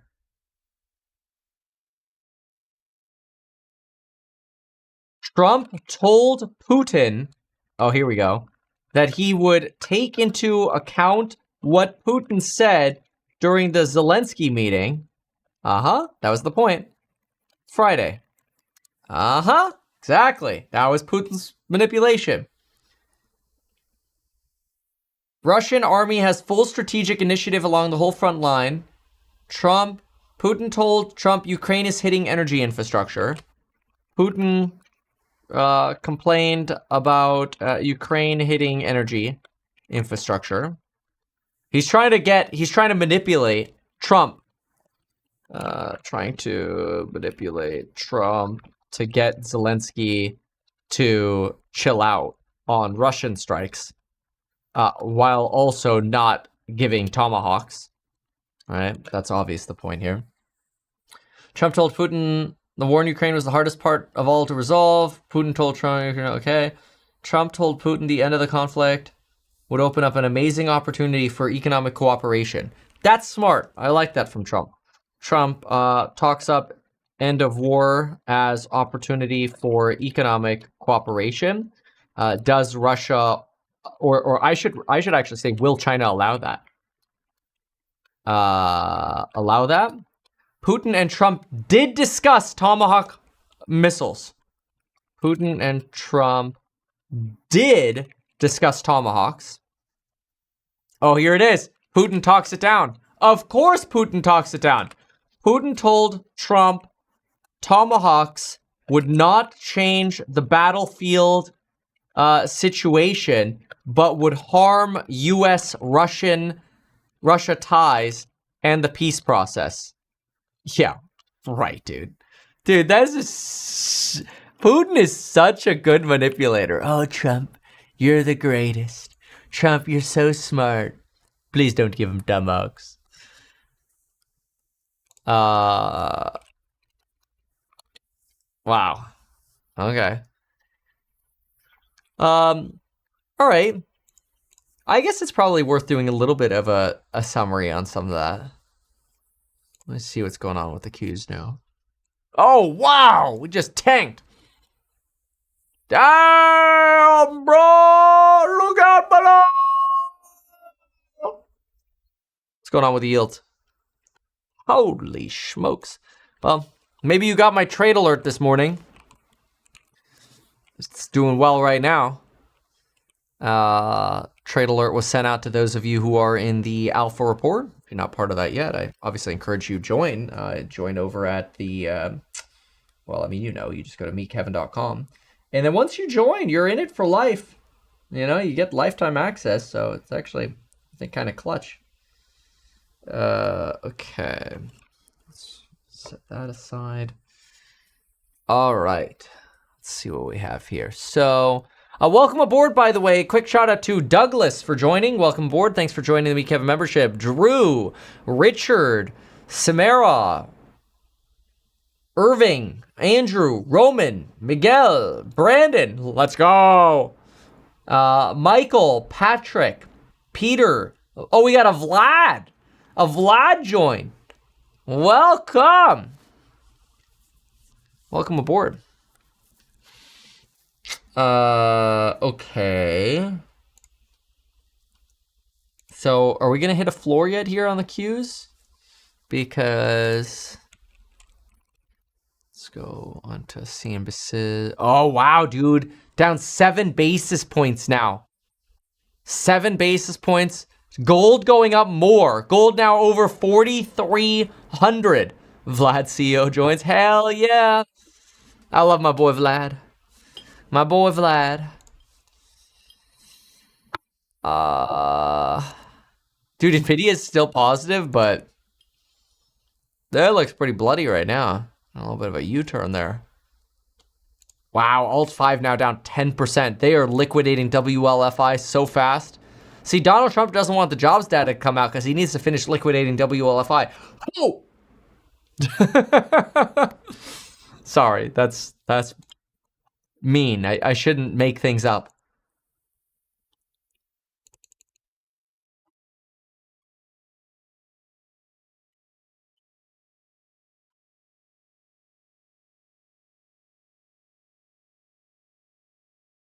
What? Rigotti CEO liquidated all of his ownership? Is that true? RGTI?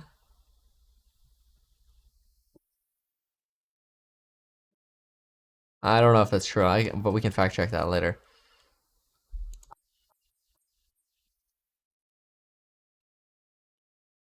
All right.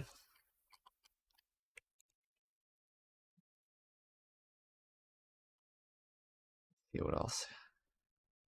Let's do we're gonna do a little Putin summary in just a moment.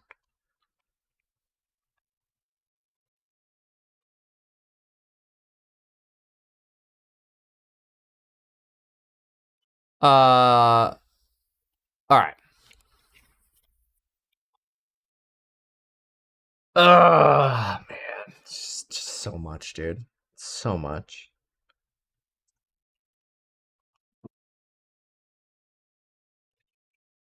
All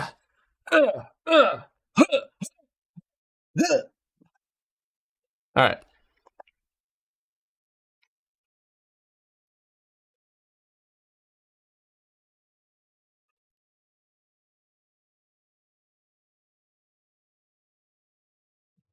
Here we go. Why is that not working? There we go. All right. Well, Donald Trump once again is getting played by Vladimir Putin. You might remember when I live streamed the interview between Tucker Carlson and Vladimir Putin. Vladimir Putin is a sales guy. This guy is a smooth, calm talker, sit back in his chair, let the translator say, you know, what they need to say, seem methodical. You know, Trump, you're a brilliant man. If it weren't for Biden, I would have never invaded Ukraine. You're so right. Mind you, Putin is trembling in his pants that Ukraine might get their hands on Tomahawk missiles. This is a big deal. Of course, Putin's got to play it down. Let me give you the scoop of what's going on right here, okay? Introducing the Tomahawk Block 4 missile. These are 550-pound fuel tank, 2,800-pound bombs with a range of 1,000 miles. We don't even need half of that to get from the capital of Ukraine to the Kremlin. The Kremlin is at risk if Ukraine gets Tomahawk cruise missiles. Zelensky wants Tomahawks so he can talk to Putin. Complete bullshit as well. Zelensky wants Tomahawks because Zelensky knows these are the weapons that are going to allow Ukraine to go and strike deep inside of Russia. They will first threaten and then they will use the weapons. Right now, they use drones to attack Russian energy infrastructure. But Tomahawks change the script of the war. Putin does not want this. So what a surprise. Zelensky's coming and announces, I'm coming to the White House on Friday. What happens the very day before that Friday? What happens the very day before? Putin calls Trump and spends 2 hours on the phone with him. Because Trump, you're so right. Everything you're doing is so good, Trump. You're so good. I can't wait to work with you, Trump. 2 hours on the phone manipulating Trump that we're actually still friends, Trump. Don't be mean to me. It's just hard. And what do we get? We get the following statements. We get from Trump. You know what? We're going to have a high-level meeting of advisors with Putin. And we're going to give them more time, okay? We're going to give them more time. We said we would sanction other countries who import Russian oil. The Indians already said they're going to stop doing it. Now we got to work on the Chinese. But we're not going to sanction the other sides just yet. We're just going to give them some more time. Because we're going to have a meeting, okay? We tried to have a meeting in Alaska. I know that meeting didn't work, but we're going to have another meeting, okay? And then maybe we can get Putin and Zelensky together and it'll all be fine. Maybe we'll meet in Budapest. That's the update, from Trump. Meanwhile, this morning, we hear, literally, you can't make this up, we literally hear this morning, the director of our nuclear energy agency in America tells us, yeah, we're starting to have furloughs at the nuclear energy department in the United States. What the hell? Why? This is the last thing we should be doing is laying people off, even temporarily, at our nuclear weapons agency. We're being told that our Department of War now wants to increase the development of nuclear submarines from like a little over 1 sub per year to like 2.5 to 3 subs per year, which is great. But how are you going to do that if you start laying off people in the nuclear weapons agency? While at the same time, what's China doing? Oh, great. Look at what China's doing. China adds U.S. entities to their unreliable entity list, including Dedrone by Axon, which is basically our ability to fight the mass production of drones by countries like China, which is in cahoots with Russia. And we just keep talking to Putin, it'll be fine. And Trump's gonna take into account what he said and his conversation with Putin when he meets Zelensky on Friday. So maybe we don't need to give Ukraine Tomahawks because Putin's such a nice man. Now, Putin's Kremlin released a statement, and Putin and Trump did talk Tomahawks. And what did Putin say? Putin's hook, line, and sinker manipulating Trump. He says, quote, Tomahawks wouldn't change the battlefield situation. If anything, Donnie T, it would actually just harm not the issues that Russia has with Ukraine, but it would actually hurt the relationship between the United States and Russia, and it would hurt the peace process. And Donald Trump, you want peace, right? Oh yeah. Of course Trump wants peace because that's what he's always talking about. Now, he's done a great job so far, knock on wood, we hope he keeps going, in Israel. But that came through having balls in Iran. We don't have balls with Putin. No balls with Putin right now. No, just talk. And Putin is eating our lunch. Trump actually takes the time to talk up economic cooperation with Russia, saying, oh, well, things could be great. We could have strong economies together. We could work together. We could have economic cooperation if we have peace. And all Putin ends up doing is going, yes, you're right, Donnie. We could have such great cooperation. But will China even allow that? Because Russia's economy isn't that big. Russia is basically just a puppet of the Axis. North Korea, Iran in conjunction with mostly China. And so this idea that, don't give Zelensky Tomahawk missiles because it'll hurt the United States and Russia's relationship is fugazi. Complete fugazi. The Russians are shaking in their boots because they don't have the Patriot missile defense systems to take down these Tomahawks as well as we do. Now, Russia does have weapons to take down missiles, so let's be clear. And there are systems like the Patriots that Russia has, but they could be overwhelmed by enough of these Tomahawks. And this is why Russia is afraid. This is why Russia's like, stick Putin on a call, Mr. Salesman on a call with Trump, to not get those missiles sent over. Now, I get it. A lot of people are like, hey, we shouldn't be supporting Ukraine this much anyway. But remember, folks, you can overwhelm Russian defenses with Tomahawk launches. you could actually get some real strategic advantages against Russia by making them tremble. That you could literally strike the Kremlin with these weapons. Now, of course, is there a risk then of escalating situations to World War III? Of course. That's an issue as well. So there's a duality here. And that's probably what Donald Trump is recognizing. That said, Donald Trump gets manipulated by Putin all the time. And it's sad, because I'd like to see some of the balls that we saw with Hamas actually start happening with Russia. And it's not happening. Now, some people make the argument that, oh, well, you know, we shouldn't be fighting this war in Ukraine anyway. Like, this isn't our war to fight. Anybody who says that misunderstands that this is literally the United States fighting Russia. This is not Ukraine versus Russia. This is literally the United States trying to weaken a nuclear power through a proxy war in Ukraine. The Ukrainian lives are being spent to weaken a nuclear power, a country that potentially, I mean, half of them probably don't work, but on paper has more nuclear weapons than the United States. It has the most nuclear weapons in the world. Some say slightly more than the U.S. Most American counts say the U.S. has slightly more. Ours probably actually work. But China is like the next distant country is China with number of nuclear weapons, and they have a fraction of the nukes that Russia and the United States have, like maybe 5%. Now they're trying to proliferate. They're manufacturing as many bombs as they can get their hands on because they realize, you know, conflicts with the United States are really inevitable, especially with this Trump trade war, which will keep dragging on probably for the next year, which isn't great, but it'll happen.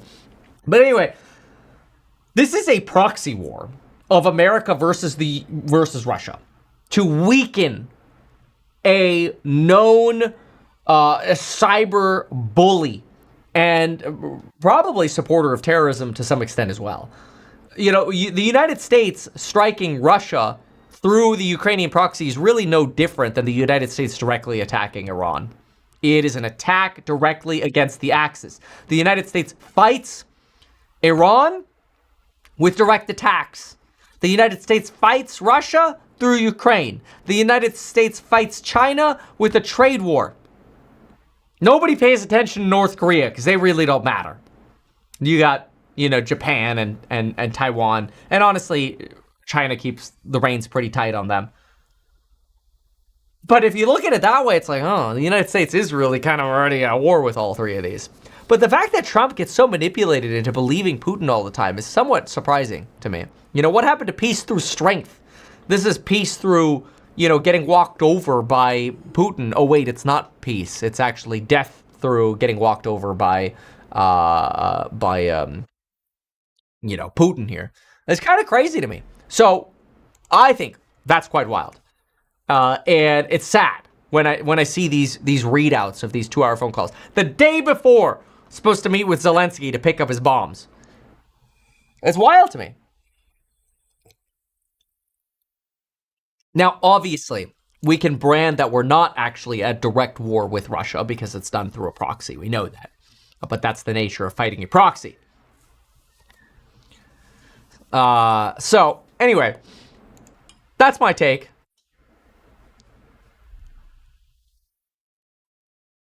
All right, what's going on over here? Defense tech now, with all the investments in defense in Europe and otherwise, we have a lot of things to offer.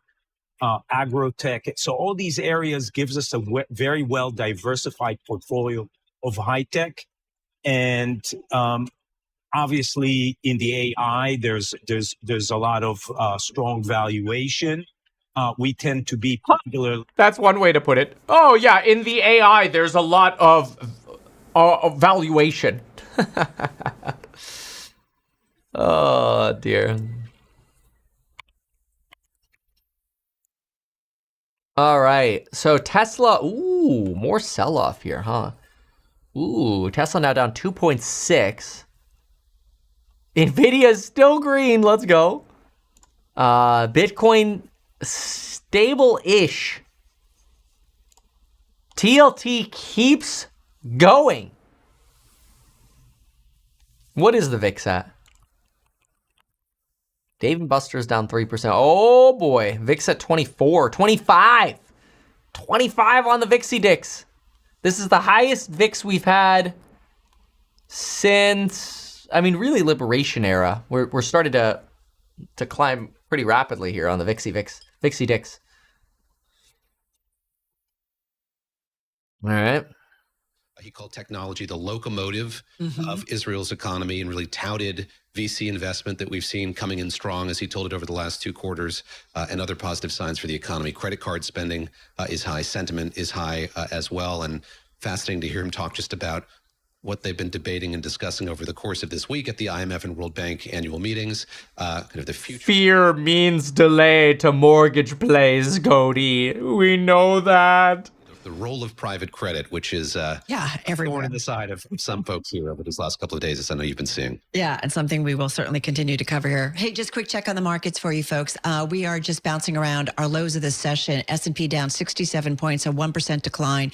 NASDAQ 100 off about 0.9%. If I look at the S&P, all 11 major industry groups are lower today. Again, some concerns about the regional banking sector that is definitely weighing on the trade. Most notably, got to talk about what's going on in treasuries. 10-year note below 4% at 3.97, 2-year note with a yield of 3.41. So a lot coming at us. And, the geopolitical certainly doesn't end there, because we had some more news, David, out of Washington between the president and President Putin. Yeah, the two of them spoke by phone today. This wasn't previously announced. In the middle of that call, we got a post from President Trump on Truth Social indicating that the call was underway. And I think that's the first time we've kind of seen that happen. The president, I don't know if pausing the conversation, but tweeting or posting in real time that the two of them were talking. And then there was a subsequent post indicating that they'd had a conversation for about 2 hours where they discussed all manner of things, the war, of course, and maybe the prospects for another meeting with the two of them.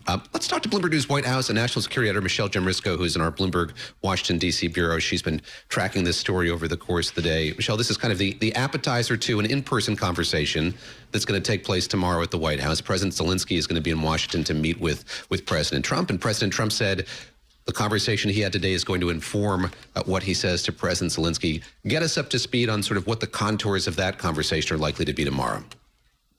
Yeah, well, never a dull moment over here, David. So we're following the developments minute by minute. And yes, just this morning we heard about this Putin-Trump phone call that would be slated to take place. So we did get a little bit of a preview of their later a meeting in person that Trump has forecast. But to jump ahead just to tomorrow, yes, this meeting with Volodymyr Zelensky. One hell of an angle this lady has. Anticipated one, obviously something that Zelensky has been seeking for some time.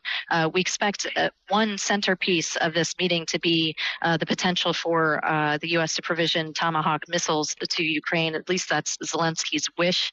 That is something that we expect may have come up in the conversation today between Trump and Putin, as it is something that is a highly sensitive topic, obviously, to Russia as well. And Putin himself has kind of threatens that it would the war would enter a new stage if this were to happen, if this exchange were to take place.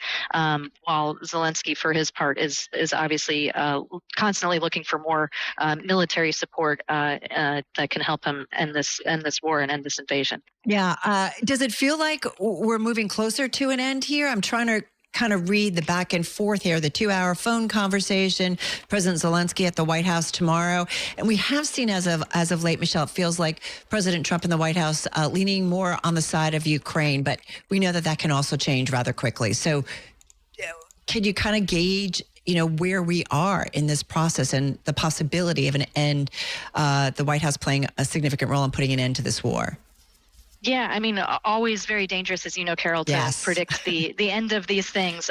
But we can say, I mean, first, to your point about the evolution of this relationship between President Trump and Zelensky, that has changed quite a bit, even just this year. I mean, we all remember the Oval Office meeting that did not go well before there was the Oval Office meeting that did go well, with Zelensky at the heart of both. And I think, there is a long strain now of months-long episodes of Trump getting publicly frustrated with President Putin. And so the tide did turn in that sense. And now we seem to be kind of coming toward a middle ground, flying high off of last week's developments in the Middle East.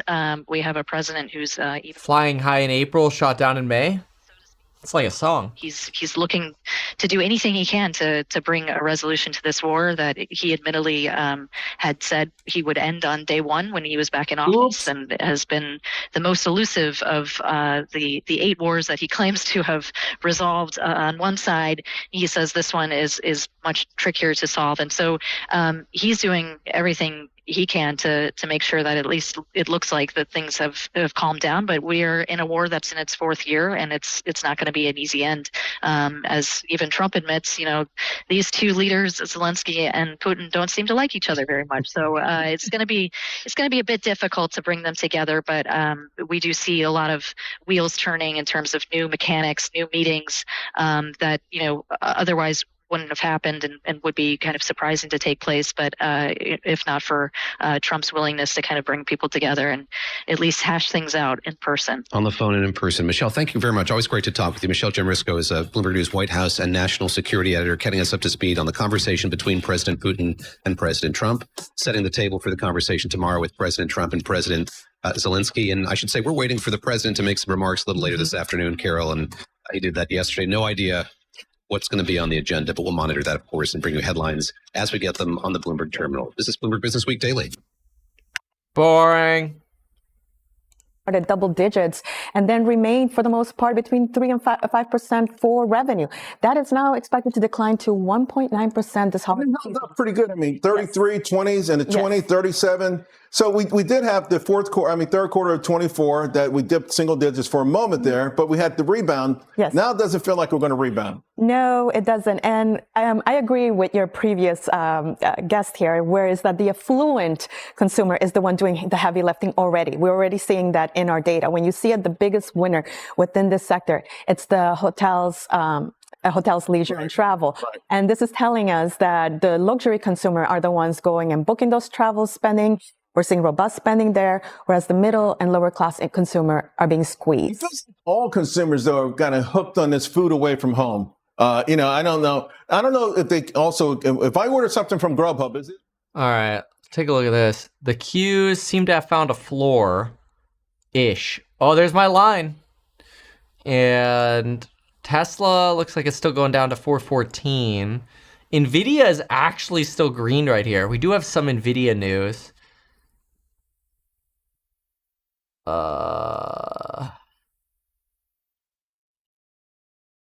Palantir's down.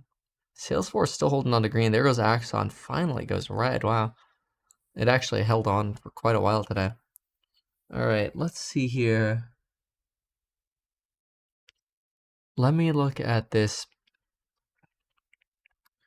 Elon situation.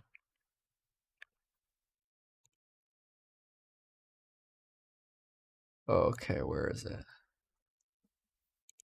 Elon. Yes. Okay. So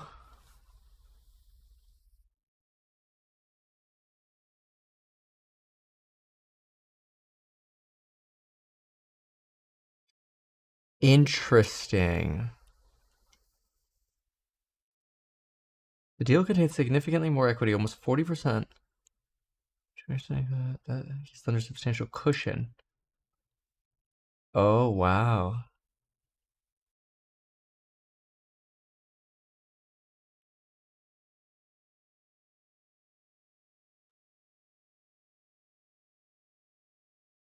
Okay. This is very interesting. I want to break this down.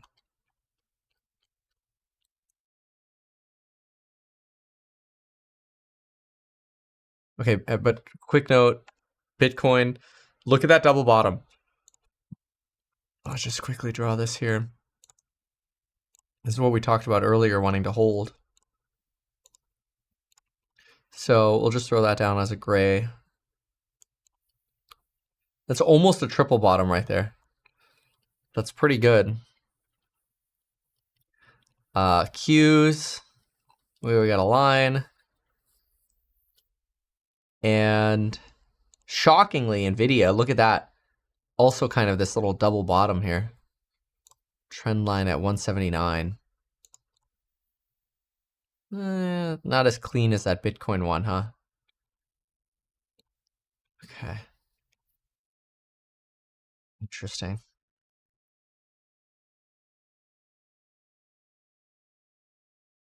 Okay. Falls back. Expect wider trading ranges and faster reversals. Risk sentiment cracked mid-Thursday, setting equities lower. Critical minerals, quantum computing, also heavy profit taking. Dollar drifts. Moods turning risk off. And we're not even getting the data.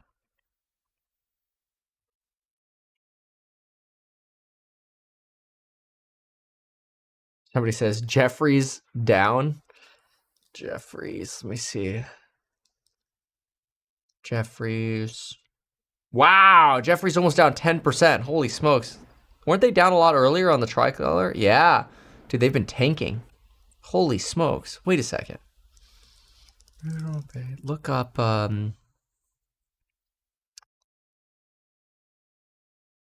KRE and IAT. KRE, IAT.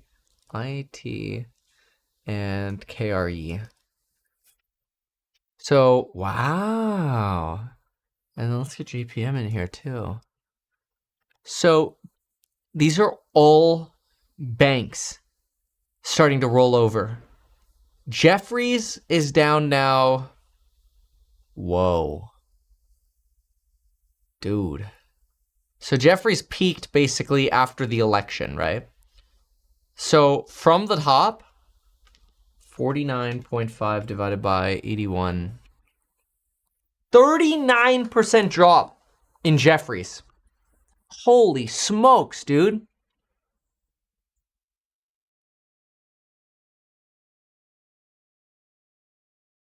Wow, are people actually getting nervous about debt? What's going on with bonds? So then they'll move to the most risk-free debt, which will be treasuries. Still 7 bips.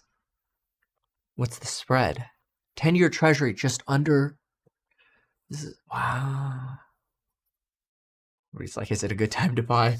Well, you know, I can't give personalized advice. All I could say is I posted what I did this morning in the Alpha report. Like a 500K move. That's like a house. Yeah, look at this. Regional bank and Jeffries tank. Wall Street tumble at 2 regional bank. What is this? Credit quality hit a pair of regional banks. What happened? Shares of Zions Bank disclosed a $50 million write-off for its subsidiary California Bank and Trust. Western Alliance fell 10% after its deal with a borrower that failed to provide collateral for its first position. Oh. As of now, the loans appear to be isolated. Uh-oh.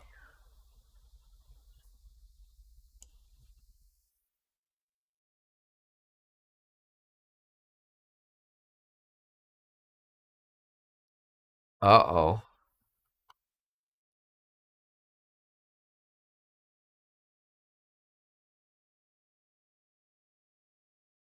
I want to see those. So,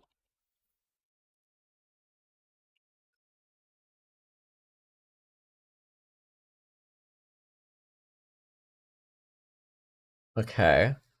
Let's try to get this. So this is Zions Bancorp charge off.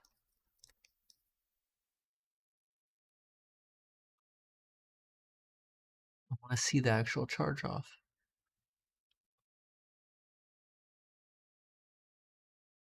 See if I could see it. Well, I guess I could just go Zions Bank Investor Relations, and we can go to news and events. No. Okay, investors, filings. They gotta have an 8K on this. They do. They certainly do. All right, let's see what the 8K is. 8K from Zions. Take a break on headphones here. So here's.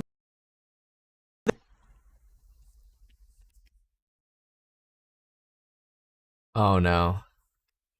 Zions Bank recently became aware of legal actions initiated by several banks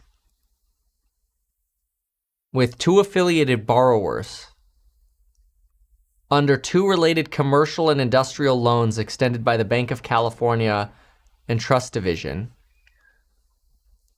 The loans are guaranteed by several individuals.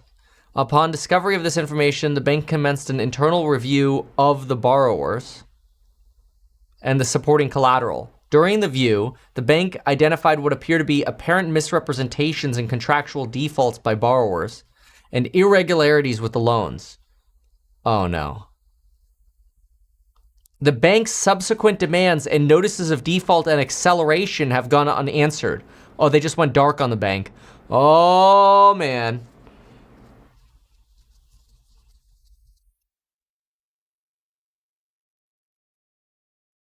Based on currently available information, the bank determined to take a provision for the full level of outstanding loans. Charge off 50, and they're charging off the vast majority of it. Now they're going to sue, but they'll just go bankrupt. Whoa. Yeah, then so that's one of the things. And then the other one is the Western Alliance. Oh, Western Alliance tumbled after it said it made loans to the same borrowers, so to the same people who are defaulting. Uh-oh. Western Alliance Investor Relations. Okay.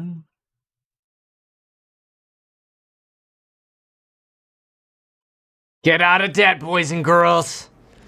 Get out of debt.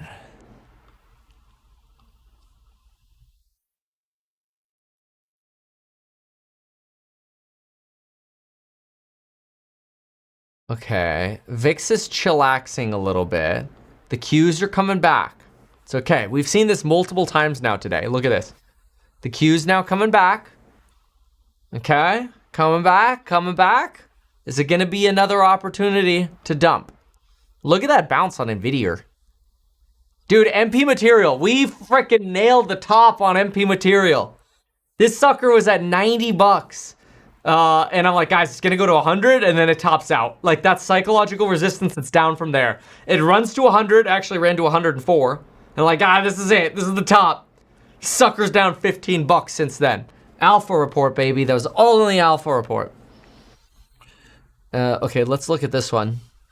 Remember, you could join at meetkevin.com. You pay once, you get lifetime access, and you could probably write it off on your taxes too. Credit relationship. Ah, there it is. Cantor Group LLC. Ah. Bank had a note finance revolving credit facility to Cantor Group 5 LLC. Commercial real estate loans and their cash proceeds. The bank initiated a lawsuit alleging fraud in failing to provide collateral loans in the first positions, evaluated the existing collateral and believe it covers the obligations. Additionally, the bank has limited guarantee from 2 high net worth individuals under certain circumstances such as fraud. Oh, well, they have to prove fraud. Good luck with that.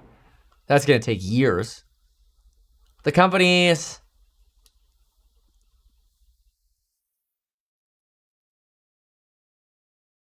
Okay, well, now we know who it is.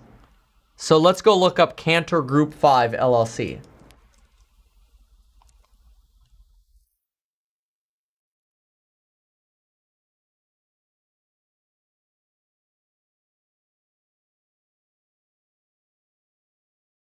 Who's the Cantor Group LLC? Is this something we just like GPT?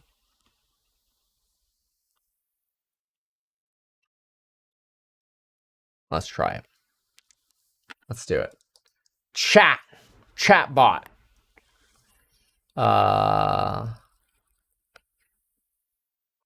Let's just see what GPT has for us. Searching the web. Here's what I was able to find. I mean, this is useful. Incorporated in the state of California, Newport Beach. Recent SEC disclosed they had a revolving credit facility. We saw that. So where are the properties? Many of those are redacted. Wait, voluntary petition for bankruptcy. Oh, so they filed bankruptcy.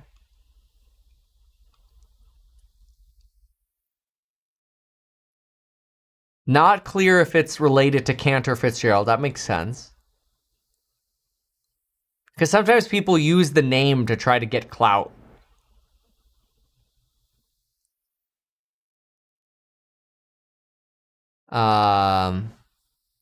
Okay. You know what would be really funny is yo,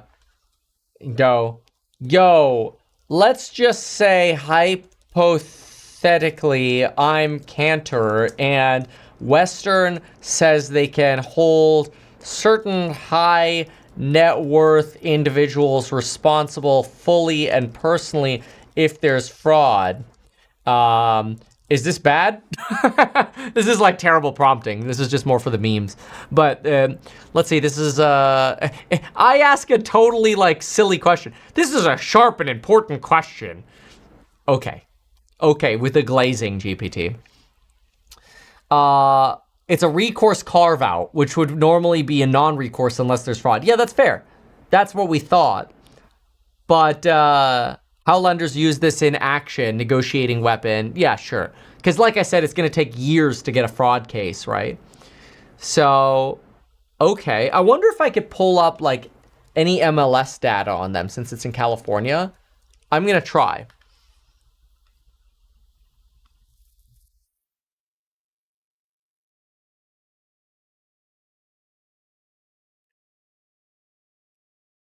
All right, let's go into the tax records and see what we can find out.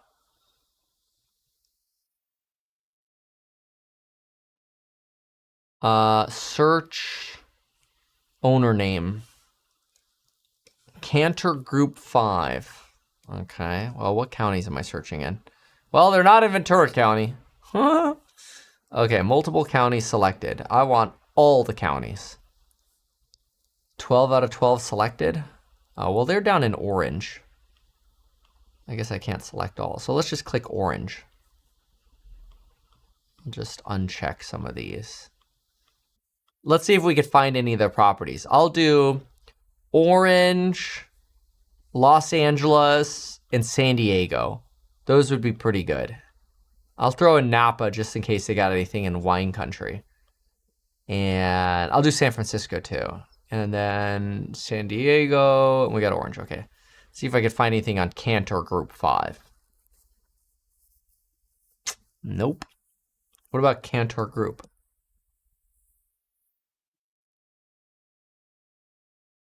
One result. Garden Grove, California.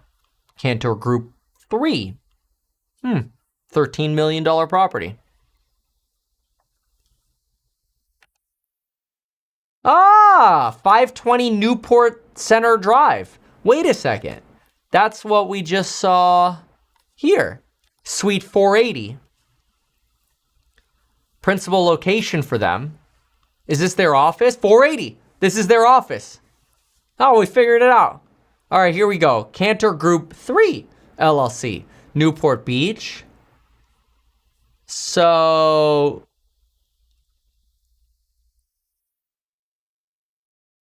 this sold for $13.6 million in 2015.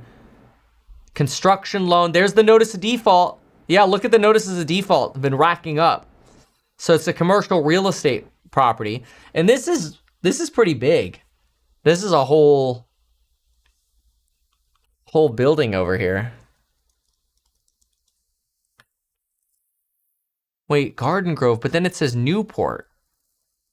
Newport. No, that's their tax billing address. Okay. So they own this Orange County property. That is them, which aligns with the filing. Oh, interesting. So it's like a strip mall. Interesting. Somebody here says his name is Gerald Marcel and is in multifamily in Anaheim and the Palos Verdes. Ah. And look, this one's like half empty right here. Yeah, look, it's boarded up. Commercial real estate default, right? Let me see what you're saying. Oops. I kind of want to keep that up. And then let's go. I'll look up the name you got there. What's that? So you've got Gerald Marcel. Let's check it out. Marcel. Let's see if he's got any money to pay these debts. Gerald Marcel Trust.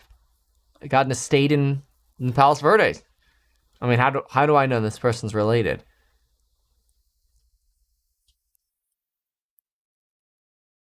That was a property that probably got a $5 million valuation.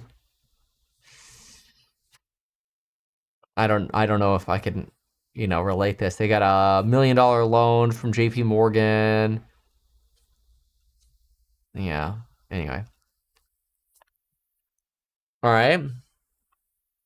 So this is interesting on the banking issue, eh? Let's see if there's anything else on Cantor Group. So let's try Cantor Group 3. Or I'll just write that down. What can you find out about Cantor Group 1, 2, 3, and 4, etc.? Well, let's just see.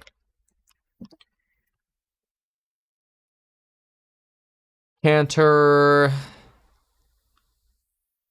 Nah, GPT's too dumb to figure this out. All right, that's sad. I mean, I guess I'll look around later. Let's just try Cantor Group 1. Let me see if I can. Cantor Group. Cantor Group.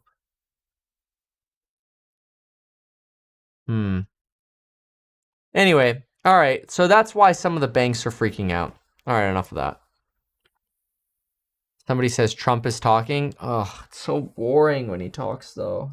It's just the same thing over and over again. No, Trump's not talking yet anyway.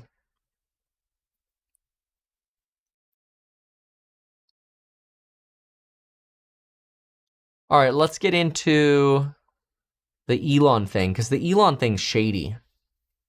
Well, maybe not shady, but it's just worse than expected.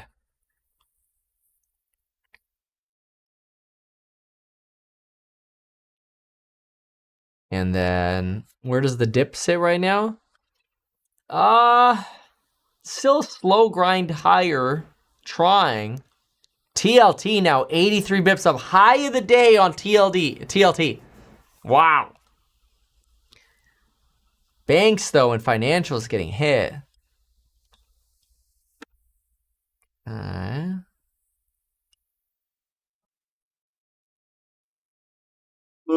U.S. Chamber of Commerce files lawsuit to block $100,000 fee for visas. Oh,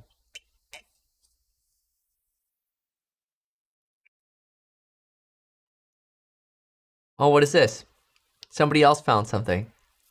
Multiple addresses here. Oh, well, thank you. Let me look those up really quickly. It's like we're crowdsourcing our investigation today. All right, where did I put the stuff? There we go. Cantor. All right. So you've got 2711 East Coast Highway, 331 North Coast Highway, Blue Lagoon Resort, and Chino Central Group. Let's see what you have. Beyond Meat and Supermicro. And Supermicro has been killing it, and hopefully they keep going if they keep making money with these deals. But Beyond Meat, that fad's over, man. I mean, it's gotten really cheap. I mean, I was saying House Hack could fart and buy it, which I thought was funny.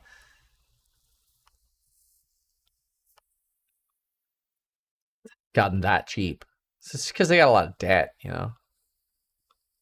So it's become a very, very dirt cheap penny stock. 2711 27, and their sales keep declining. They got to turn around the sales decline. And then they're cheap and maybe good. 2711 East Coast Highway. Okay, what is this? So this is the Masters Building LLC. Well, unfortunately, it's tough to relate all these entities back to these lenders. What's another one? Let's go with Blue Lagoon.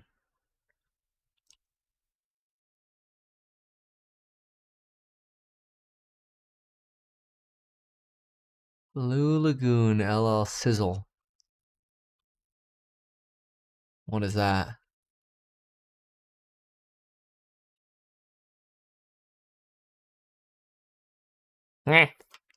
Anyway, let's cover this Elon thing because it's crazy. All right. So Elon. Okay.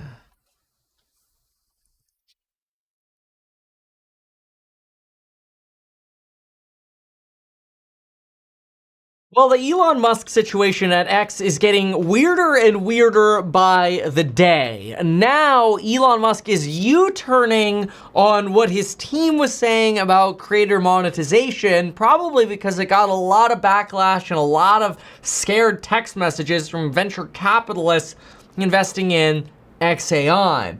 But now the Information is reporting even more scary news about what's going on with X. We're going to talk about it. Now, first, I want to bring this up.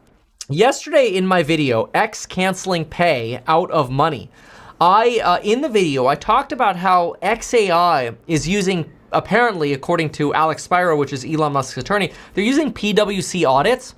And I talked in my video about how PwC audits are not PCAOB audits. PCAOB actually sanctions PwC because their audits are crap.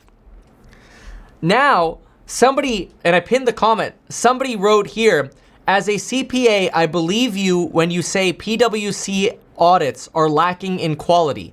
Yup, they certainly know about disclosures, but audit procedures? Yikes. Somebody else goes, hiring PwC to do an audit is like taking out a loan on a BMW. It's all for looks.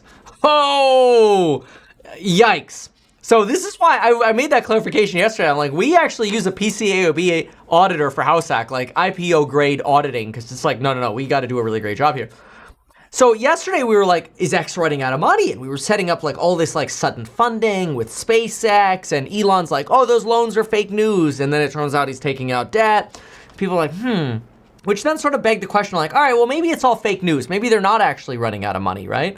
And then Elon this morning is like, no, we're actually not out of money because we don't want to pay creators. We're actually underpaying creators. We should be paying creators more. And so Elon Musk is trying to puff up this idea that, no, we're not broke. We actually have lots of money, which, I mean, I hate to say it, but that's exactly what, Sam Bankman-Fried said. Like, we're not broke. We got lots of money. It's like, all right. So then it's like, all right, well, maybe it's all fake news. Maybe Elon isn't actually going broke with XAI. And then there's this report that came out, which maybe it's all FUD and fake news. We don't know, right? But then there's this report that comes out, XAI's unusual deal making to fund Elon Musk's Colossus 2.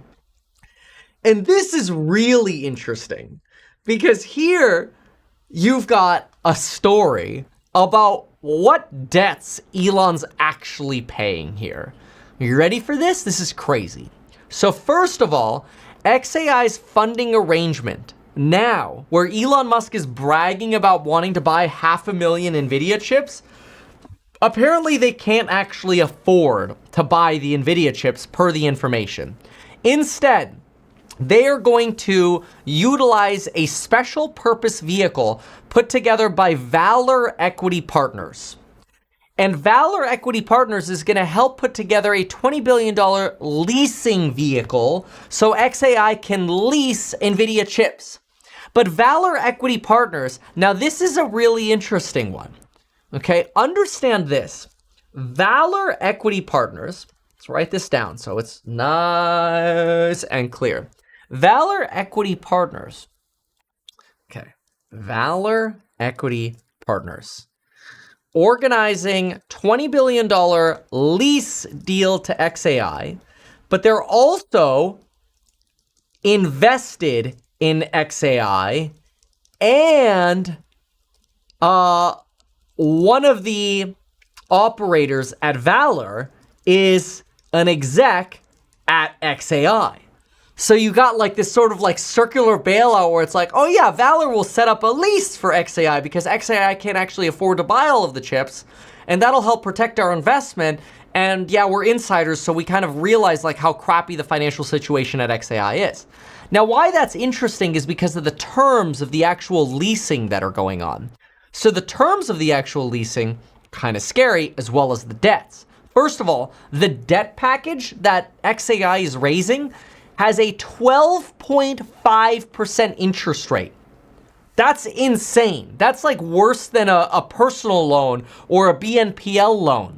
This is crazy. 12.5% interest rate. Then, listen to this.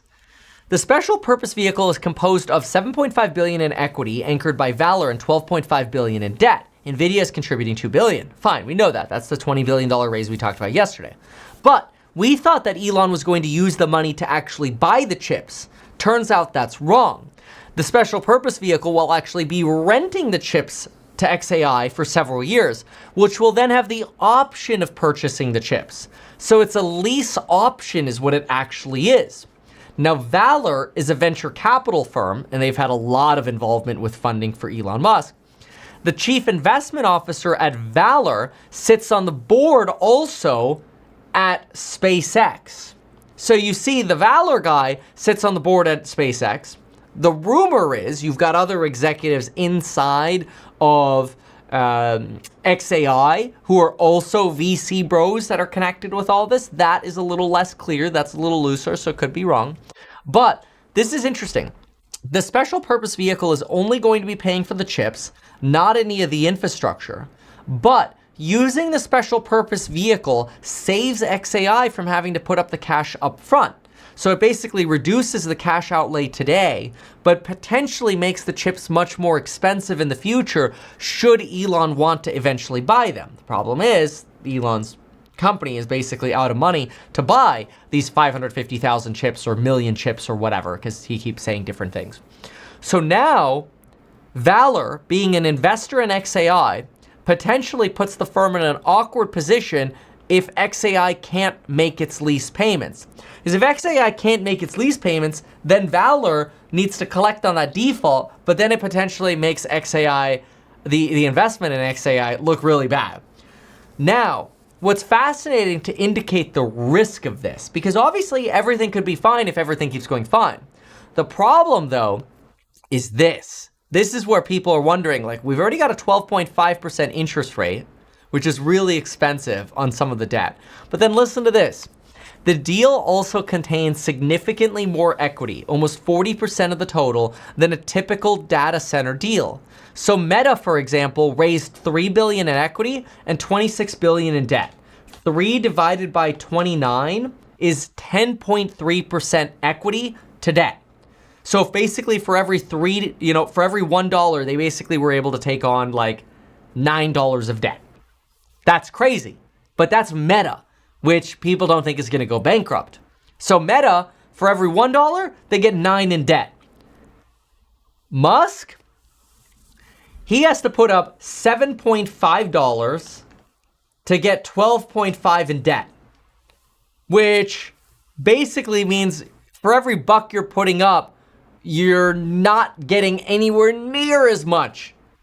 You're getting like $1.5 out for every dollar you put up in debt.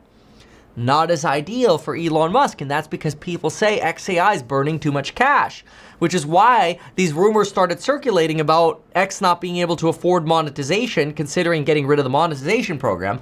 And then, of course, Elon probably got blown up with a bunch of texts of people going, wait, are you guys out of money? Like, this sounds really bad. And then Elon, oh, no, we're actually underpaying creators. That's why there's talk about this. We actually want to pay them more. Now, what I wouldn't be surprised by is Elon Musk pulls something like, hey, we're going to pause payouts to creators while we come out with a better system. Meanwhile, they'll just never come out with a better system, maybe. But a lot of this doesn't sound good for XAI. And then, of course, this is the information. So maybe it's all wrong. Like, maybe it's all just like clickbait fugazi and it's all wrong. And maybe there are no financial problems at XAI. But when you factor in that Elon Musk has maybe not the best auditors at XAI, his family office is running the financials at XAI, you have complaints about the monetization program, which could be related to an affordability issue. The interest rate you're paying at XAI is 12.5%, which is nosebleed. And you're only able to take out debt when you put 40% down, when Meta's able to put 10% down.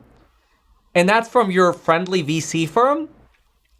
Some would suggest that the financial problems at XAI may be substantially worse than we presume, which then makes you wonder, as a Tesla shareholder, should you be approving this deal to invest in XAI?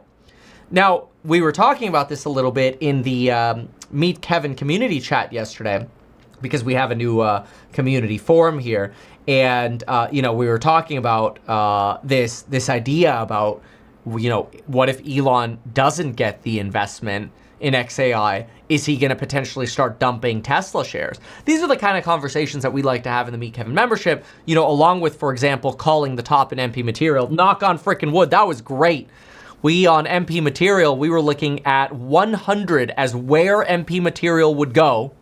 We ended up triple rejecting 100, and we're like, we's going down, boys. It's down over 15%, almost 16% right now. That was a call in the Meet Kevin membership. If you're not part of that yet, make sure you join over at meetkevin.com. You have lifetime access, and it could be tax deductible as well.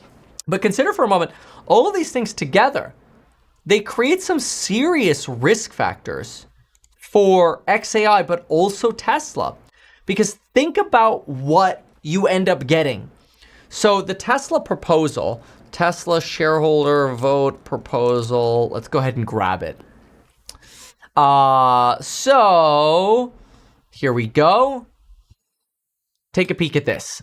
Tesla shareholders will soon vote on whether to let the electric vehicle maker invest in XAI's startup. Now, keep in mind, usually, like any investor can buy Tesla.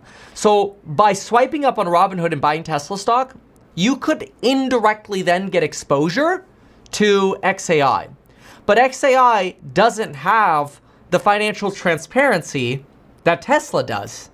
So you actually sort of blur that financial transparency that's required at XAI and potentially allows for more funding at XAI from retail investors by approving this.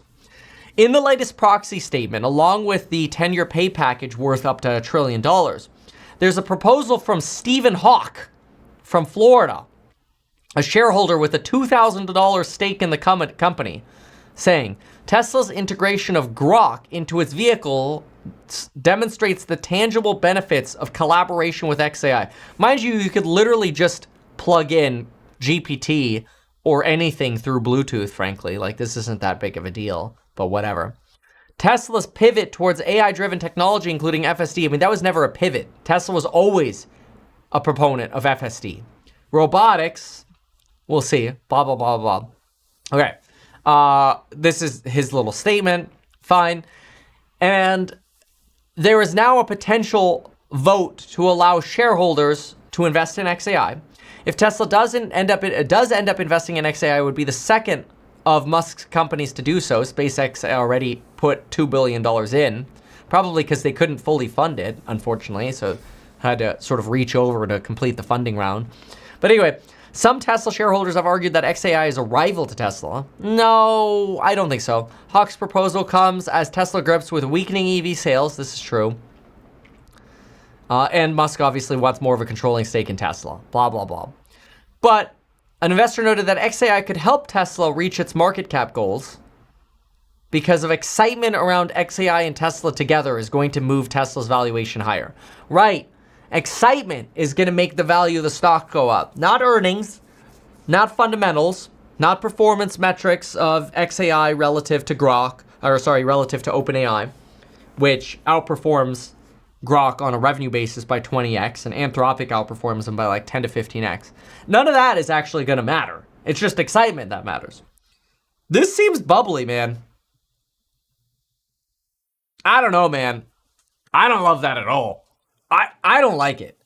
You know, I'm tempted to vote solely against this xAI purchase because all it does is create a cloud of risk for Tesla that you're throwing good money after bad. We should be throwing good money. The billions of dollars that you're going to throw into xAI to go burn on NVIDIA leases, you should be throwing at making a cheaper model that you promised. And then when Reuters said, oh, the cheaper model is canceled, you said it was fake news. And then a few months later, we're all like, hey, yeah, no, the cheaper model's canceled. Come on, man. I don't know. I don't like it. Keep them separate, man. I don't like it at all. All right. What else we got? So, let's see here. Let's find out. We have, this is the xAI2. xAI.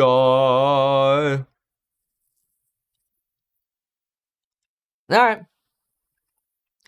So, some people are yapping about Trump yapping. Dude, he's so boring, though. It's the same thing almost every day. Oh, he's not actually talking yet, is he? No, I think he's just gonna make an IVF announcement. Just like a big nothing burger. All right. What else? So, how are the stonks moving? MP Materials almost down 7% now. We would have known in the Meet Kevin report. Ooh, look at that. All-time highs on the Tizzles. TL Tizzles, all-time high. Tesla's down now 2%. Dude, Jeffries and this banking crisis is crazy, dude. They're all tanking, man. Dave & Buster's down 3%. Q's still down 75 bips. NVIDIA's still holding on to green. Wow.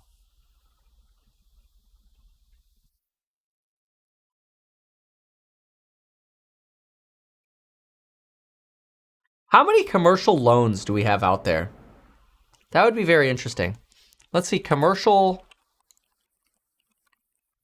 real estate, debt, troubles. Let's just see if we could find anything. Where is the distress in commercial real estate? Oh, that's convenient. Look to the banks. Oh, crap. Distress is concentrated in the banks, not just with borrowers. Multifamily debt is a key pressure point. Investor opportunity depends on bank strategies. Dude, today's commercial, it's where it's hiding. It's not that there's stress, it's where it's hiding.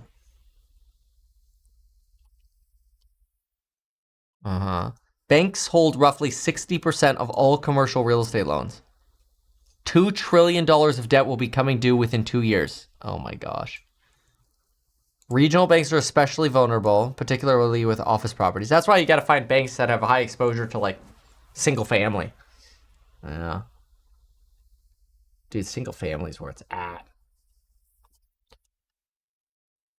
Last cycle, much of the distress would have surfaced first to public REITs. Today, they sit at financial institutions. Oops. Not the ones operating the real estate. Yup. Oh, man. CLOs. Collateralized loan obligations. We learned nothing. Between 2020 and 2022, billions in multifamily value-add deals were financed through CLOs. CLOs became the go-to financing vehicle as lenders were able to bundle floating rate loans to sell them to investors hungry for yield. Then debt costs spiked. Many loans financed through CLOs faced mounting pressures. Did Ben Mala sell his stuff? Let me see here. Ben Mala life for sale portfolio.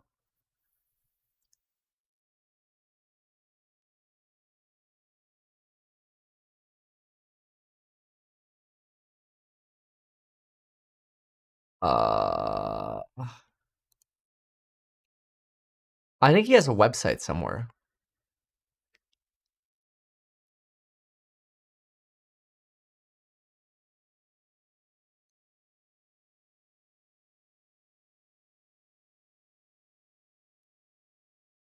Kevin O'Leary.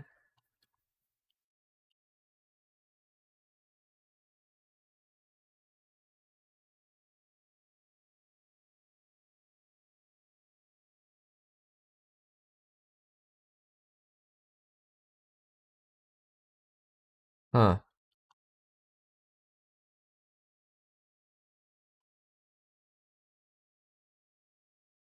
Ben's properties for sale. Found it. 1031 save. The clock is ticking, so don't let time run out. Consult with Ben. Discover your next 1031 property. Are they still for sale? BJ's Wholesale, Home Depot. They're not selling either. Are they seriously still for sale? Esport Fitness. Should look up the debts. Let's see if I can look up the debt. Find out. Fidelity. Let's see. Bro, I need more coffee, man. It's starting to hit. Can somebody get me a cup of coffee? Please? Nobody's gonna get me a cup of coffee. It's fine. I'll do it myself. All right. Missouri Ave. And this is in Largo, Florida. All right, let's see if we can get the debt. All right, I got the property. Shops at Midway LLC. Okay. I don't want comps. I don't really care about that. I know it's not selling based on the listing. So I want documents. Document retrieval. Here we go.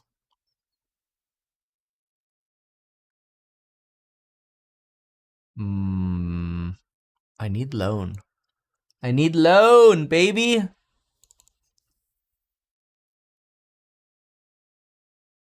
Give me the loans. I don't care. Just give me the... Sorry, we'll look. All right, here we go. Largo. So, financing. Why can you not give me details? Transaction. There's the deed. There's the recording number. Where's the debt? You get invited on this one.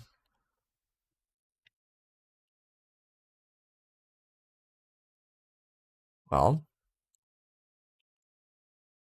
I just see the 15, but that's when it was bought, I'm pretty sure. Do you know it was bought in 19 for $10.5 million. So it was bought in 19 for $10.5 million. And right now it's for sale. How much is it for sale for now? 11.5. Whoa. Dude, it was bought for 10.9 in 2019.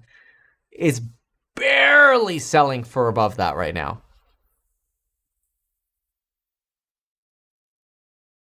All the hotels, all of them show price reduced.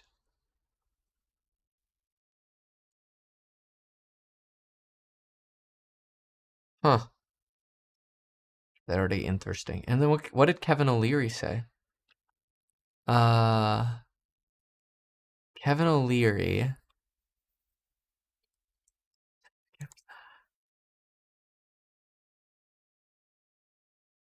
Hey, Kevin O'Leary says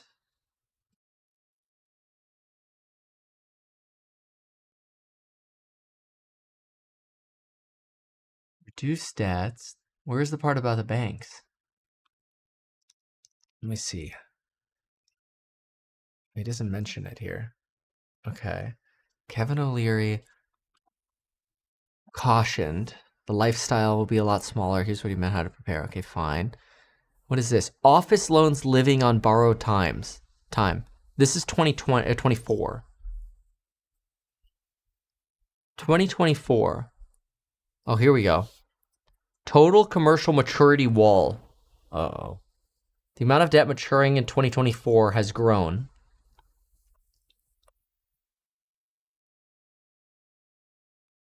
So about $270 billion of last year's commercial mortgage maturities were delayed until 2024. So they're kicking the can down the road, basically.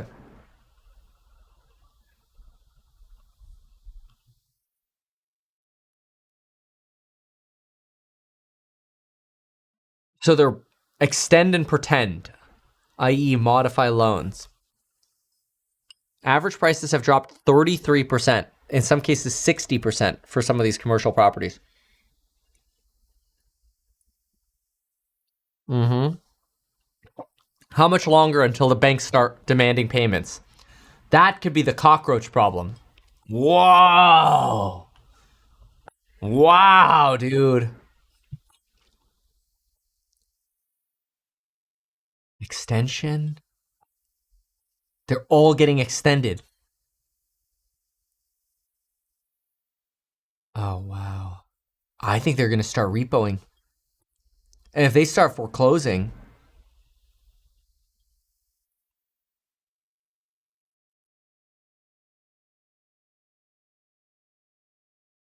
Let's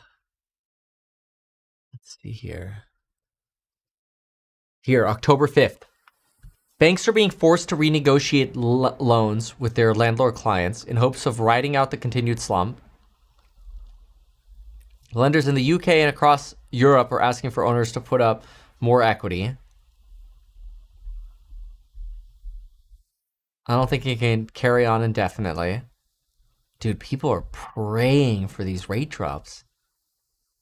But the problem is now the loans are starting to go, like the banks are starting to file lawsuits. Let's see if we can get like commercial foreclosures. Or like default notices, right?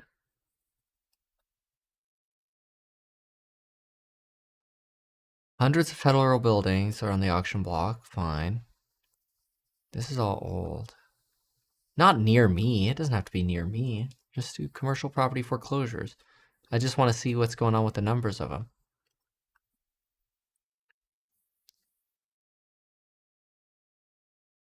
They're old.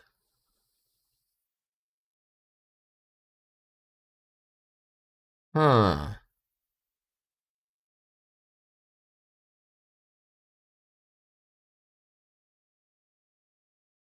This was when he says he wants to extend. Yeah. Okay.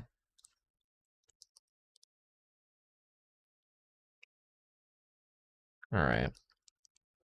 Let's see. We'll see what else. We'll look at the sticks here for a moment.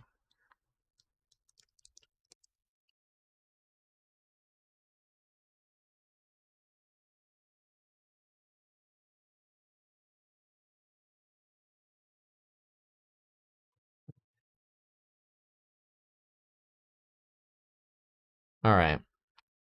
Let's see the sticks. The sticks!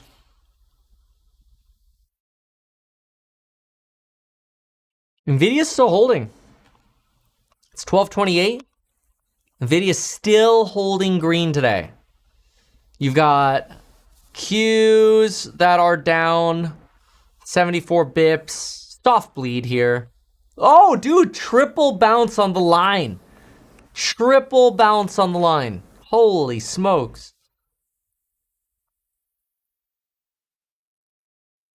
Hope you don't lose that. TLT still rising into the close. Hold on a sec. Now I want to see.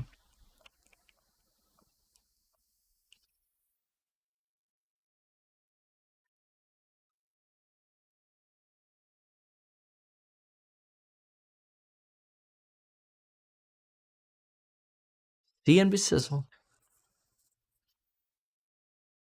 We have, wow, down 7.6 basis points now. And if I go to gold, it's 2.5%, man. Wow. Somebody says triple bounce is never good. Oh, here's this guy. Understands markets very well. There's a reason why he said what he said after market out. Pompliano usually comes on at the top of the market. Some after hours trading that happens, and you saw stocks trade down. But really, the only market that was open was Bitcoin and cryptocurrency. And that's where you went ahead and you saw that sell-off. Then Sunday night, he went abracadabra, let's make the market go back up. And he stepped in about an hour before futures open, and he went and he actually revived the market. And so I think that's a big part of it, is just he's doing things in hours where the stock market isn't open.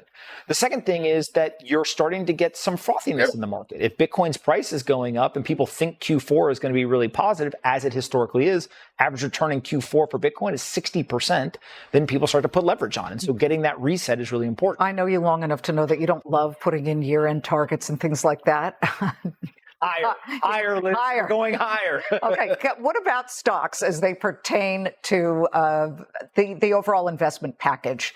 Tell me about the stocks that you invest in. Yeah, so one of the stocks I've been pretty heavily involved in is Opendoor. And one of the things I really like about Opendoor is there's some macro trends. You obviously have interest rates coming down. That should bring back a lot of volume in the housing market. I think that's good. The second thing is there's a massive pain point, is that buying and selling a home in America is broken. And what that company has done is retail investors got involved. They held... Very involved. If you stretch out this chart here, forget the week to date, folks. If you do a year to date or a 1 year, you can see it's been nuts. So what's I think very interesting about the Opendoor story is that the retail investors basically held their first activist campaign. They stepped into a stock, the CEO stepped down, management committed to stop selling stock. They went and they got a new CEO who is the former COO of Shopify to come in. They've completely changed the culture inside that business. And they also brought back two of the founders onto the board of directors.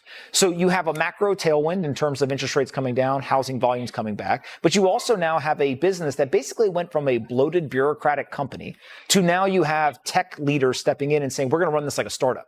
I'll bet on that all day long. And so I think that the energy of the retail investors plus the changes in the business, something like Opendoor, is really exciting. There is so much talk about whether this ramp up in massive spending in the AI space is a bubble.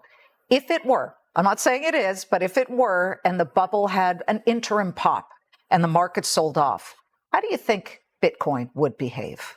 I think that, first of all, in the AI space, it's really hard to create a bubble when companies like, Meta, $1 trillion business, are still growing 25, 30% year over year, right? So I think that's one of the things that we're seeing is there is very real growth, both in top line revenue, but also in profit of these companies. But does the growth match the amount that they say they're going to spend? Mark Zuckerberg says he'll spend $600 billion in the next couple of years. It all depends on your timeline, right? So from my standpoint, I'm a very, very long-term oriented investor. I think that every single one of these businesses is undervalued today because people are, it's the old Bill Gates quote, people overestimate what can happen in 1 year and they underestimate what can happen in 10 years. And so if you just think back since ChatGPT came out and changed the world, look at how pervasive it is. They have hundreds of millions, I think it's 800 million monthly active users. These things go at an accelerated rate today. And so if you look and you say, okay, 3 to 5 years from now, are these companies going to be bigger or not? It is very hard to make an argument that they are not going to be significantly bigger than they are today, which means they're likely underpriced compared to where they'll be. Wow. Pomp, it's been too long. We love to see you every single month, so please come back. Thank you very much. Absolutely. Thank you so much for having me. You bet. Well, China's stranglehold on rare earth materials and metals threatening to up... Dude, I cannot believe Pomp just came out here to pump Opendoor. Oh, well, we all know buying a home sucks. I mean, that is true. But, bro, this is the last white bread sandwich I'm going to have in a while, but I'm going to have it. Opendoor, you're going down. You're going to go straight down. All right. What else? Oh, Qs are down to 83 bips. We're still bleeding.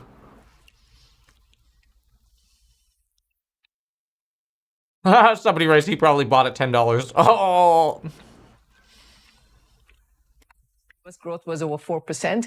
So we are not exactly at very high levels of growth at this moment. So any of these shocks could generate a big turn in markets and in the economy. Geeta, do you actually see any potential, though, that we might actually see a bit more broadening, geographically speaking, of these investments? The idea that I think everyone recognizes the asymmetry that you're talking about.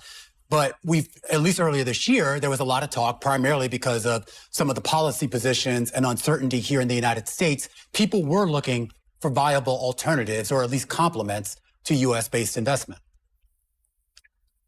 In April this year, I think that was the moment when you had the Liberation Day tariffs that were announced, and stock markets adjusted by a lot because there was so much uncertainty about where things would go. And there were indeed many investors that looked around and said, okay, can we have this level of exposure to U.S. markets? Can we rely on the dollar always strengthening as it has over the last 15 years? And you absolutely see adjustments now. There is a lot more hedging against dollar risk. You see more capital going to emerging markets, I think to a great extent because the dollar has been weakening relative to those currencies. But if you step back and ask yourself, where is growth going to be better? In which parts of the world? We just had the recent IMF World Economic Outlook report come out. And again, in the G7, the US has the strongest growth projections. And for many emerging and developing countries, if you look at China, growth does not look that promising. So I think there needs to be more balanced growth around the world than what we've seen over the last decade. With regards to the growth in the U.S., as you know, Geeta, there's been a lot of disruptions in sort of our institutions here in the United States, maybe for the better, maybe for the worse. But there's no doubt about it that whatever growth we have, it's also being accompanied by a growth in debt, a growth in deficit, a growth in share of GDP that is now bordering on the unprecedented. And I am curious if this is just a problem for the United States to deal with on its own, or is this a problem for the world as a whole? As we know over and over again, anything that's a problem for the US to deal with is a problem for the world. Because whenever you have any correction in the US, be it in bond markets, be it in the stock market, it spills over to the rest of the world. So the US is never alone in this. I do believe that bond markets are also in a situation, not in the US, but if you see in the UK, you see in France, where you're seeing much more volatility in bond yields than we've seen in many years. So there are big question marks around government's ability to continue to borrow at the levels that they've been doing. The US yields are not bad, I mean, given the high levels of debt that exist. But what you have to look out on the horizon is this ever-increasing levels of debt to GDP. And we are in a very different environment compared to the late 1990s. We have tariff shocks, we have tariff uncertainty, we have questions on central bank independence. I think if any of this plays out, it could trigger multiple markets, going into risky territory. All right, Geeta, we have to leave it there. Really appreciate you taking time for us. Geeta Gopinath over at Harvard University, former chief economist over at the IMF. When we come back, a focus on commodities, a focus on gold, pushing to new records. We're going to catch up in a second with Kopernik Global Investors co-CIO. I'm looking at this right here. Here's an article that talks about regional banking sector experienced another decline at multiple banks as they disclosed suspected loan fraud incidents, triggering market corrections over potential credit risks within the banking system.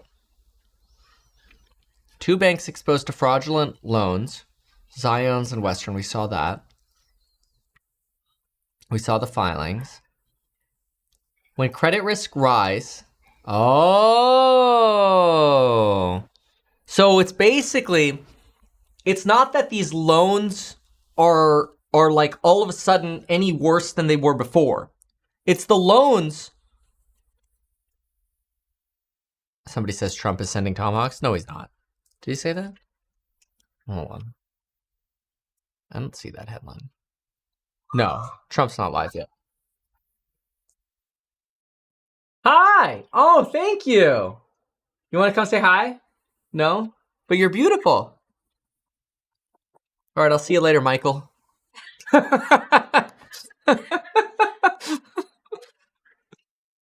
All right.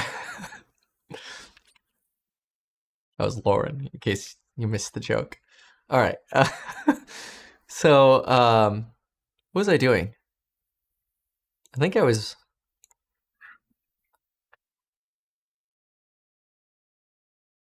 Oh, yeah, I was looking at that bank article. Right. So, yeah, I mean, basically, there's a risk that this Tricolor bankruptcy now has these bankers like, let's just liquidate these loans. That's interesting. Huh. All right. This explains the synchronized decline. Okay. Michael Obama. No! Oh my gosh. Credit spreads. Let's see. The incident closely related to aftershocks of bankruptcies and automotive. Yes. Tricolor. We covered that. First Brands. We covered that. Jefferies. Worst monthly performance since the pandemic. Okay. You know what we should do? We should look at the Jefferies financials. Yeah.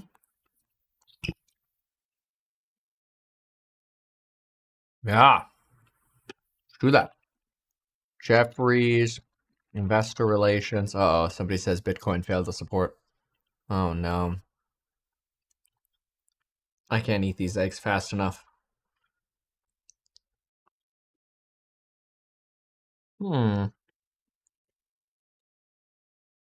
Financials. SEC filings. There's a current report from Jefferies out. And then here's a 10Q out. Well, let's look at both of these. So, Jefferies 10K, or sorry, 8K. And then I have a Jefferies 10K, or 10Q. Jefferies 10Q. All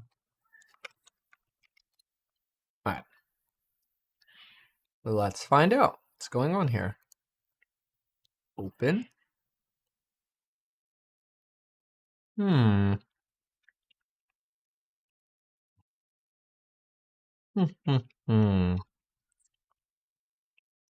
Jefferies Financial. Wait. I want that 8K first.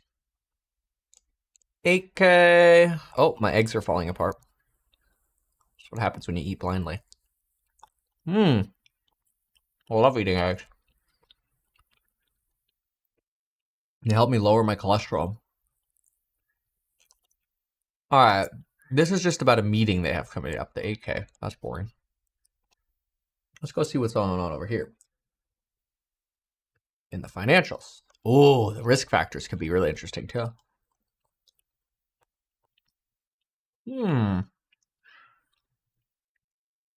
So their revenues have been good. So it's not like the company's stock is going down because of revenues. It's going down because of debt. See, because it's got earnings that are actually pretty decent. $1 a share over here, up substantially from last year. This is all about balance sheet risk. Cash flow, whatever. Let's go over here. Balance sheet. All right, so I got $11 billion in cash.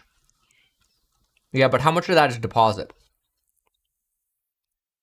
Payables, customer liabilities. Here we go. Oh my gosh, look at all these debts, dude. Holy smokes. So I've got $16 billion of debt, $3.1 billion of bills, plus 3.6. I owe customers 4.4 billion. Securities sold under agreements to repurchase. Oh my gosh. 12 billion in repurchases. Oh my gosh. The debt. Holy smokes. Short-term borrowings. Wait. Financial instruments owned. Okay, so we got some financial instruments. I got cash. Okay. Securities borrowed. That just offsets some of the other borrowings. That's fine. Security. I got receivables. So I've got 11.4 bill cash. I've got receivables coming in of what? 5.8, 6.5, 6.5 bill receivables. I've got securities. So this is really my liquid, right? I've got about, what is that? 17.9 liquid. 17.9 liquid. And then I have what is that? 6.6, 22 all of this equals 22.2, 22.7 of debt plus cash deposits to customers, right? Of bills. These are just like immediate bills. Like I don't even have enough liquid to pay. Oh, did Trump go live? Oh yeah, he did. He's talking about IVF. All right. Let's go see what he has to say.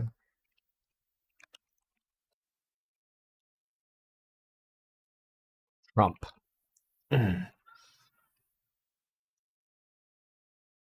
Trump makes announcement. Yeah.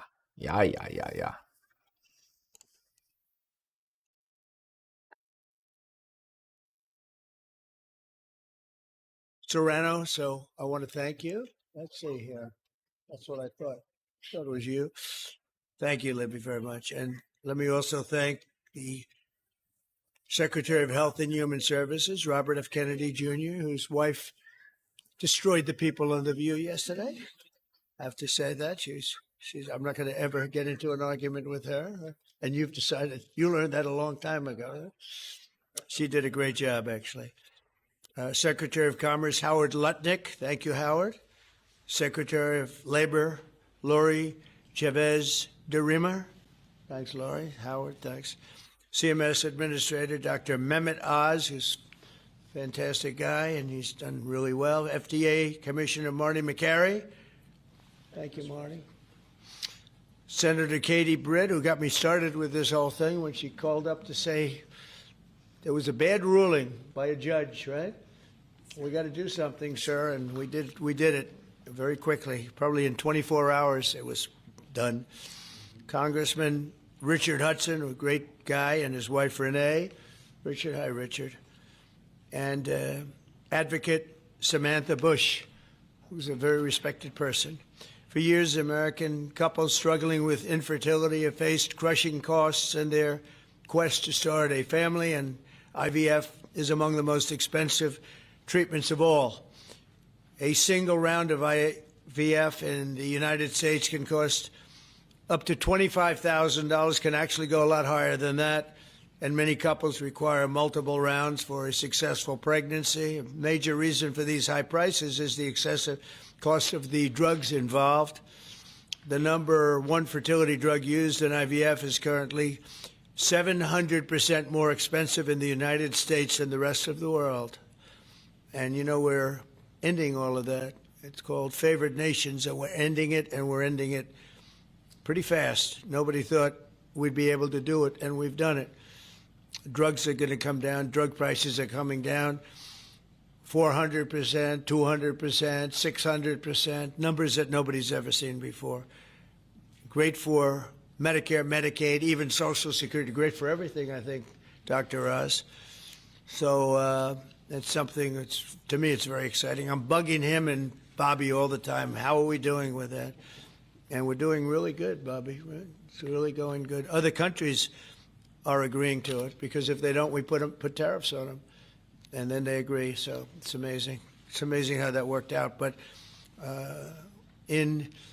as an example, in London, you'd buy a certain drug for $130, and even less than that, I guess $88 as of a count a month ago. And in New York, you pay $1,300 for the same thing. So now we're going to be paying, instead of $1,300, you'll be paying about $150. And they'll be paying $150 too. We're going to pay the same thing. Favored nations. It's beautiful. It's a beautiful thing.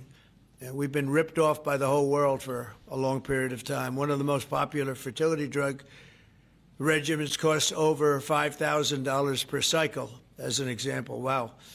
Largely as a result of these unsustainable prices, 70% of the employers do not offer insurance that covers IVF.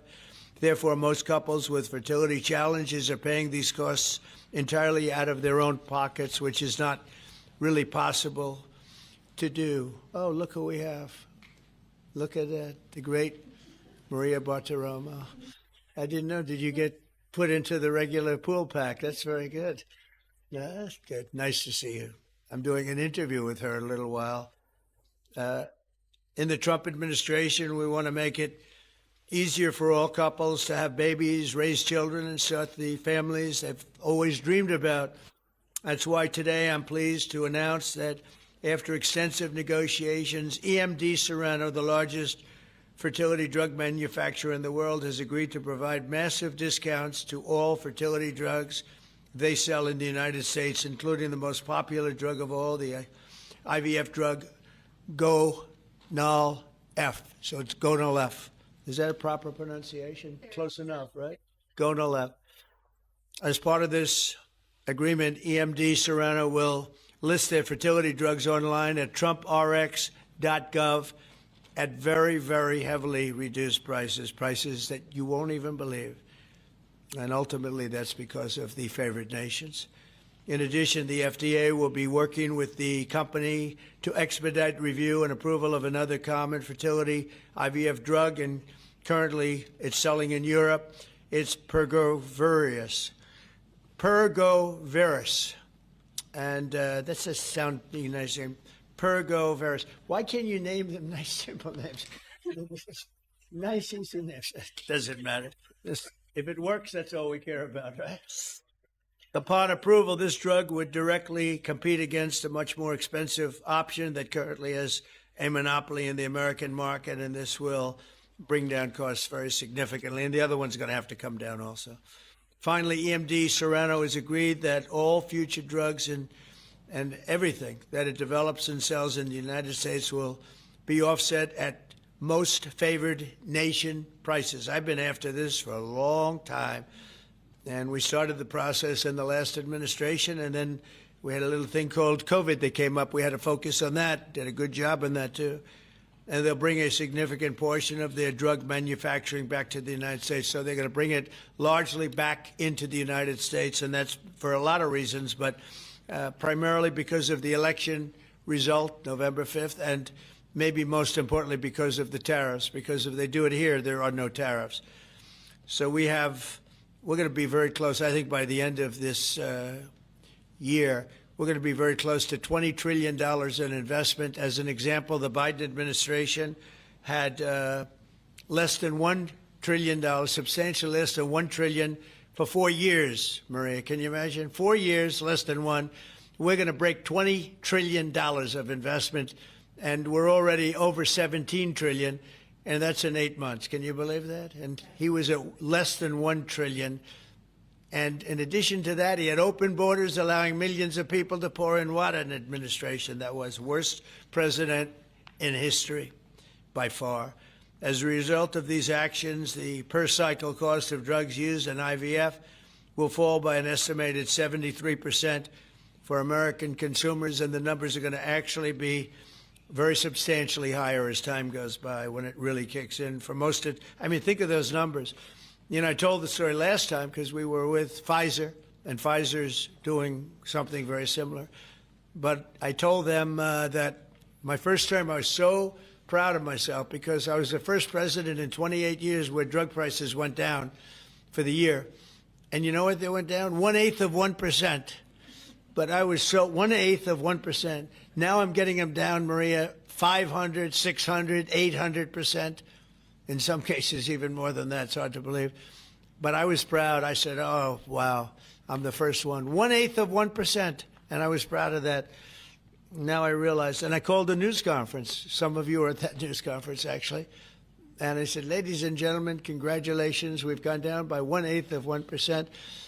And now we're going down 500, 600, 700, 800%, Richard. So it's really something. For most administrations and all of the people involved in this kind of thing, this action would be a crowning achievement of their agenda for fertility health. But for us, it's really just the beginning. It's just a start. It's one of many things we're doing. Today, we're also taking historic steps to vastly expand access to insurance coverage for fertility care, including IVF, something that, as you know, was not covered. Effective immediately, for the first time ever, we will make it legal for companies to offer supplemental insurance plans specifically for fertility. That's never been done before. We're signing it in today with what we sign. Americans will be able to opt in to specialized coverage just as they get vision and dental insurance. They're going to get fertility insurance for the first time. So I don't know. I don't know how well these things are covered. I see the Democrats like to take credit for all of the things we do. We do the things and they take the credit. But I figure if you do enough of these, eventually people are going to figure it out. The Democrats have done nothing. This will make all fertility care, including IVF, far more affordable and accessible. And by providing coverage at every step of the way, it will reduce the number of people who ultimately need to resort to IVF because couples will be able to identify and address problems early. The result will be healthier pregnancies, healthier babies, and many more beautiful American children. It's a big factor. It's a big deal. I'm asking all employers to make these new fertility benefit options available to their employees immediately. The initiatives I've just announced are the boldest and most significant actions ever taken by any president to bring the miracle of life into more American homes. And I will say Katie was great. As you know, she's a great senator from Alabama. She's the first one that told me about this. I had not known too much about it, and we worked very rapidly together, didn't we, though? We had everything passed, and Alabama then took care of it and passed it. Within a week, everything was done. Really, it was something. So I want to thank Katie, Brett. There's no deeper happiness and joy of raising children, and now millions of Americans struggling with infertility will have a new chance to share the greatest experience of them all. So I'd like to thank all of the people that are here, and I think we'll start with Dr. Oz and Ms. Horn. We'll go through the list and we'll listen. And yesterday I did this, and I stood for about an hour and a half as people spoke. And I said, this time I'm sitting right there, and I'm going to watch you. I stood for an hour and a half like this. I said, you got to be kidding. Here we go. It was one after another, and it was wonderful listening to them. But I said, if I have to do this every day, Bobby, should I stand or sit? Thank you, Bob. Please, Dr. Oz. Mr. President, I'm going to jump in here real quick. I want to start by thanking President Trump. Sir, from the very first phone call... The market's about to close. We'll wait for Q&A, and we'll come back here with Trump. Yeah, this is really interesting. We've got... Let's see how we are doing on stonks while we wait. And then, let's see here.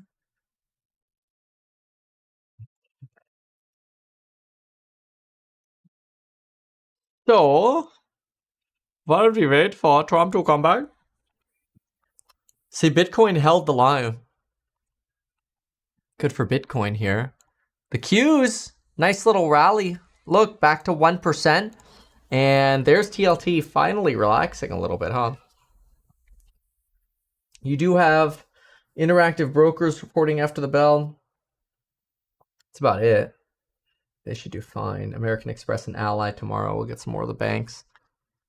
Tesla down about 1.4, recovering though. Jeffrey's still down though. Look at that. Holy smokes. And let's look at Zion and Western. Zion Zion Bank, 13%. And then Western Bank, well, there it was. Western Alliance, they're not down as bad, although is that the right ticker? Western Alliance. Ah, there we go. This is actually the correct ticker. Western Alliance. It's also down 11%.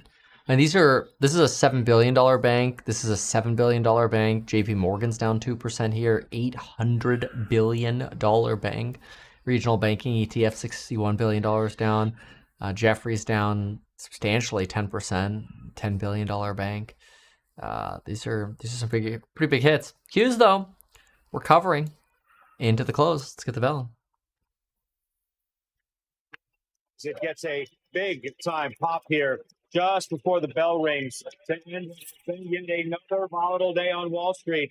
Started out all right, started to get steadily worse. Yields down, stocks declining, and we've got the majors all across the board going out in the red, led by the Russell, which is down more than 2% into the close. I'll see you tomorrow. I'll send it into overtime. John Full. Well, that bell marks the end of regulation. Front office sports ringing the closing bell at the New York Stock Exchange. Aptera Motors doing the honors at the NASDAQ and stocks. All right. So, very cool. We're waiting now. Trump looks like he's falling asleep. Look at Trump. Poor guy's falling asleep. Anyway. Yeah, the KRE implosion's a problem. All right, let's see what... I do want to see the Q&A portion with Trump. And we'll talk about that in just a moment. Let's see what we got over here. 0.6%. The S&P down 42 points or 0.6%. The NASDAQ down about 100 points or 0.5% on the day. But the biggest decliner here on the day, at least as far as the major indices, that is the Russell 2000, which of course is populated with a lot of those small and regional banks. That finished lower by 53 points or 2.1%. Absolutely. And to your point about, whether investors are concerned that this is something bigger, I mean, taking a look at the circle, that certainly seems to be the case. Look at the one slice of green here, tech, up just marginally here, about 0.1% or so. The rest is all red, led by the financials, as you say. Of course, that is your biggest loser on the day. And amazingly, it's not just the regional banks, it's the KBW Bank Index overall that really bore the brunt of a lot of this selling. Well, I do want to talk about some of the gainers, and we'll get to some of the decliners, which of course are going to be in that space. But we did have a few bright spots today, particularly in the transportation space with a phenomenal day for J.B. Hunt. And we get to this idea of what's the barometer for the economy. When we look to regional banks, we also look to a lot of the transportation and shipping companies here, a 22% pop here on the day. And then you saw Micron, and of course that big tech trade still continue on. And in fact, it wasn't just Micron, but you saw Salesforce after it sort of gave guidance that seemed to encourage a lot of people. Oracle, all of the big players in that AI infrastructure build out, and that includes, of course, the memory chip makers like Micron getting pretty strong bids on the day. Micron up 5.5%. And then Praxis Precision Medicines put there up on the screen. Katie Greifeld, a phenomenal day there, almost tripling in price. Absolutely. So some good news stories to be found, but let's get back, of course, to what is in the zeitgeist of this market, and that is what is going on with a pair of regional banks. Zions Bancorp down about 13%. Western Alliance down almost 11% on the day. To get specific here, the company said that they were victims of fraud on loans to funds that invest in distressed commercial mortgages. So really fueling concerns that there are more cracks that are going to emerge here. You think about the experience with First Brands and Tricolor last week coming through to this week as well. That's what I'm curious about. I mean, it's easy to say, okay, we're blaming this on fraud, but of course, I mean, the whole point of being a lender is that you're doing due diligence on these people. And as we found out with First Brands, with some great reporting by Bloomberg as well as Financial Times, it did appear that, at least in that specific situation, maybe there wasn't enough due diligence done on that founder. Now, we don't know exactly what's going on with this particular loan with regards to Western Alliance and Zions, but it does raise the questions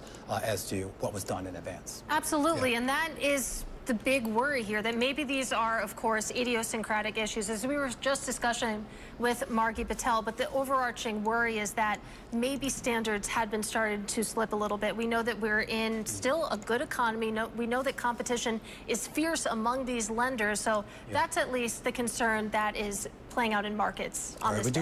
We do want to get to some earnings crossing the wire right now. We were just talking about JB Hunt. Let's talk a little bit about the railroads here. CSX just out with their earnings just now. Just a second to pull them up here, but the knee-jerk reaction is to the upside in the shares, up about 1% as the company said it reported EPS in the most recent quarter of 37 cents a share. That compares with 46 cents in the year-over-year period. No real comparison here to what analysts are expecting, but revenue did come in line with estimates. $3.59 billion. The street was looking on average for about $3.57 billion. The company is saying that it did get a little bit of a reprieve when it comes to fuel costs, though we should point out operating income at about $1.09 billion, slightly below the average of street estimates. All right, let me do Romaine's job and get to yields right now. This is exciting. Let's take a look at what happened in the bond market. A real flight to safety today as you saw equities sink in a big way. A lot of demand for the front end of the yield curve. Yields down by 8 basis points when it comes to 2-year treasuries. Perhaps investors thinking that if cracks really do widen in the credit markets, that this Fed is going to have to loosen policy, maybe at a faster pace than has been anticipated. But you also saw that haven demand coming into the long end as well. Romaine, 10-year treasury yields now below 4%. Absolutely here, and we should talk about this idea that everyone now is talking about the health that's been going on in the private markets, how that spills over into the public markets. We're going to have a conversation in just a second with the global head of private capital advisory over at Raymond James. We're also going to go back down to Washington and check in here on the efforts by the Trump administration to lower drug costs, this time specifically when it comes to fertility treatments. A conversation with the FDA commissioner, Marty Makary. That's coming up after the break. This is Bloomberg. Alrighty then. Yeah, Trump not yapping just yet. Again, he's got Dr. Oz yapping. So, but that's fine. We've got other stuff to look at. Like this borrowed time talk. We're going to talk about that in just a sec. Here we go. Okay. And then let me just get our financial filings here, and then I'm going to give you a summary on what's going on with these banks. Wer are Oh yeah, here we go.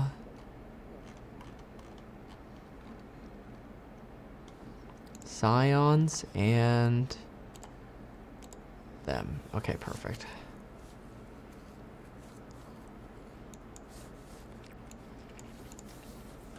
Okie dokie then.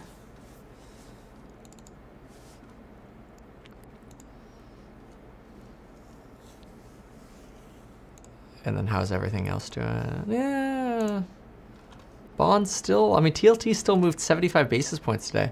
That's a crazy number. We've got 7.2 to the downside on the 10-year. That's pretty wild. Okay. Oh. Let's see here. Ross Gerber's saying all that glitters is gold. Oh, gold.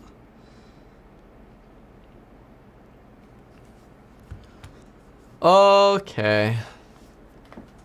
Let's also take a peek here.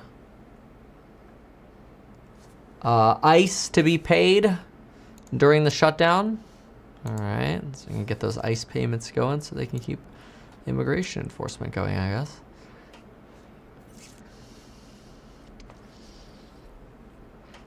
Let me see here. Just take another peek here at anything else going on. Oh no, TSI, resilient CapEx spending, that's fine. Okay. So nothing new there.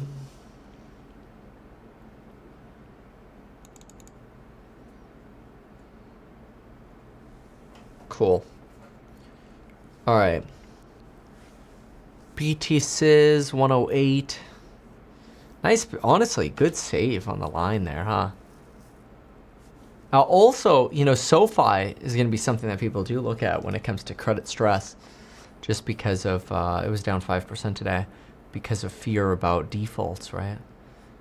So any kind of financial lender will get short-term hit if you end up having fear in the financial sector.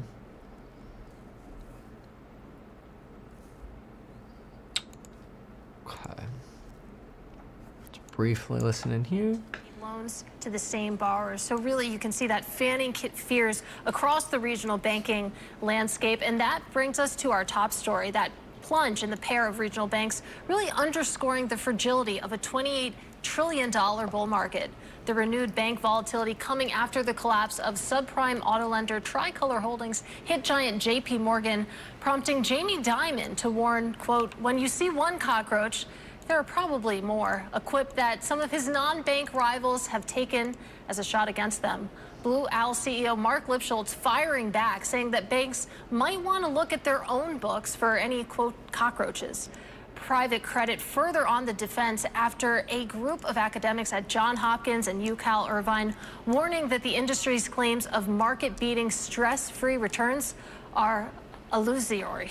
Absolutely, and I was just out at the case. Yeah, this is exactly the fear, is that we have been kicking the can down the road on this banking crisis now for 2.5 years. Leave a comment down below if you were here when on a ski trip, I broke away on the slopes to cover the banking crisis because we got a shocking report from the Federal Reserve that they were going to essentially bail out the banks. There was this belief that FDIC deposit insurance would essentially apply forever, that the Fed is here to bail us out, which isn't so much of an issue for the depositors. It was rather the stability of the banks. A lot of people felt comfort that, okay, well, maybe the banks won't collapse after all, and we don't have to worry about the crazy debts that are brewing at regional banks, especially those with high commercial loan obligations. The problem is, we've been kicking down the can down the road for more than 2.5 years now, potentially as much as 4 years, where loans have been coming due or have been resetting to higher and higher interest rates, and people just can't pay them. So what happened today? Well, if you look at what happened in the market today, you could see SoFi fell 5%. The financial sector ETF fell 2.7%. JP Morgan down 2%. Not that big of a deal. Regional banks, though, regional bank ETF, KRE, down 6.2%. The regional bank IAT iShares ETF down 4.8%. Zions Bank, 13% down. Western Alliance, down 10.8%. And Jefferies, one of the lenders that got caught up in the Tricolor and First Brands collapse we covered just a few weeks ago, $10 billion market cap company, just lost $10.6 billion. And if you zoom out, this company is down over 39% from its highs just after Donald Trump was elected. So what's going on in the banks? Is trouble actually brewing here, or are we going to be okay? Well, let's understand first what was filed. And this has people, well, nervous, understandably so. So Zions Bank says they recently became aware of legal actions initiated by several banks and other lenders against parties that were affiliated with two borrowers under two related commercial and industrial loans. So what you ended up with is you got Zions writing down $50 million of a $60 million loan to these entities.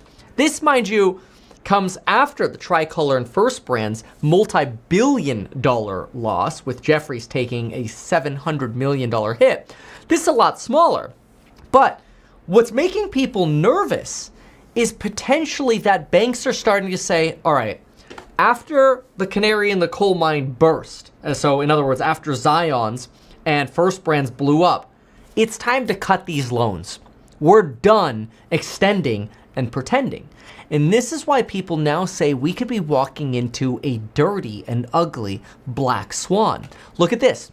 Zions Bank, is now filing a lawsuit in California against the parties to try to recoup as much as they can of that $50 million. Though, of course, a similar bank called Western Alliance said that they too were exposed to the same group that Zions was exposed to, and that they're filing a lawsuit against these individuals, potentially for fraud. And this would be a way to bypass the non-recourse aspect of a commercial loan and come after these borrowers personally. So they're trying to come after the high net worth individuals personally to get basically as much debt as they can. And people are wondering, man, we looked up some of these properties. And we looked up like these strip malls right here. You can see it's boarded up. We looked up the ownership of this property, and this has had notices of default circulating on it almost all of 2025. I mean, I certainly saw them back in April. It was notice of default, notice of default, notice of default. They just kept filing it over and over and over again. And you're finding these empty leases, high debt properties, property values falling in office and commercial. And what some people are saying is that post First Brands and Tricolor, the jig is up. No more extending or pretending. In fact, consider for a moment what had been done for years to try to get a little bit of a better understanding of how this whole process works. When you look at the Financial Times and you go to a 2024 article, you get a pretty good idea of what's been kicked down the road. So I'm going to pull up that article. That 2024 article basically tells us that lenders would do whatever they could. Oh, I can't find it right now. They do whatever they could. I want to pull it up. They do whatever they could to basically say, look, our borrowers can't pay, but we're just going to work out deals where they owe more money on the back end and here we go, got it. And where they're going to work out more money on the back end, and eventually they'll pay back more and we'll be fine because interest rates are going to come down and everything will be fine. Well, take a look at this. This was in 2024. They said the bills could soon come due for mortgages on commercial properties. And basically, they reference these charts where companies and banks are just pushing 2023 defaults to 2024 and 2024 defaults to 2025. Everybody's kicking hundreds of billions of dollars of commercial maturities down the road. These are the maturity walls right here. 2023 right here, as of the end of 2022, you had about 700 billion. In 2024, as of the end of 23, you had almost $1 trillion. And then you had, that's a lot. I mean, we're at, billions or hundreds of billions over here. And then you're kicking the can down the road over here on 2025 of another $600 billion. So these are massive amounts of debt walls that just sort of keep getting kicked down the road, which isn't great. Now, the total principal balance of these loans is a systemic risk if you get a lot of these that start taking haircuts. That's why people say this could be a massive black swan. I mean, you're talking about hundreds to trillions of dollars, hundreds of billions to trillions of dollars of debt, that if banks start saying, you know what, we're done pretending, we're just going to start foreclosing, you could have massive collapses in the banking sector. Now, when I was just talking to Ross Gerber at lunch in Malibu, he said, Kevin, you don't have to worry about a banking or you don't have to worry about a financial crisis until the banks start rolling. When the banks start rolling, that's when you want to start getting nervous about a financial crisis, because that's what the name is. Recession, financial crisis, banks. When banks start having problems, that's when you want to pay attention. And look at what we have today. Nothing other than Jefferies down 10%, the regional bank indices down 4 to 6%, Western Alliance and Zions down over 10 to 13%. And it's leading a lot of people to wonder, are the debts of the banking crisis just now finally starting to come due? Take a look at this. If you jump in to what we're finding with credit black swans, take a look at this. Mid-cap bank analyst at Wells Fargo stated, when credit risks rise, investors tend to adopt a sell first, ask questions later approach. Jamie Dimon just argued that when there's one cockroach, like First Brands or Tricolor, there are probably more. And this pissed off a lot of people in banking because they're like, oh my gosh, Jamie Dimon, you're bagging on banks. Like maybe you have problems. Maybe you're pointing the finger, but it's really you that have problems. But then people started getting nervous and going, uh-oh, maybe the regional banks do have problems if they're lashing back this hard against Jamie Dimon. And so take a look at this. When you see this headline here, are credit black swans back? Troubles at 2 U.S. regional banks trigger an abrupt V-shaped reversal in the stock market. You recognize, this could actually end up having systemic impacts, broader impacts. So where do people flee when they want money out of financials and into safety? There are 2 places they go. Number 1, gold. Gold is literally up 3% today.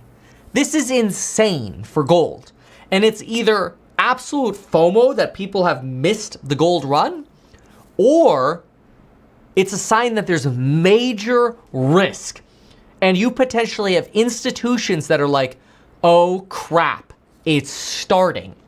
Because remember, financial crises start with the banking sector.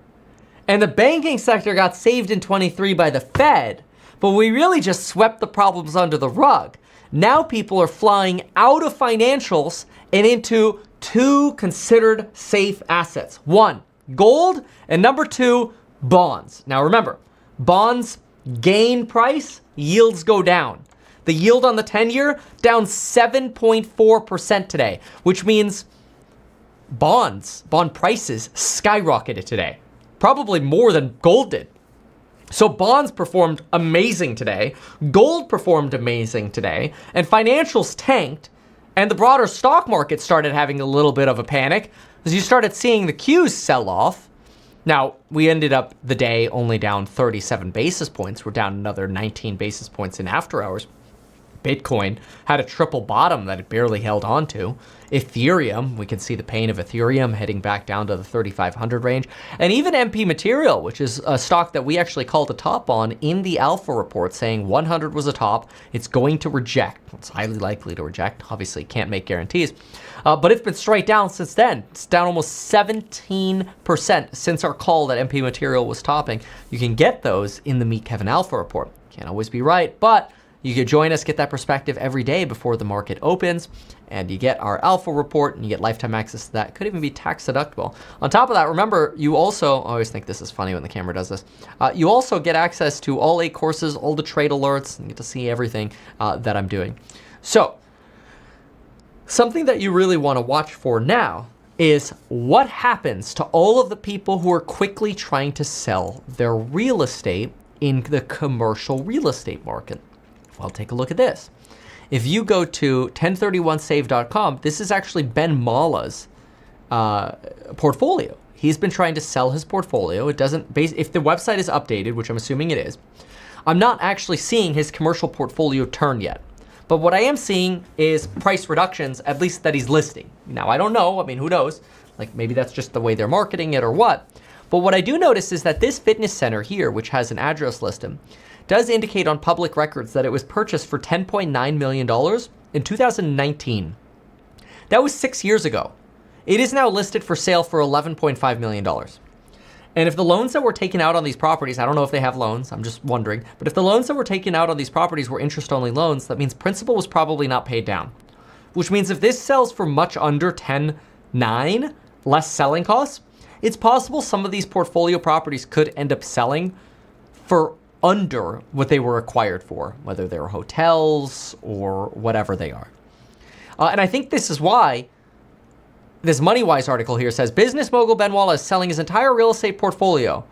Here's why he says banks have gone from pretend and extend to pray and delay. Now that's really interesting because it's this argument that in 2024, we had extend and pretend. Like, we'll just extend the due date on your loan. We'll give you a little bit more time. And now it's, hopefully rates come down quickly because otherwise we're going to hit the fan. And I think now we're in the 3rd inning. So like first inning, extend and pretend and extend. Second inning, pray and delay. 3rd inning is we're going to start filing lawsuits and foreclosure action against these people. And the fourth inning is the drop. And we've started to see that today in the banking industry. Now, maybe this is a big nothing burger. We do know that commercial foreclosure activity is ticking up, though. Look at the financing data that we have, total U.S. commercial foreclosures as of the end of last year. We don't get recent data very commonly, sadly, with commercial foreclosures. But you could see since 2020, you've basically been relatively flat here on foreclosures.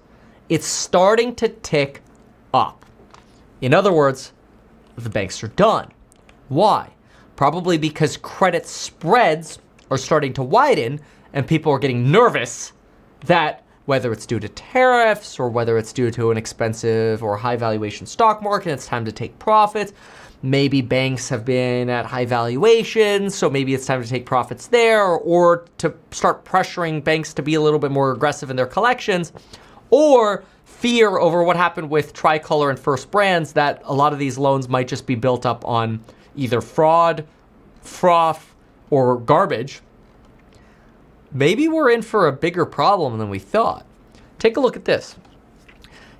Summer Street Real Estate has an article on this, and they say that between 2020 and 2022, billions in multifamily repositioning and value-add deals were financed through commercial real estate collateralized loan obligations, CRE CLOs.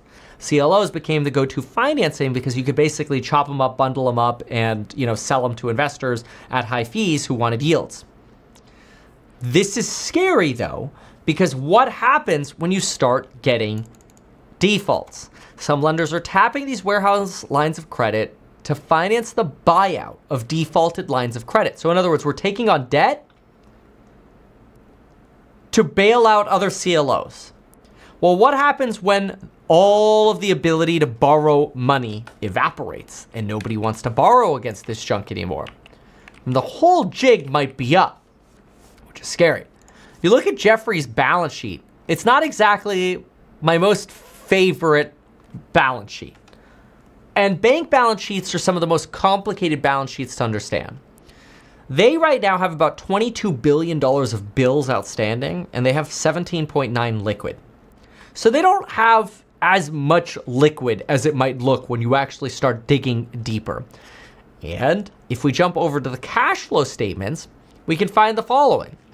We can find that the company is getting, what do we got here? Let's see here. Cash flows from investing activity, contributions to investments, loans to related parties. So money's going to loans to related parties. So that doesn't sound sus at all. Capital distribution of $379 million. We've got net payments on premises and equipment, whatever.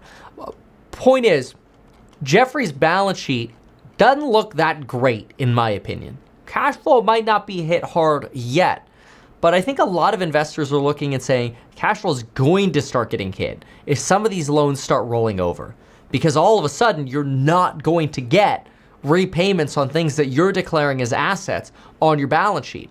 Remember, a lot of these financial balance sheets are built up under here. Investments in loans related to related parties. That's weird. $1 billion of loans to related parties. Okay. Securities borrowed, securities purchased under agreements to resell, securities sold under agreements to repurchase. We got $12 billion of repurchase obligations here. What happens when you start having to repurchase and the valuations have collapsed? It's not great. So the banking sector is going to be something we have to pay attention to a lot more than I think a lot of the market thought. And remember this, because this might be the critical message. Financial crises start with the banks, and the black swan of the banking crisis actually unfolding might be upon us now, and it's scary. All right, let's go back to Trumpy Wumpy. Oh, Donnie.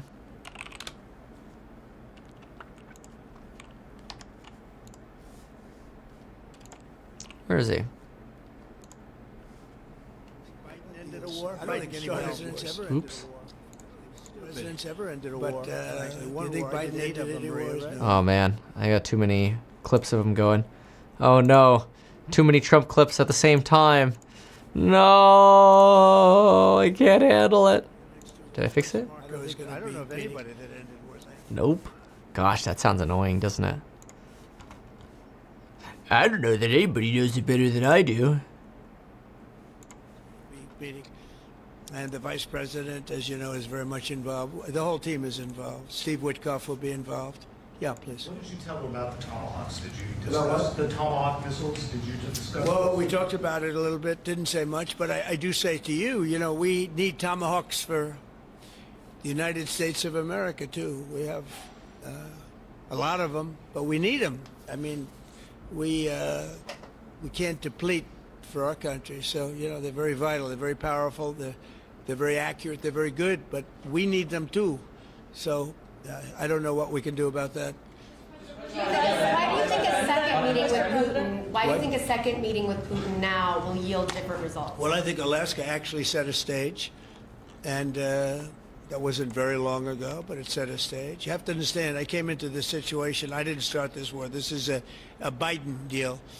And I came into it, and it was a mess. It could have led to World War III. In my opinion, this could have led to World War III. That won't happen, but it could have. So I came in, this war was raging. When I left, this wasn't even a thought. For 4 years, nobody talked about it. I spoke to President Putin about Ukraine. It was the apple of his eye, but there was never going to be doing anything like this. And this all went because of some really bad decisions that were made. And look what you have. You have millions of people dead. You have just a horrible, horrible situation. I'm doing it to save souls. That's all I'm doing it for. I'm not doing it for us. We have an ocean between us. I'm doing it also to help Europe. They want to have it ended, but they're unable to do it. I'm able to do it. So I think we'll be successful. We'll save a lot of lives. It should have been done. Should have never started. This would have never happened if the election weren't rigged. This would have never happened. But it did happen. And I'll get it stopped. What's your message to conservatives? Yeah, you mentioned a $1,300 drug at the top of this. Were you referring to the weight loss drugs? I was referring to Ozempic, or I was heard the fat loss drug. So those are going to be $150 out of pocket for Americans. They'll be much lower. They'll be much lower. Yeah, go ahead. We have not negotiated those yet. We're going to be rolling these out over time. The GLP category of drugs, which includes Ozempic, have not been negotiated yet.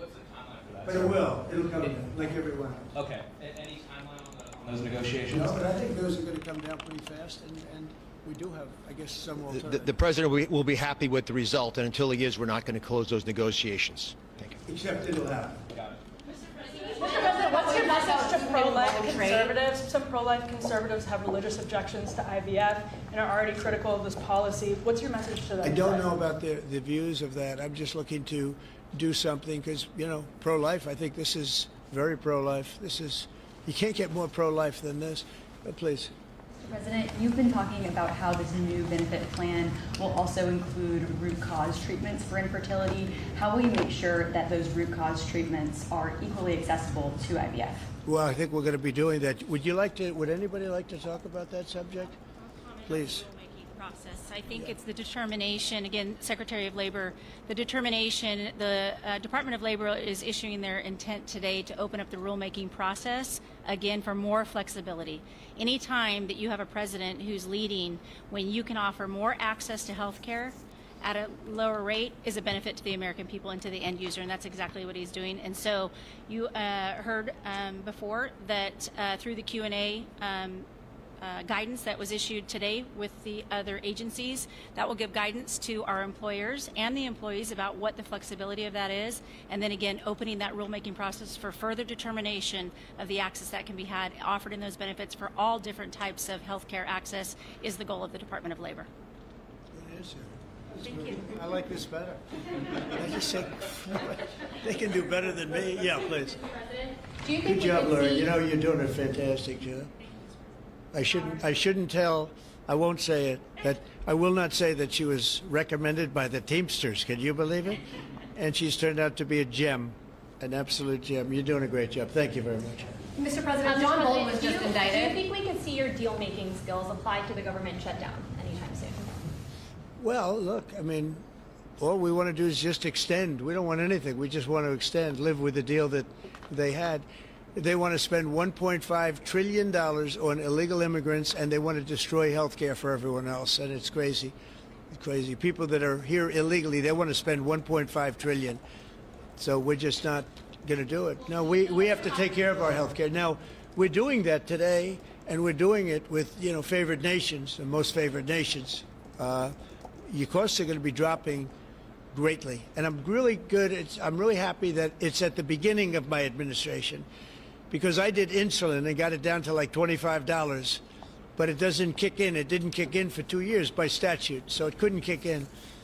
And I said, boy, I hope I win this election, because if I don't, somebody else is going to take credit for it, Bobby.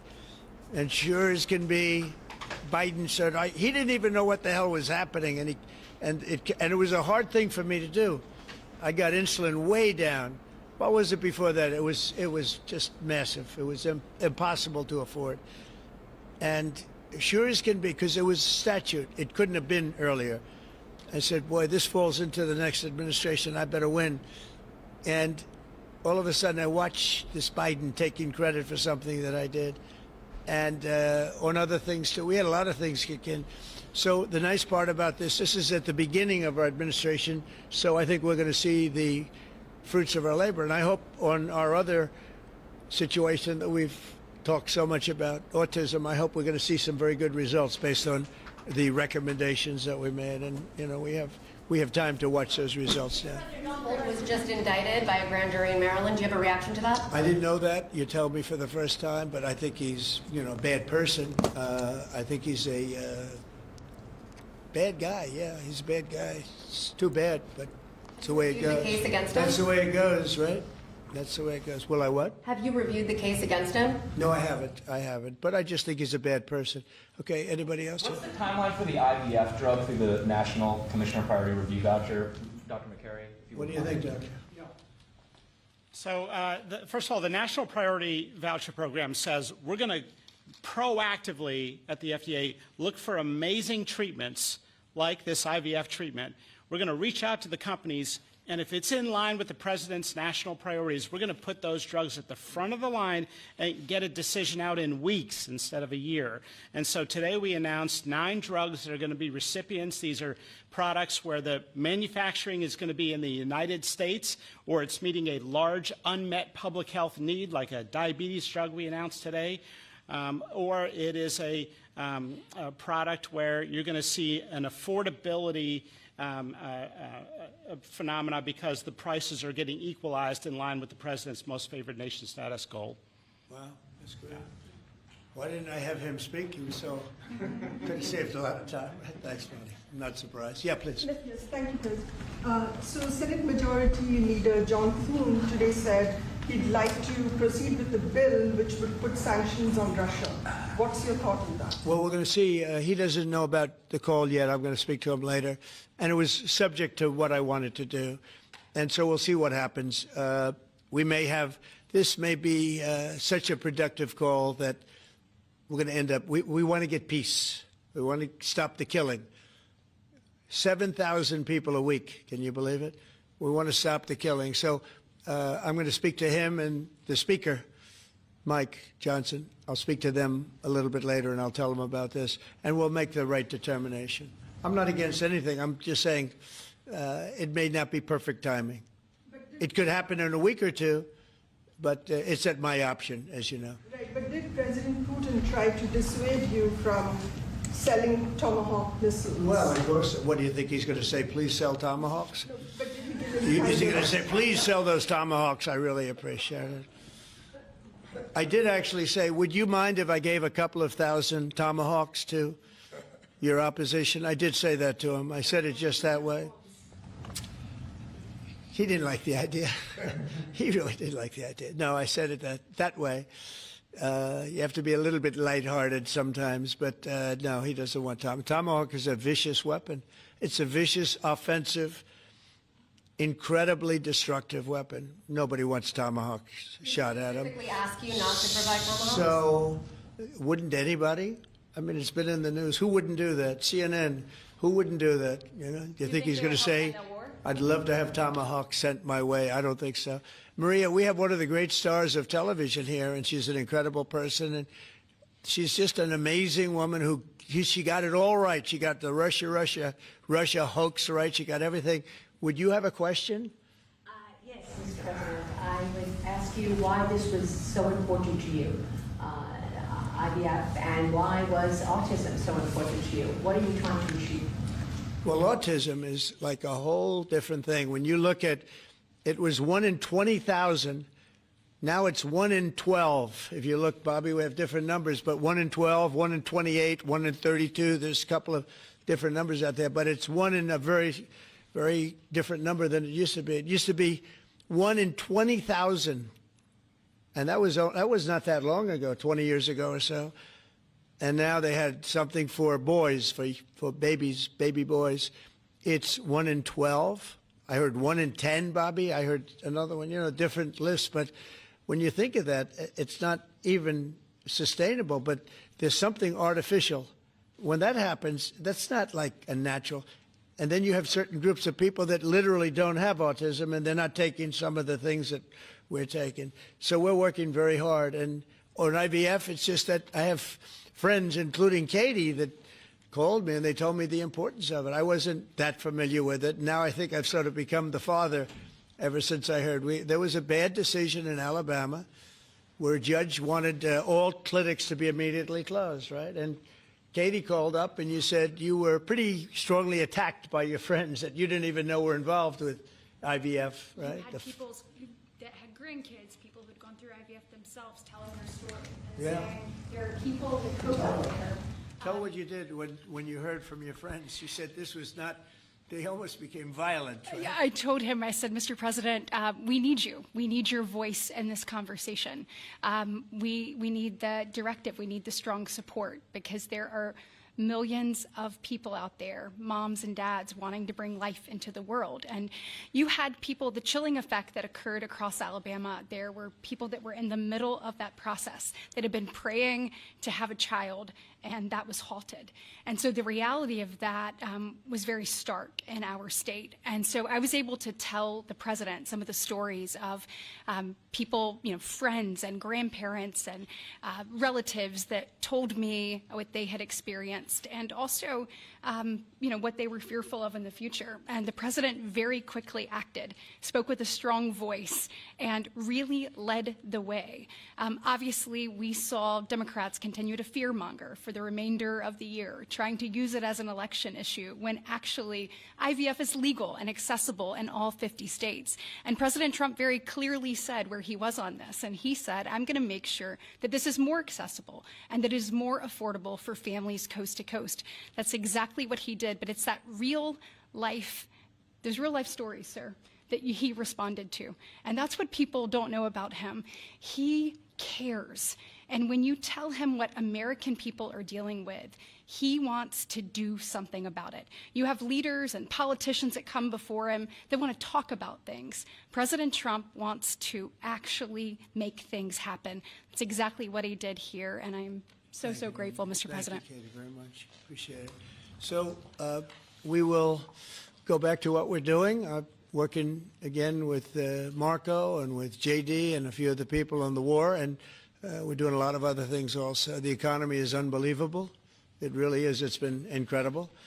And I think one of the great numbers that I've ever heard, think of it, over $17 trillion being invested in our country. And when you think of, compare that to the last administration, but really compare it to any administration, compare it to any country. There's never been a country with anything like that. That's in a period of 8 months. And we've already broken every record possible. There's never anything even close. So we'll go back to all of that. Prices are down. Oil is down. We're down $58 a barrel. We're going to be hitting $2 for gasoline. I think we're going to be at $2. And the previous administration, they were at $4 and $5. They were going up much higher. And then they swung back into my things, but they didn't swing back properly. They were very, very late. They really blew it. We had it really going in the right direction. They came and took everything out, and it's incredible. I'll never forget. They lost control of the price of gasoline, of oil. They totally lost control, Howard, and then they went back immediately. Well, let's go back to Trump. But by that time, It was too late, and they didn't go back because the leases and everything else. They didn't do what they had to do. They wouldn't know. They really didn't know how to. But we could be hitting close to $2 a gallon. I'd love to break it if we could, but we could be. And you know, when that comes down, everything else has been coming down. Groceries are down. The price of things are down, and honestly, the simplicity is if you can get oil down. It's such a big category, everything follows. So just about everything follows. And we are working on beef, and I think we have a deal on beef that's going to bring the price of beef. That would be the one product that we would say is a little bit higher than we want it, maybe higher than we want it. And that's going to be coming down pretty soon, too. We did something. We worked our magic. But groceries are down, and energy is down. Electricity is way down. We have the prices coming down for people. They were abused for 4 years by the Biden administration. Thank you very much, everybody. We'll see you soon. Thank you. Thank you. Changes to the IRS. Thank you, press. Let's go. Right on, guys. Thank you, guys. Thanks, guys. Well, you just heard my speech. Ay. I don't know. Crazy. This banking thing is nuts. And, well, I'd be blind about it. Nobody asked about what he thinks about Newsom announcing the insulation. You know, yeah, nobody's talked about that. I actually saw that press conference. You know, he's trying. He's got to get the older votes. Yeah, that's what everybody's trying to go for. And medical expenses are the way to do it. Anyway, MP Materials and After Hours down another 80 bips. Meet Kevin Report. Called it out. You've got After Hours. Oh, Bitcoin just lost that line. Look at that. That's not great. So watch this.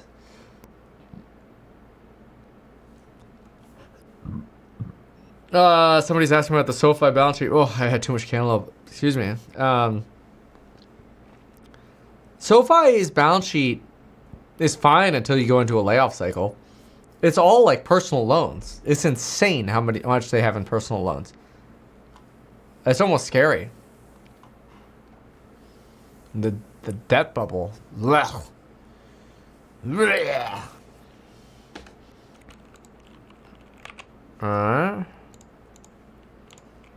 What else? So...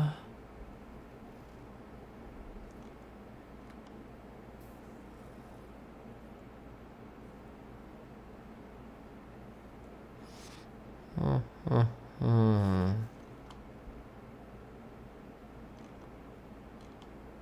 wonder if there's anything else out there.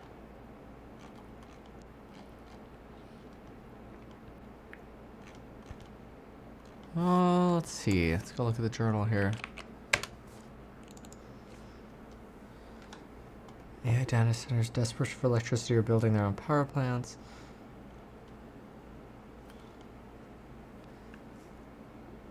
Let's go see.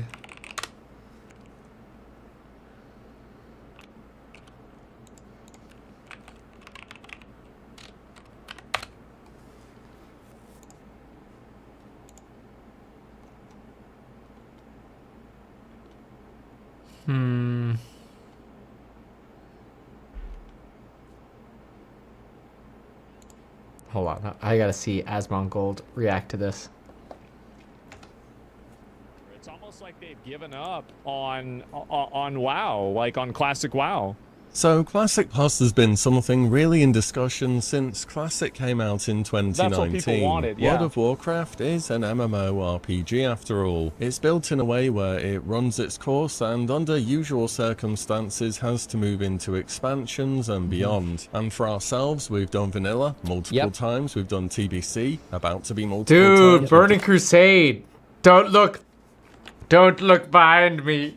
I love Burning Crusade. We did Cataclysm, and now somewhat unbelievably we're in Mr. Pandaria with Which is Warlords insane. of Draenor of all things looming ominously beyond that. There have been plenty alternative versions of Classic 2 from Season of Mastery and Discovery, Hardcore, and of course Anniversary more recently. That is a whole lot of Classic WoW over the past 6 years and since it first re-released. But at the same time, we don't have anything permanent that players are able to go back to and call a home whenever This is one of the reasons that kind of keeps me away from playing Classic WoW in like a classic, like Season of Discovery, theoretically. Was he gonna say that they just constantly come out with new content and then you got nothing, well, like the guy said, to go back to? So one of the reasons people keep referring to RuneScape as being like almost so timeless. So, you know, you could stop playing for 2 years and then come back and your character's still there. Is that I know that the servers and everything is just going to go poof one day. And because of that, it makes me less interested and less motivated to keep playing because I feel like there's a transience to the game.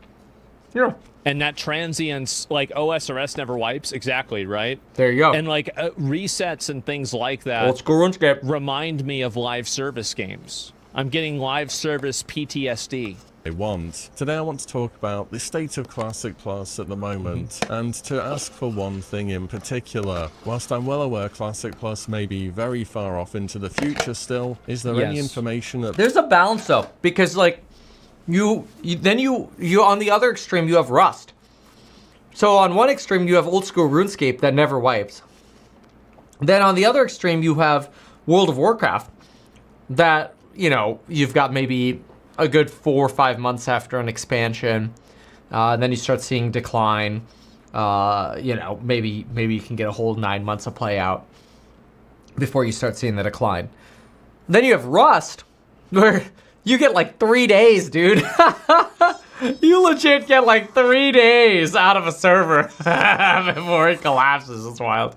Blizzard feel they can give us at this point in time to give us some kind of roadmap or Probably teaser not. about their plans for this project in the future, because at the moment we're reaching really a culmination of events in the World of Warcraft Classic space, which make the current silence on Classic Plus and the future of this project quite deafening. Let's talk about what's been going on recently and why it seems now that so many people are getting a bit impatient in the ever-growing Classic Plus waiting room. Let's start with a private server situation. It happened I mean, there's a chance that because original WoW came out in November, maybe for the anniversary they're going to have news about like a new server or like what they're going to do.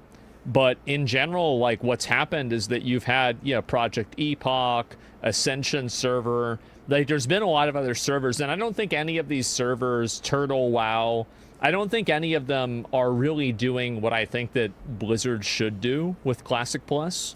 But I think that at least they're trying. I don't support private servers, but I understand why people do them. You see Ampy quit after he beat Nax on hardcore without World Buff. I could never get into private servers either. Let's see what else he says. And desist letters issued, some of them closed because of that. And for Turtle WoW specifically, things even go beyond that, with Blizzard pursuing legal action against them. I'd always assumed in part that Blizzard didn't go after private servers more regularly because basically this happens. And what I mean by this is a massive amount of news coverage and free advertisement for said server, whilst also making Blizzard look like the bad guy in this scenario. And I want to... Always the case with lawsuits. The person suing always looks like the weenie baby. Talk about the... Well, if they're a bigger corporation, right? The bigger corporation always looks like the loser. That's probably the better way to look at it. Because if it's like a small creator or whatever suing a big corporation, which you rarely get, you know, and it's like, yeah, David versus Goliath. People support that. But the big corporations, people hate it when they sue. I think that Blizzard has every right, and I'm totally okay with them shutting down private servers. I am. I'm okay with it. They have to. There's no reason that they shouldn't. Behind Blizzard going after these servers now, instead of focusing on the legal side of things here. For the legal side, honestly, we'll see what ends up happening, but you may be surprised to learn I am in fact not an expert on international copyright law. The game is about, I don't know, like being a furry, being friends with people, not knowing if like your mom likes you or not, and just in general being a weird bitch. Like the amount of masculinity that World of Warcraft used to have was just like you have to watch the Warlords of Draenor cinematic to really understand how far things have gone. You really cannot even begin to understand what we used to have. Gay furry magic? That's complete button. All right. Anything else out here?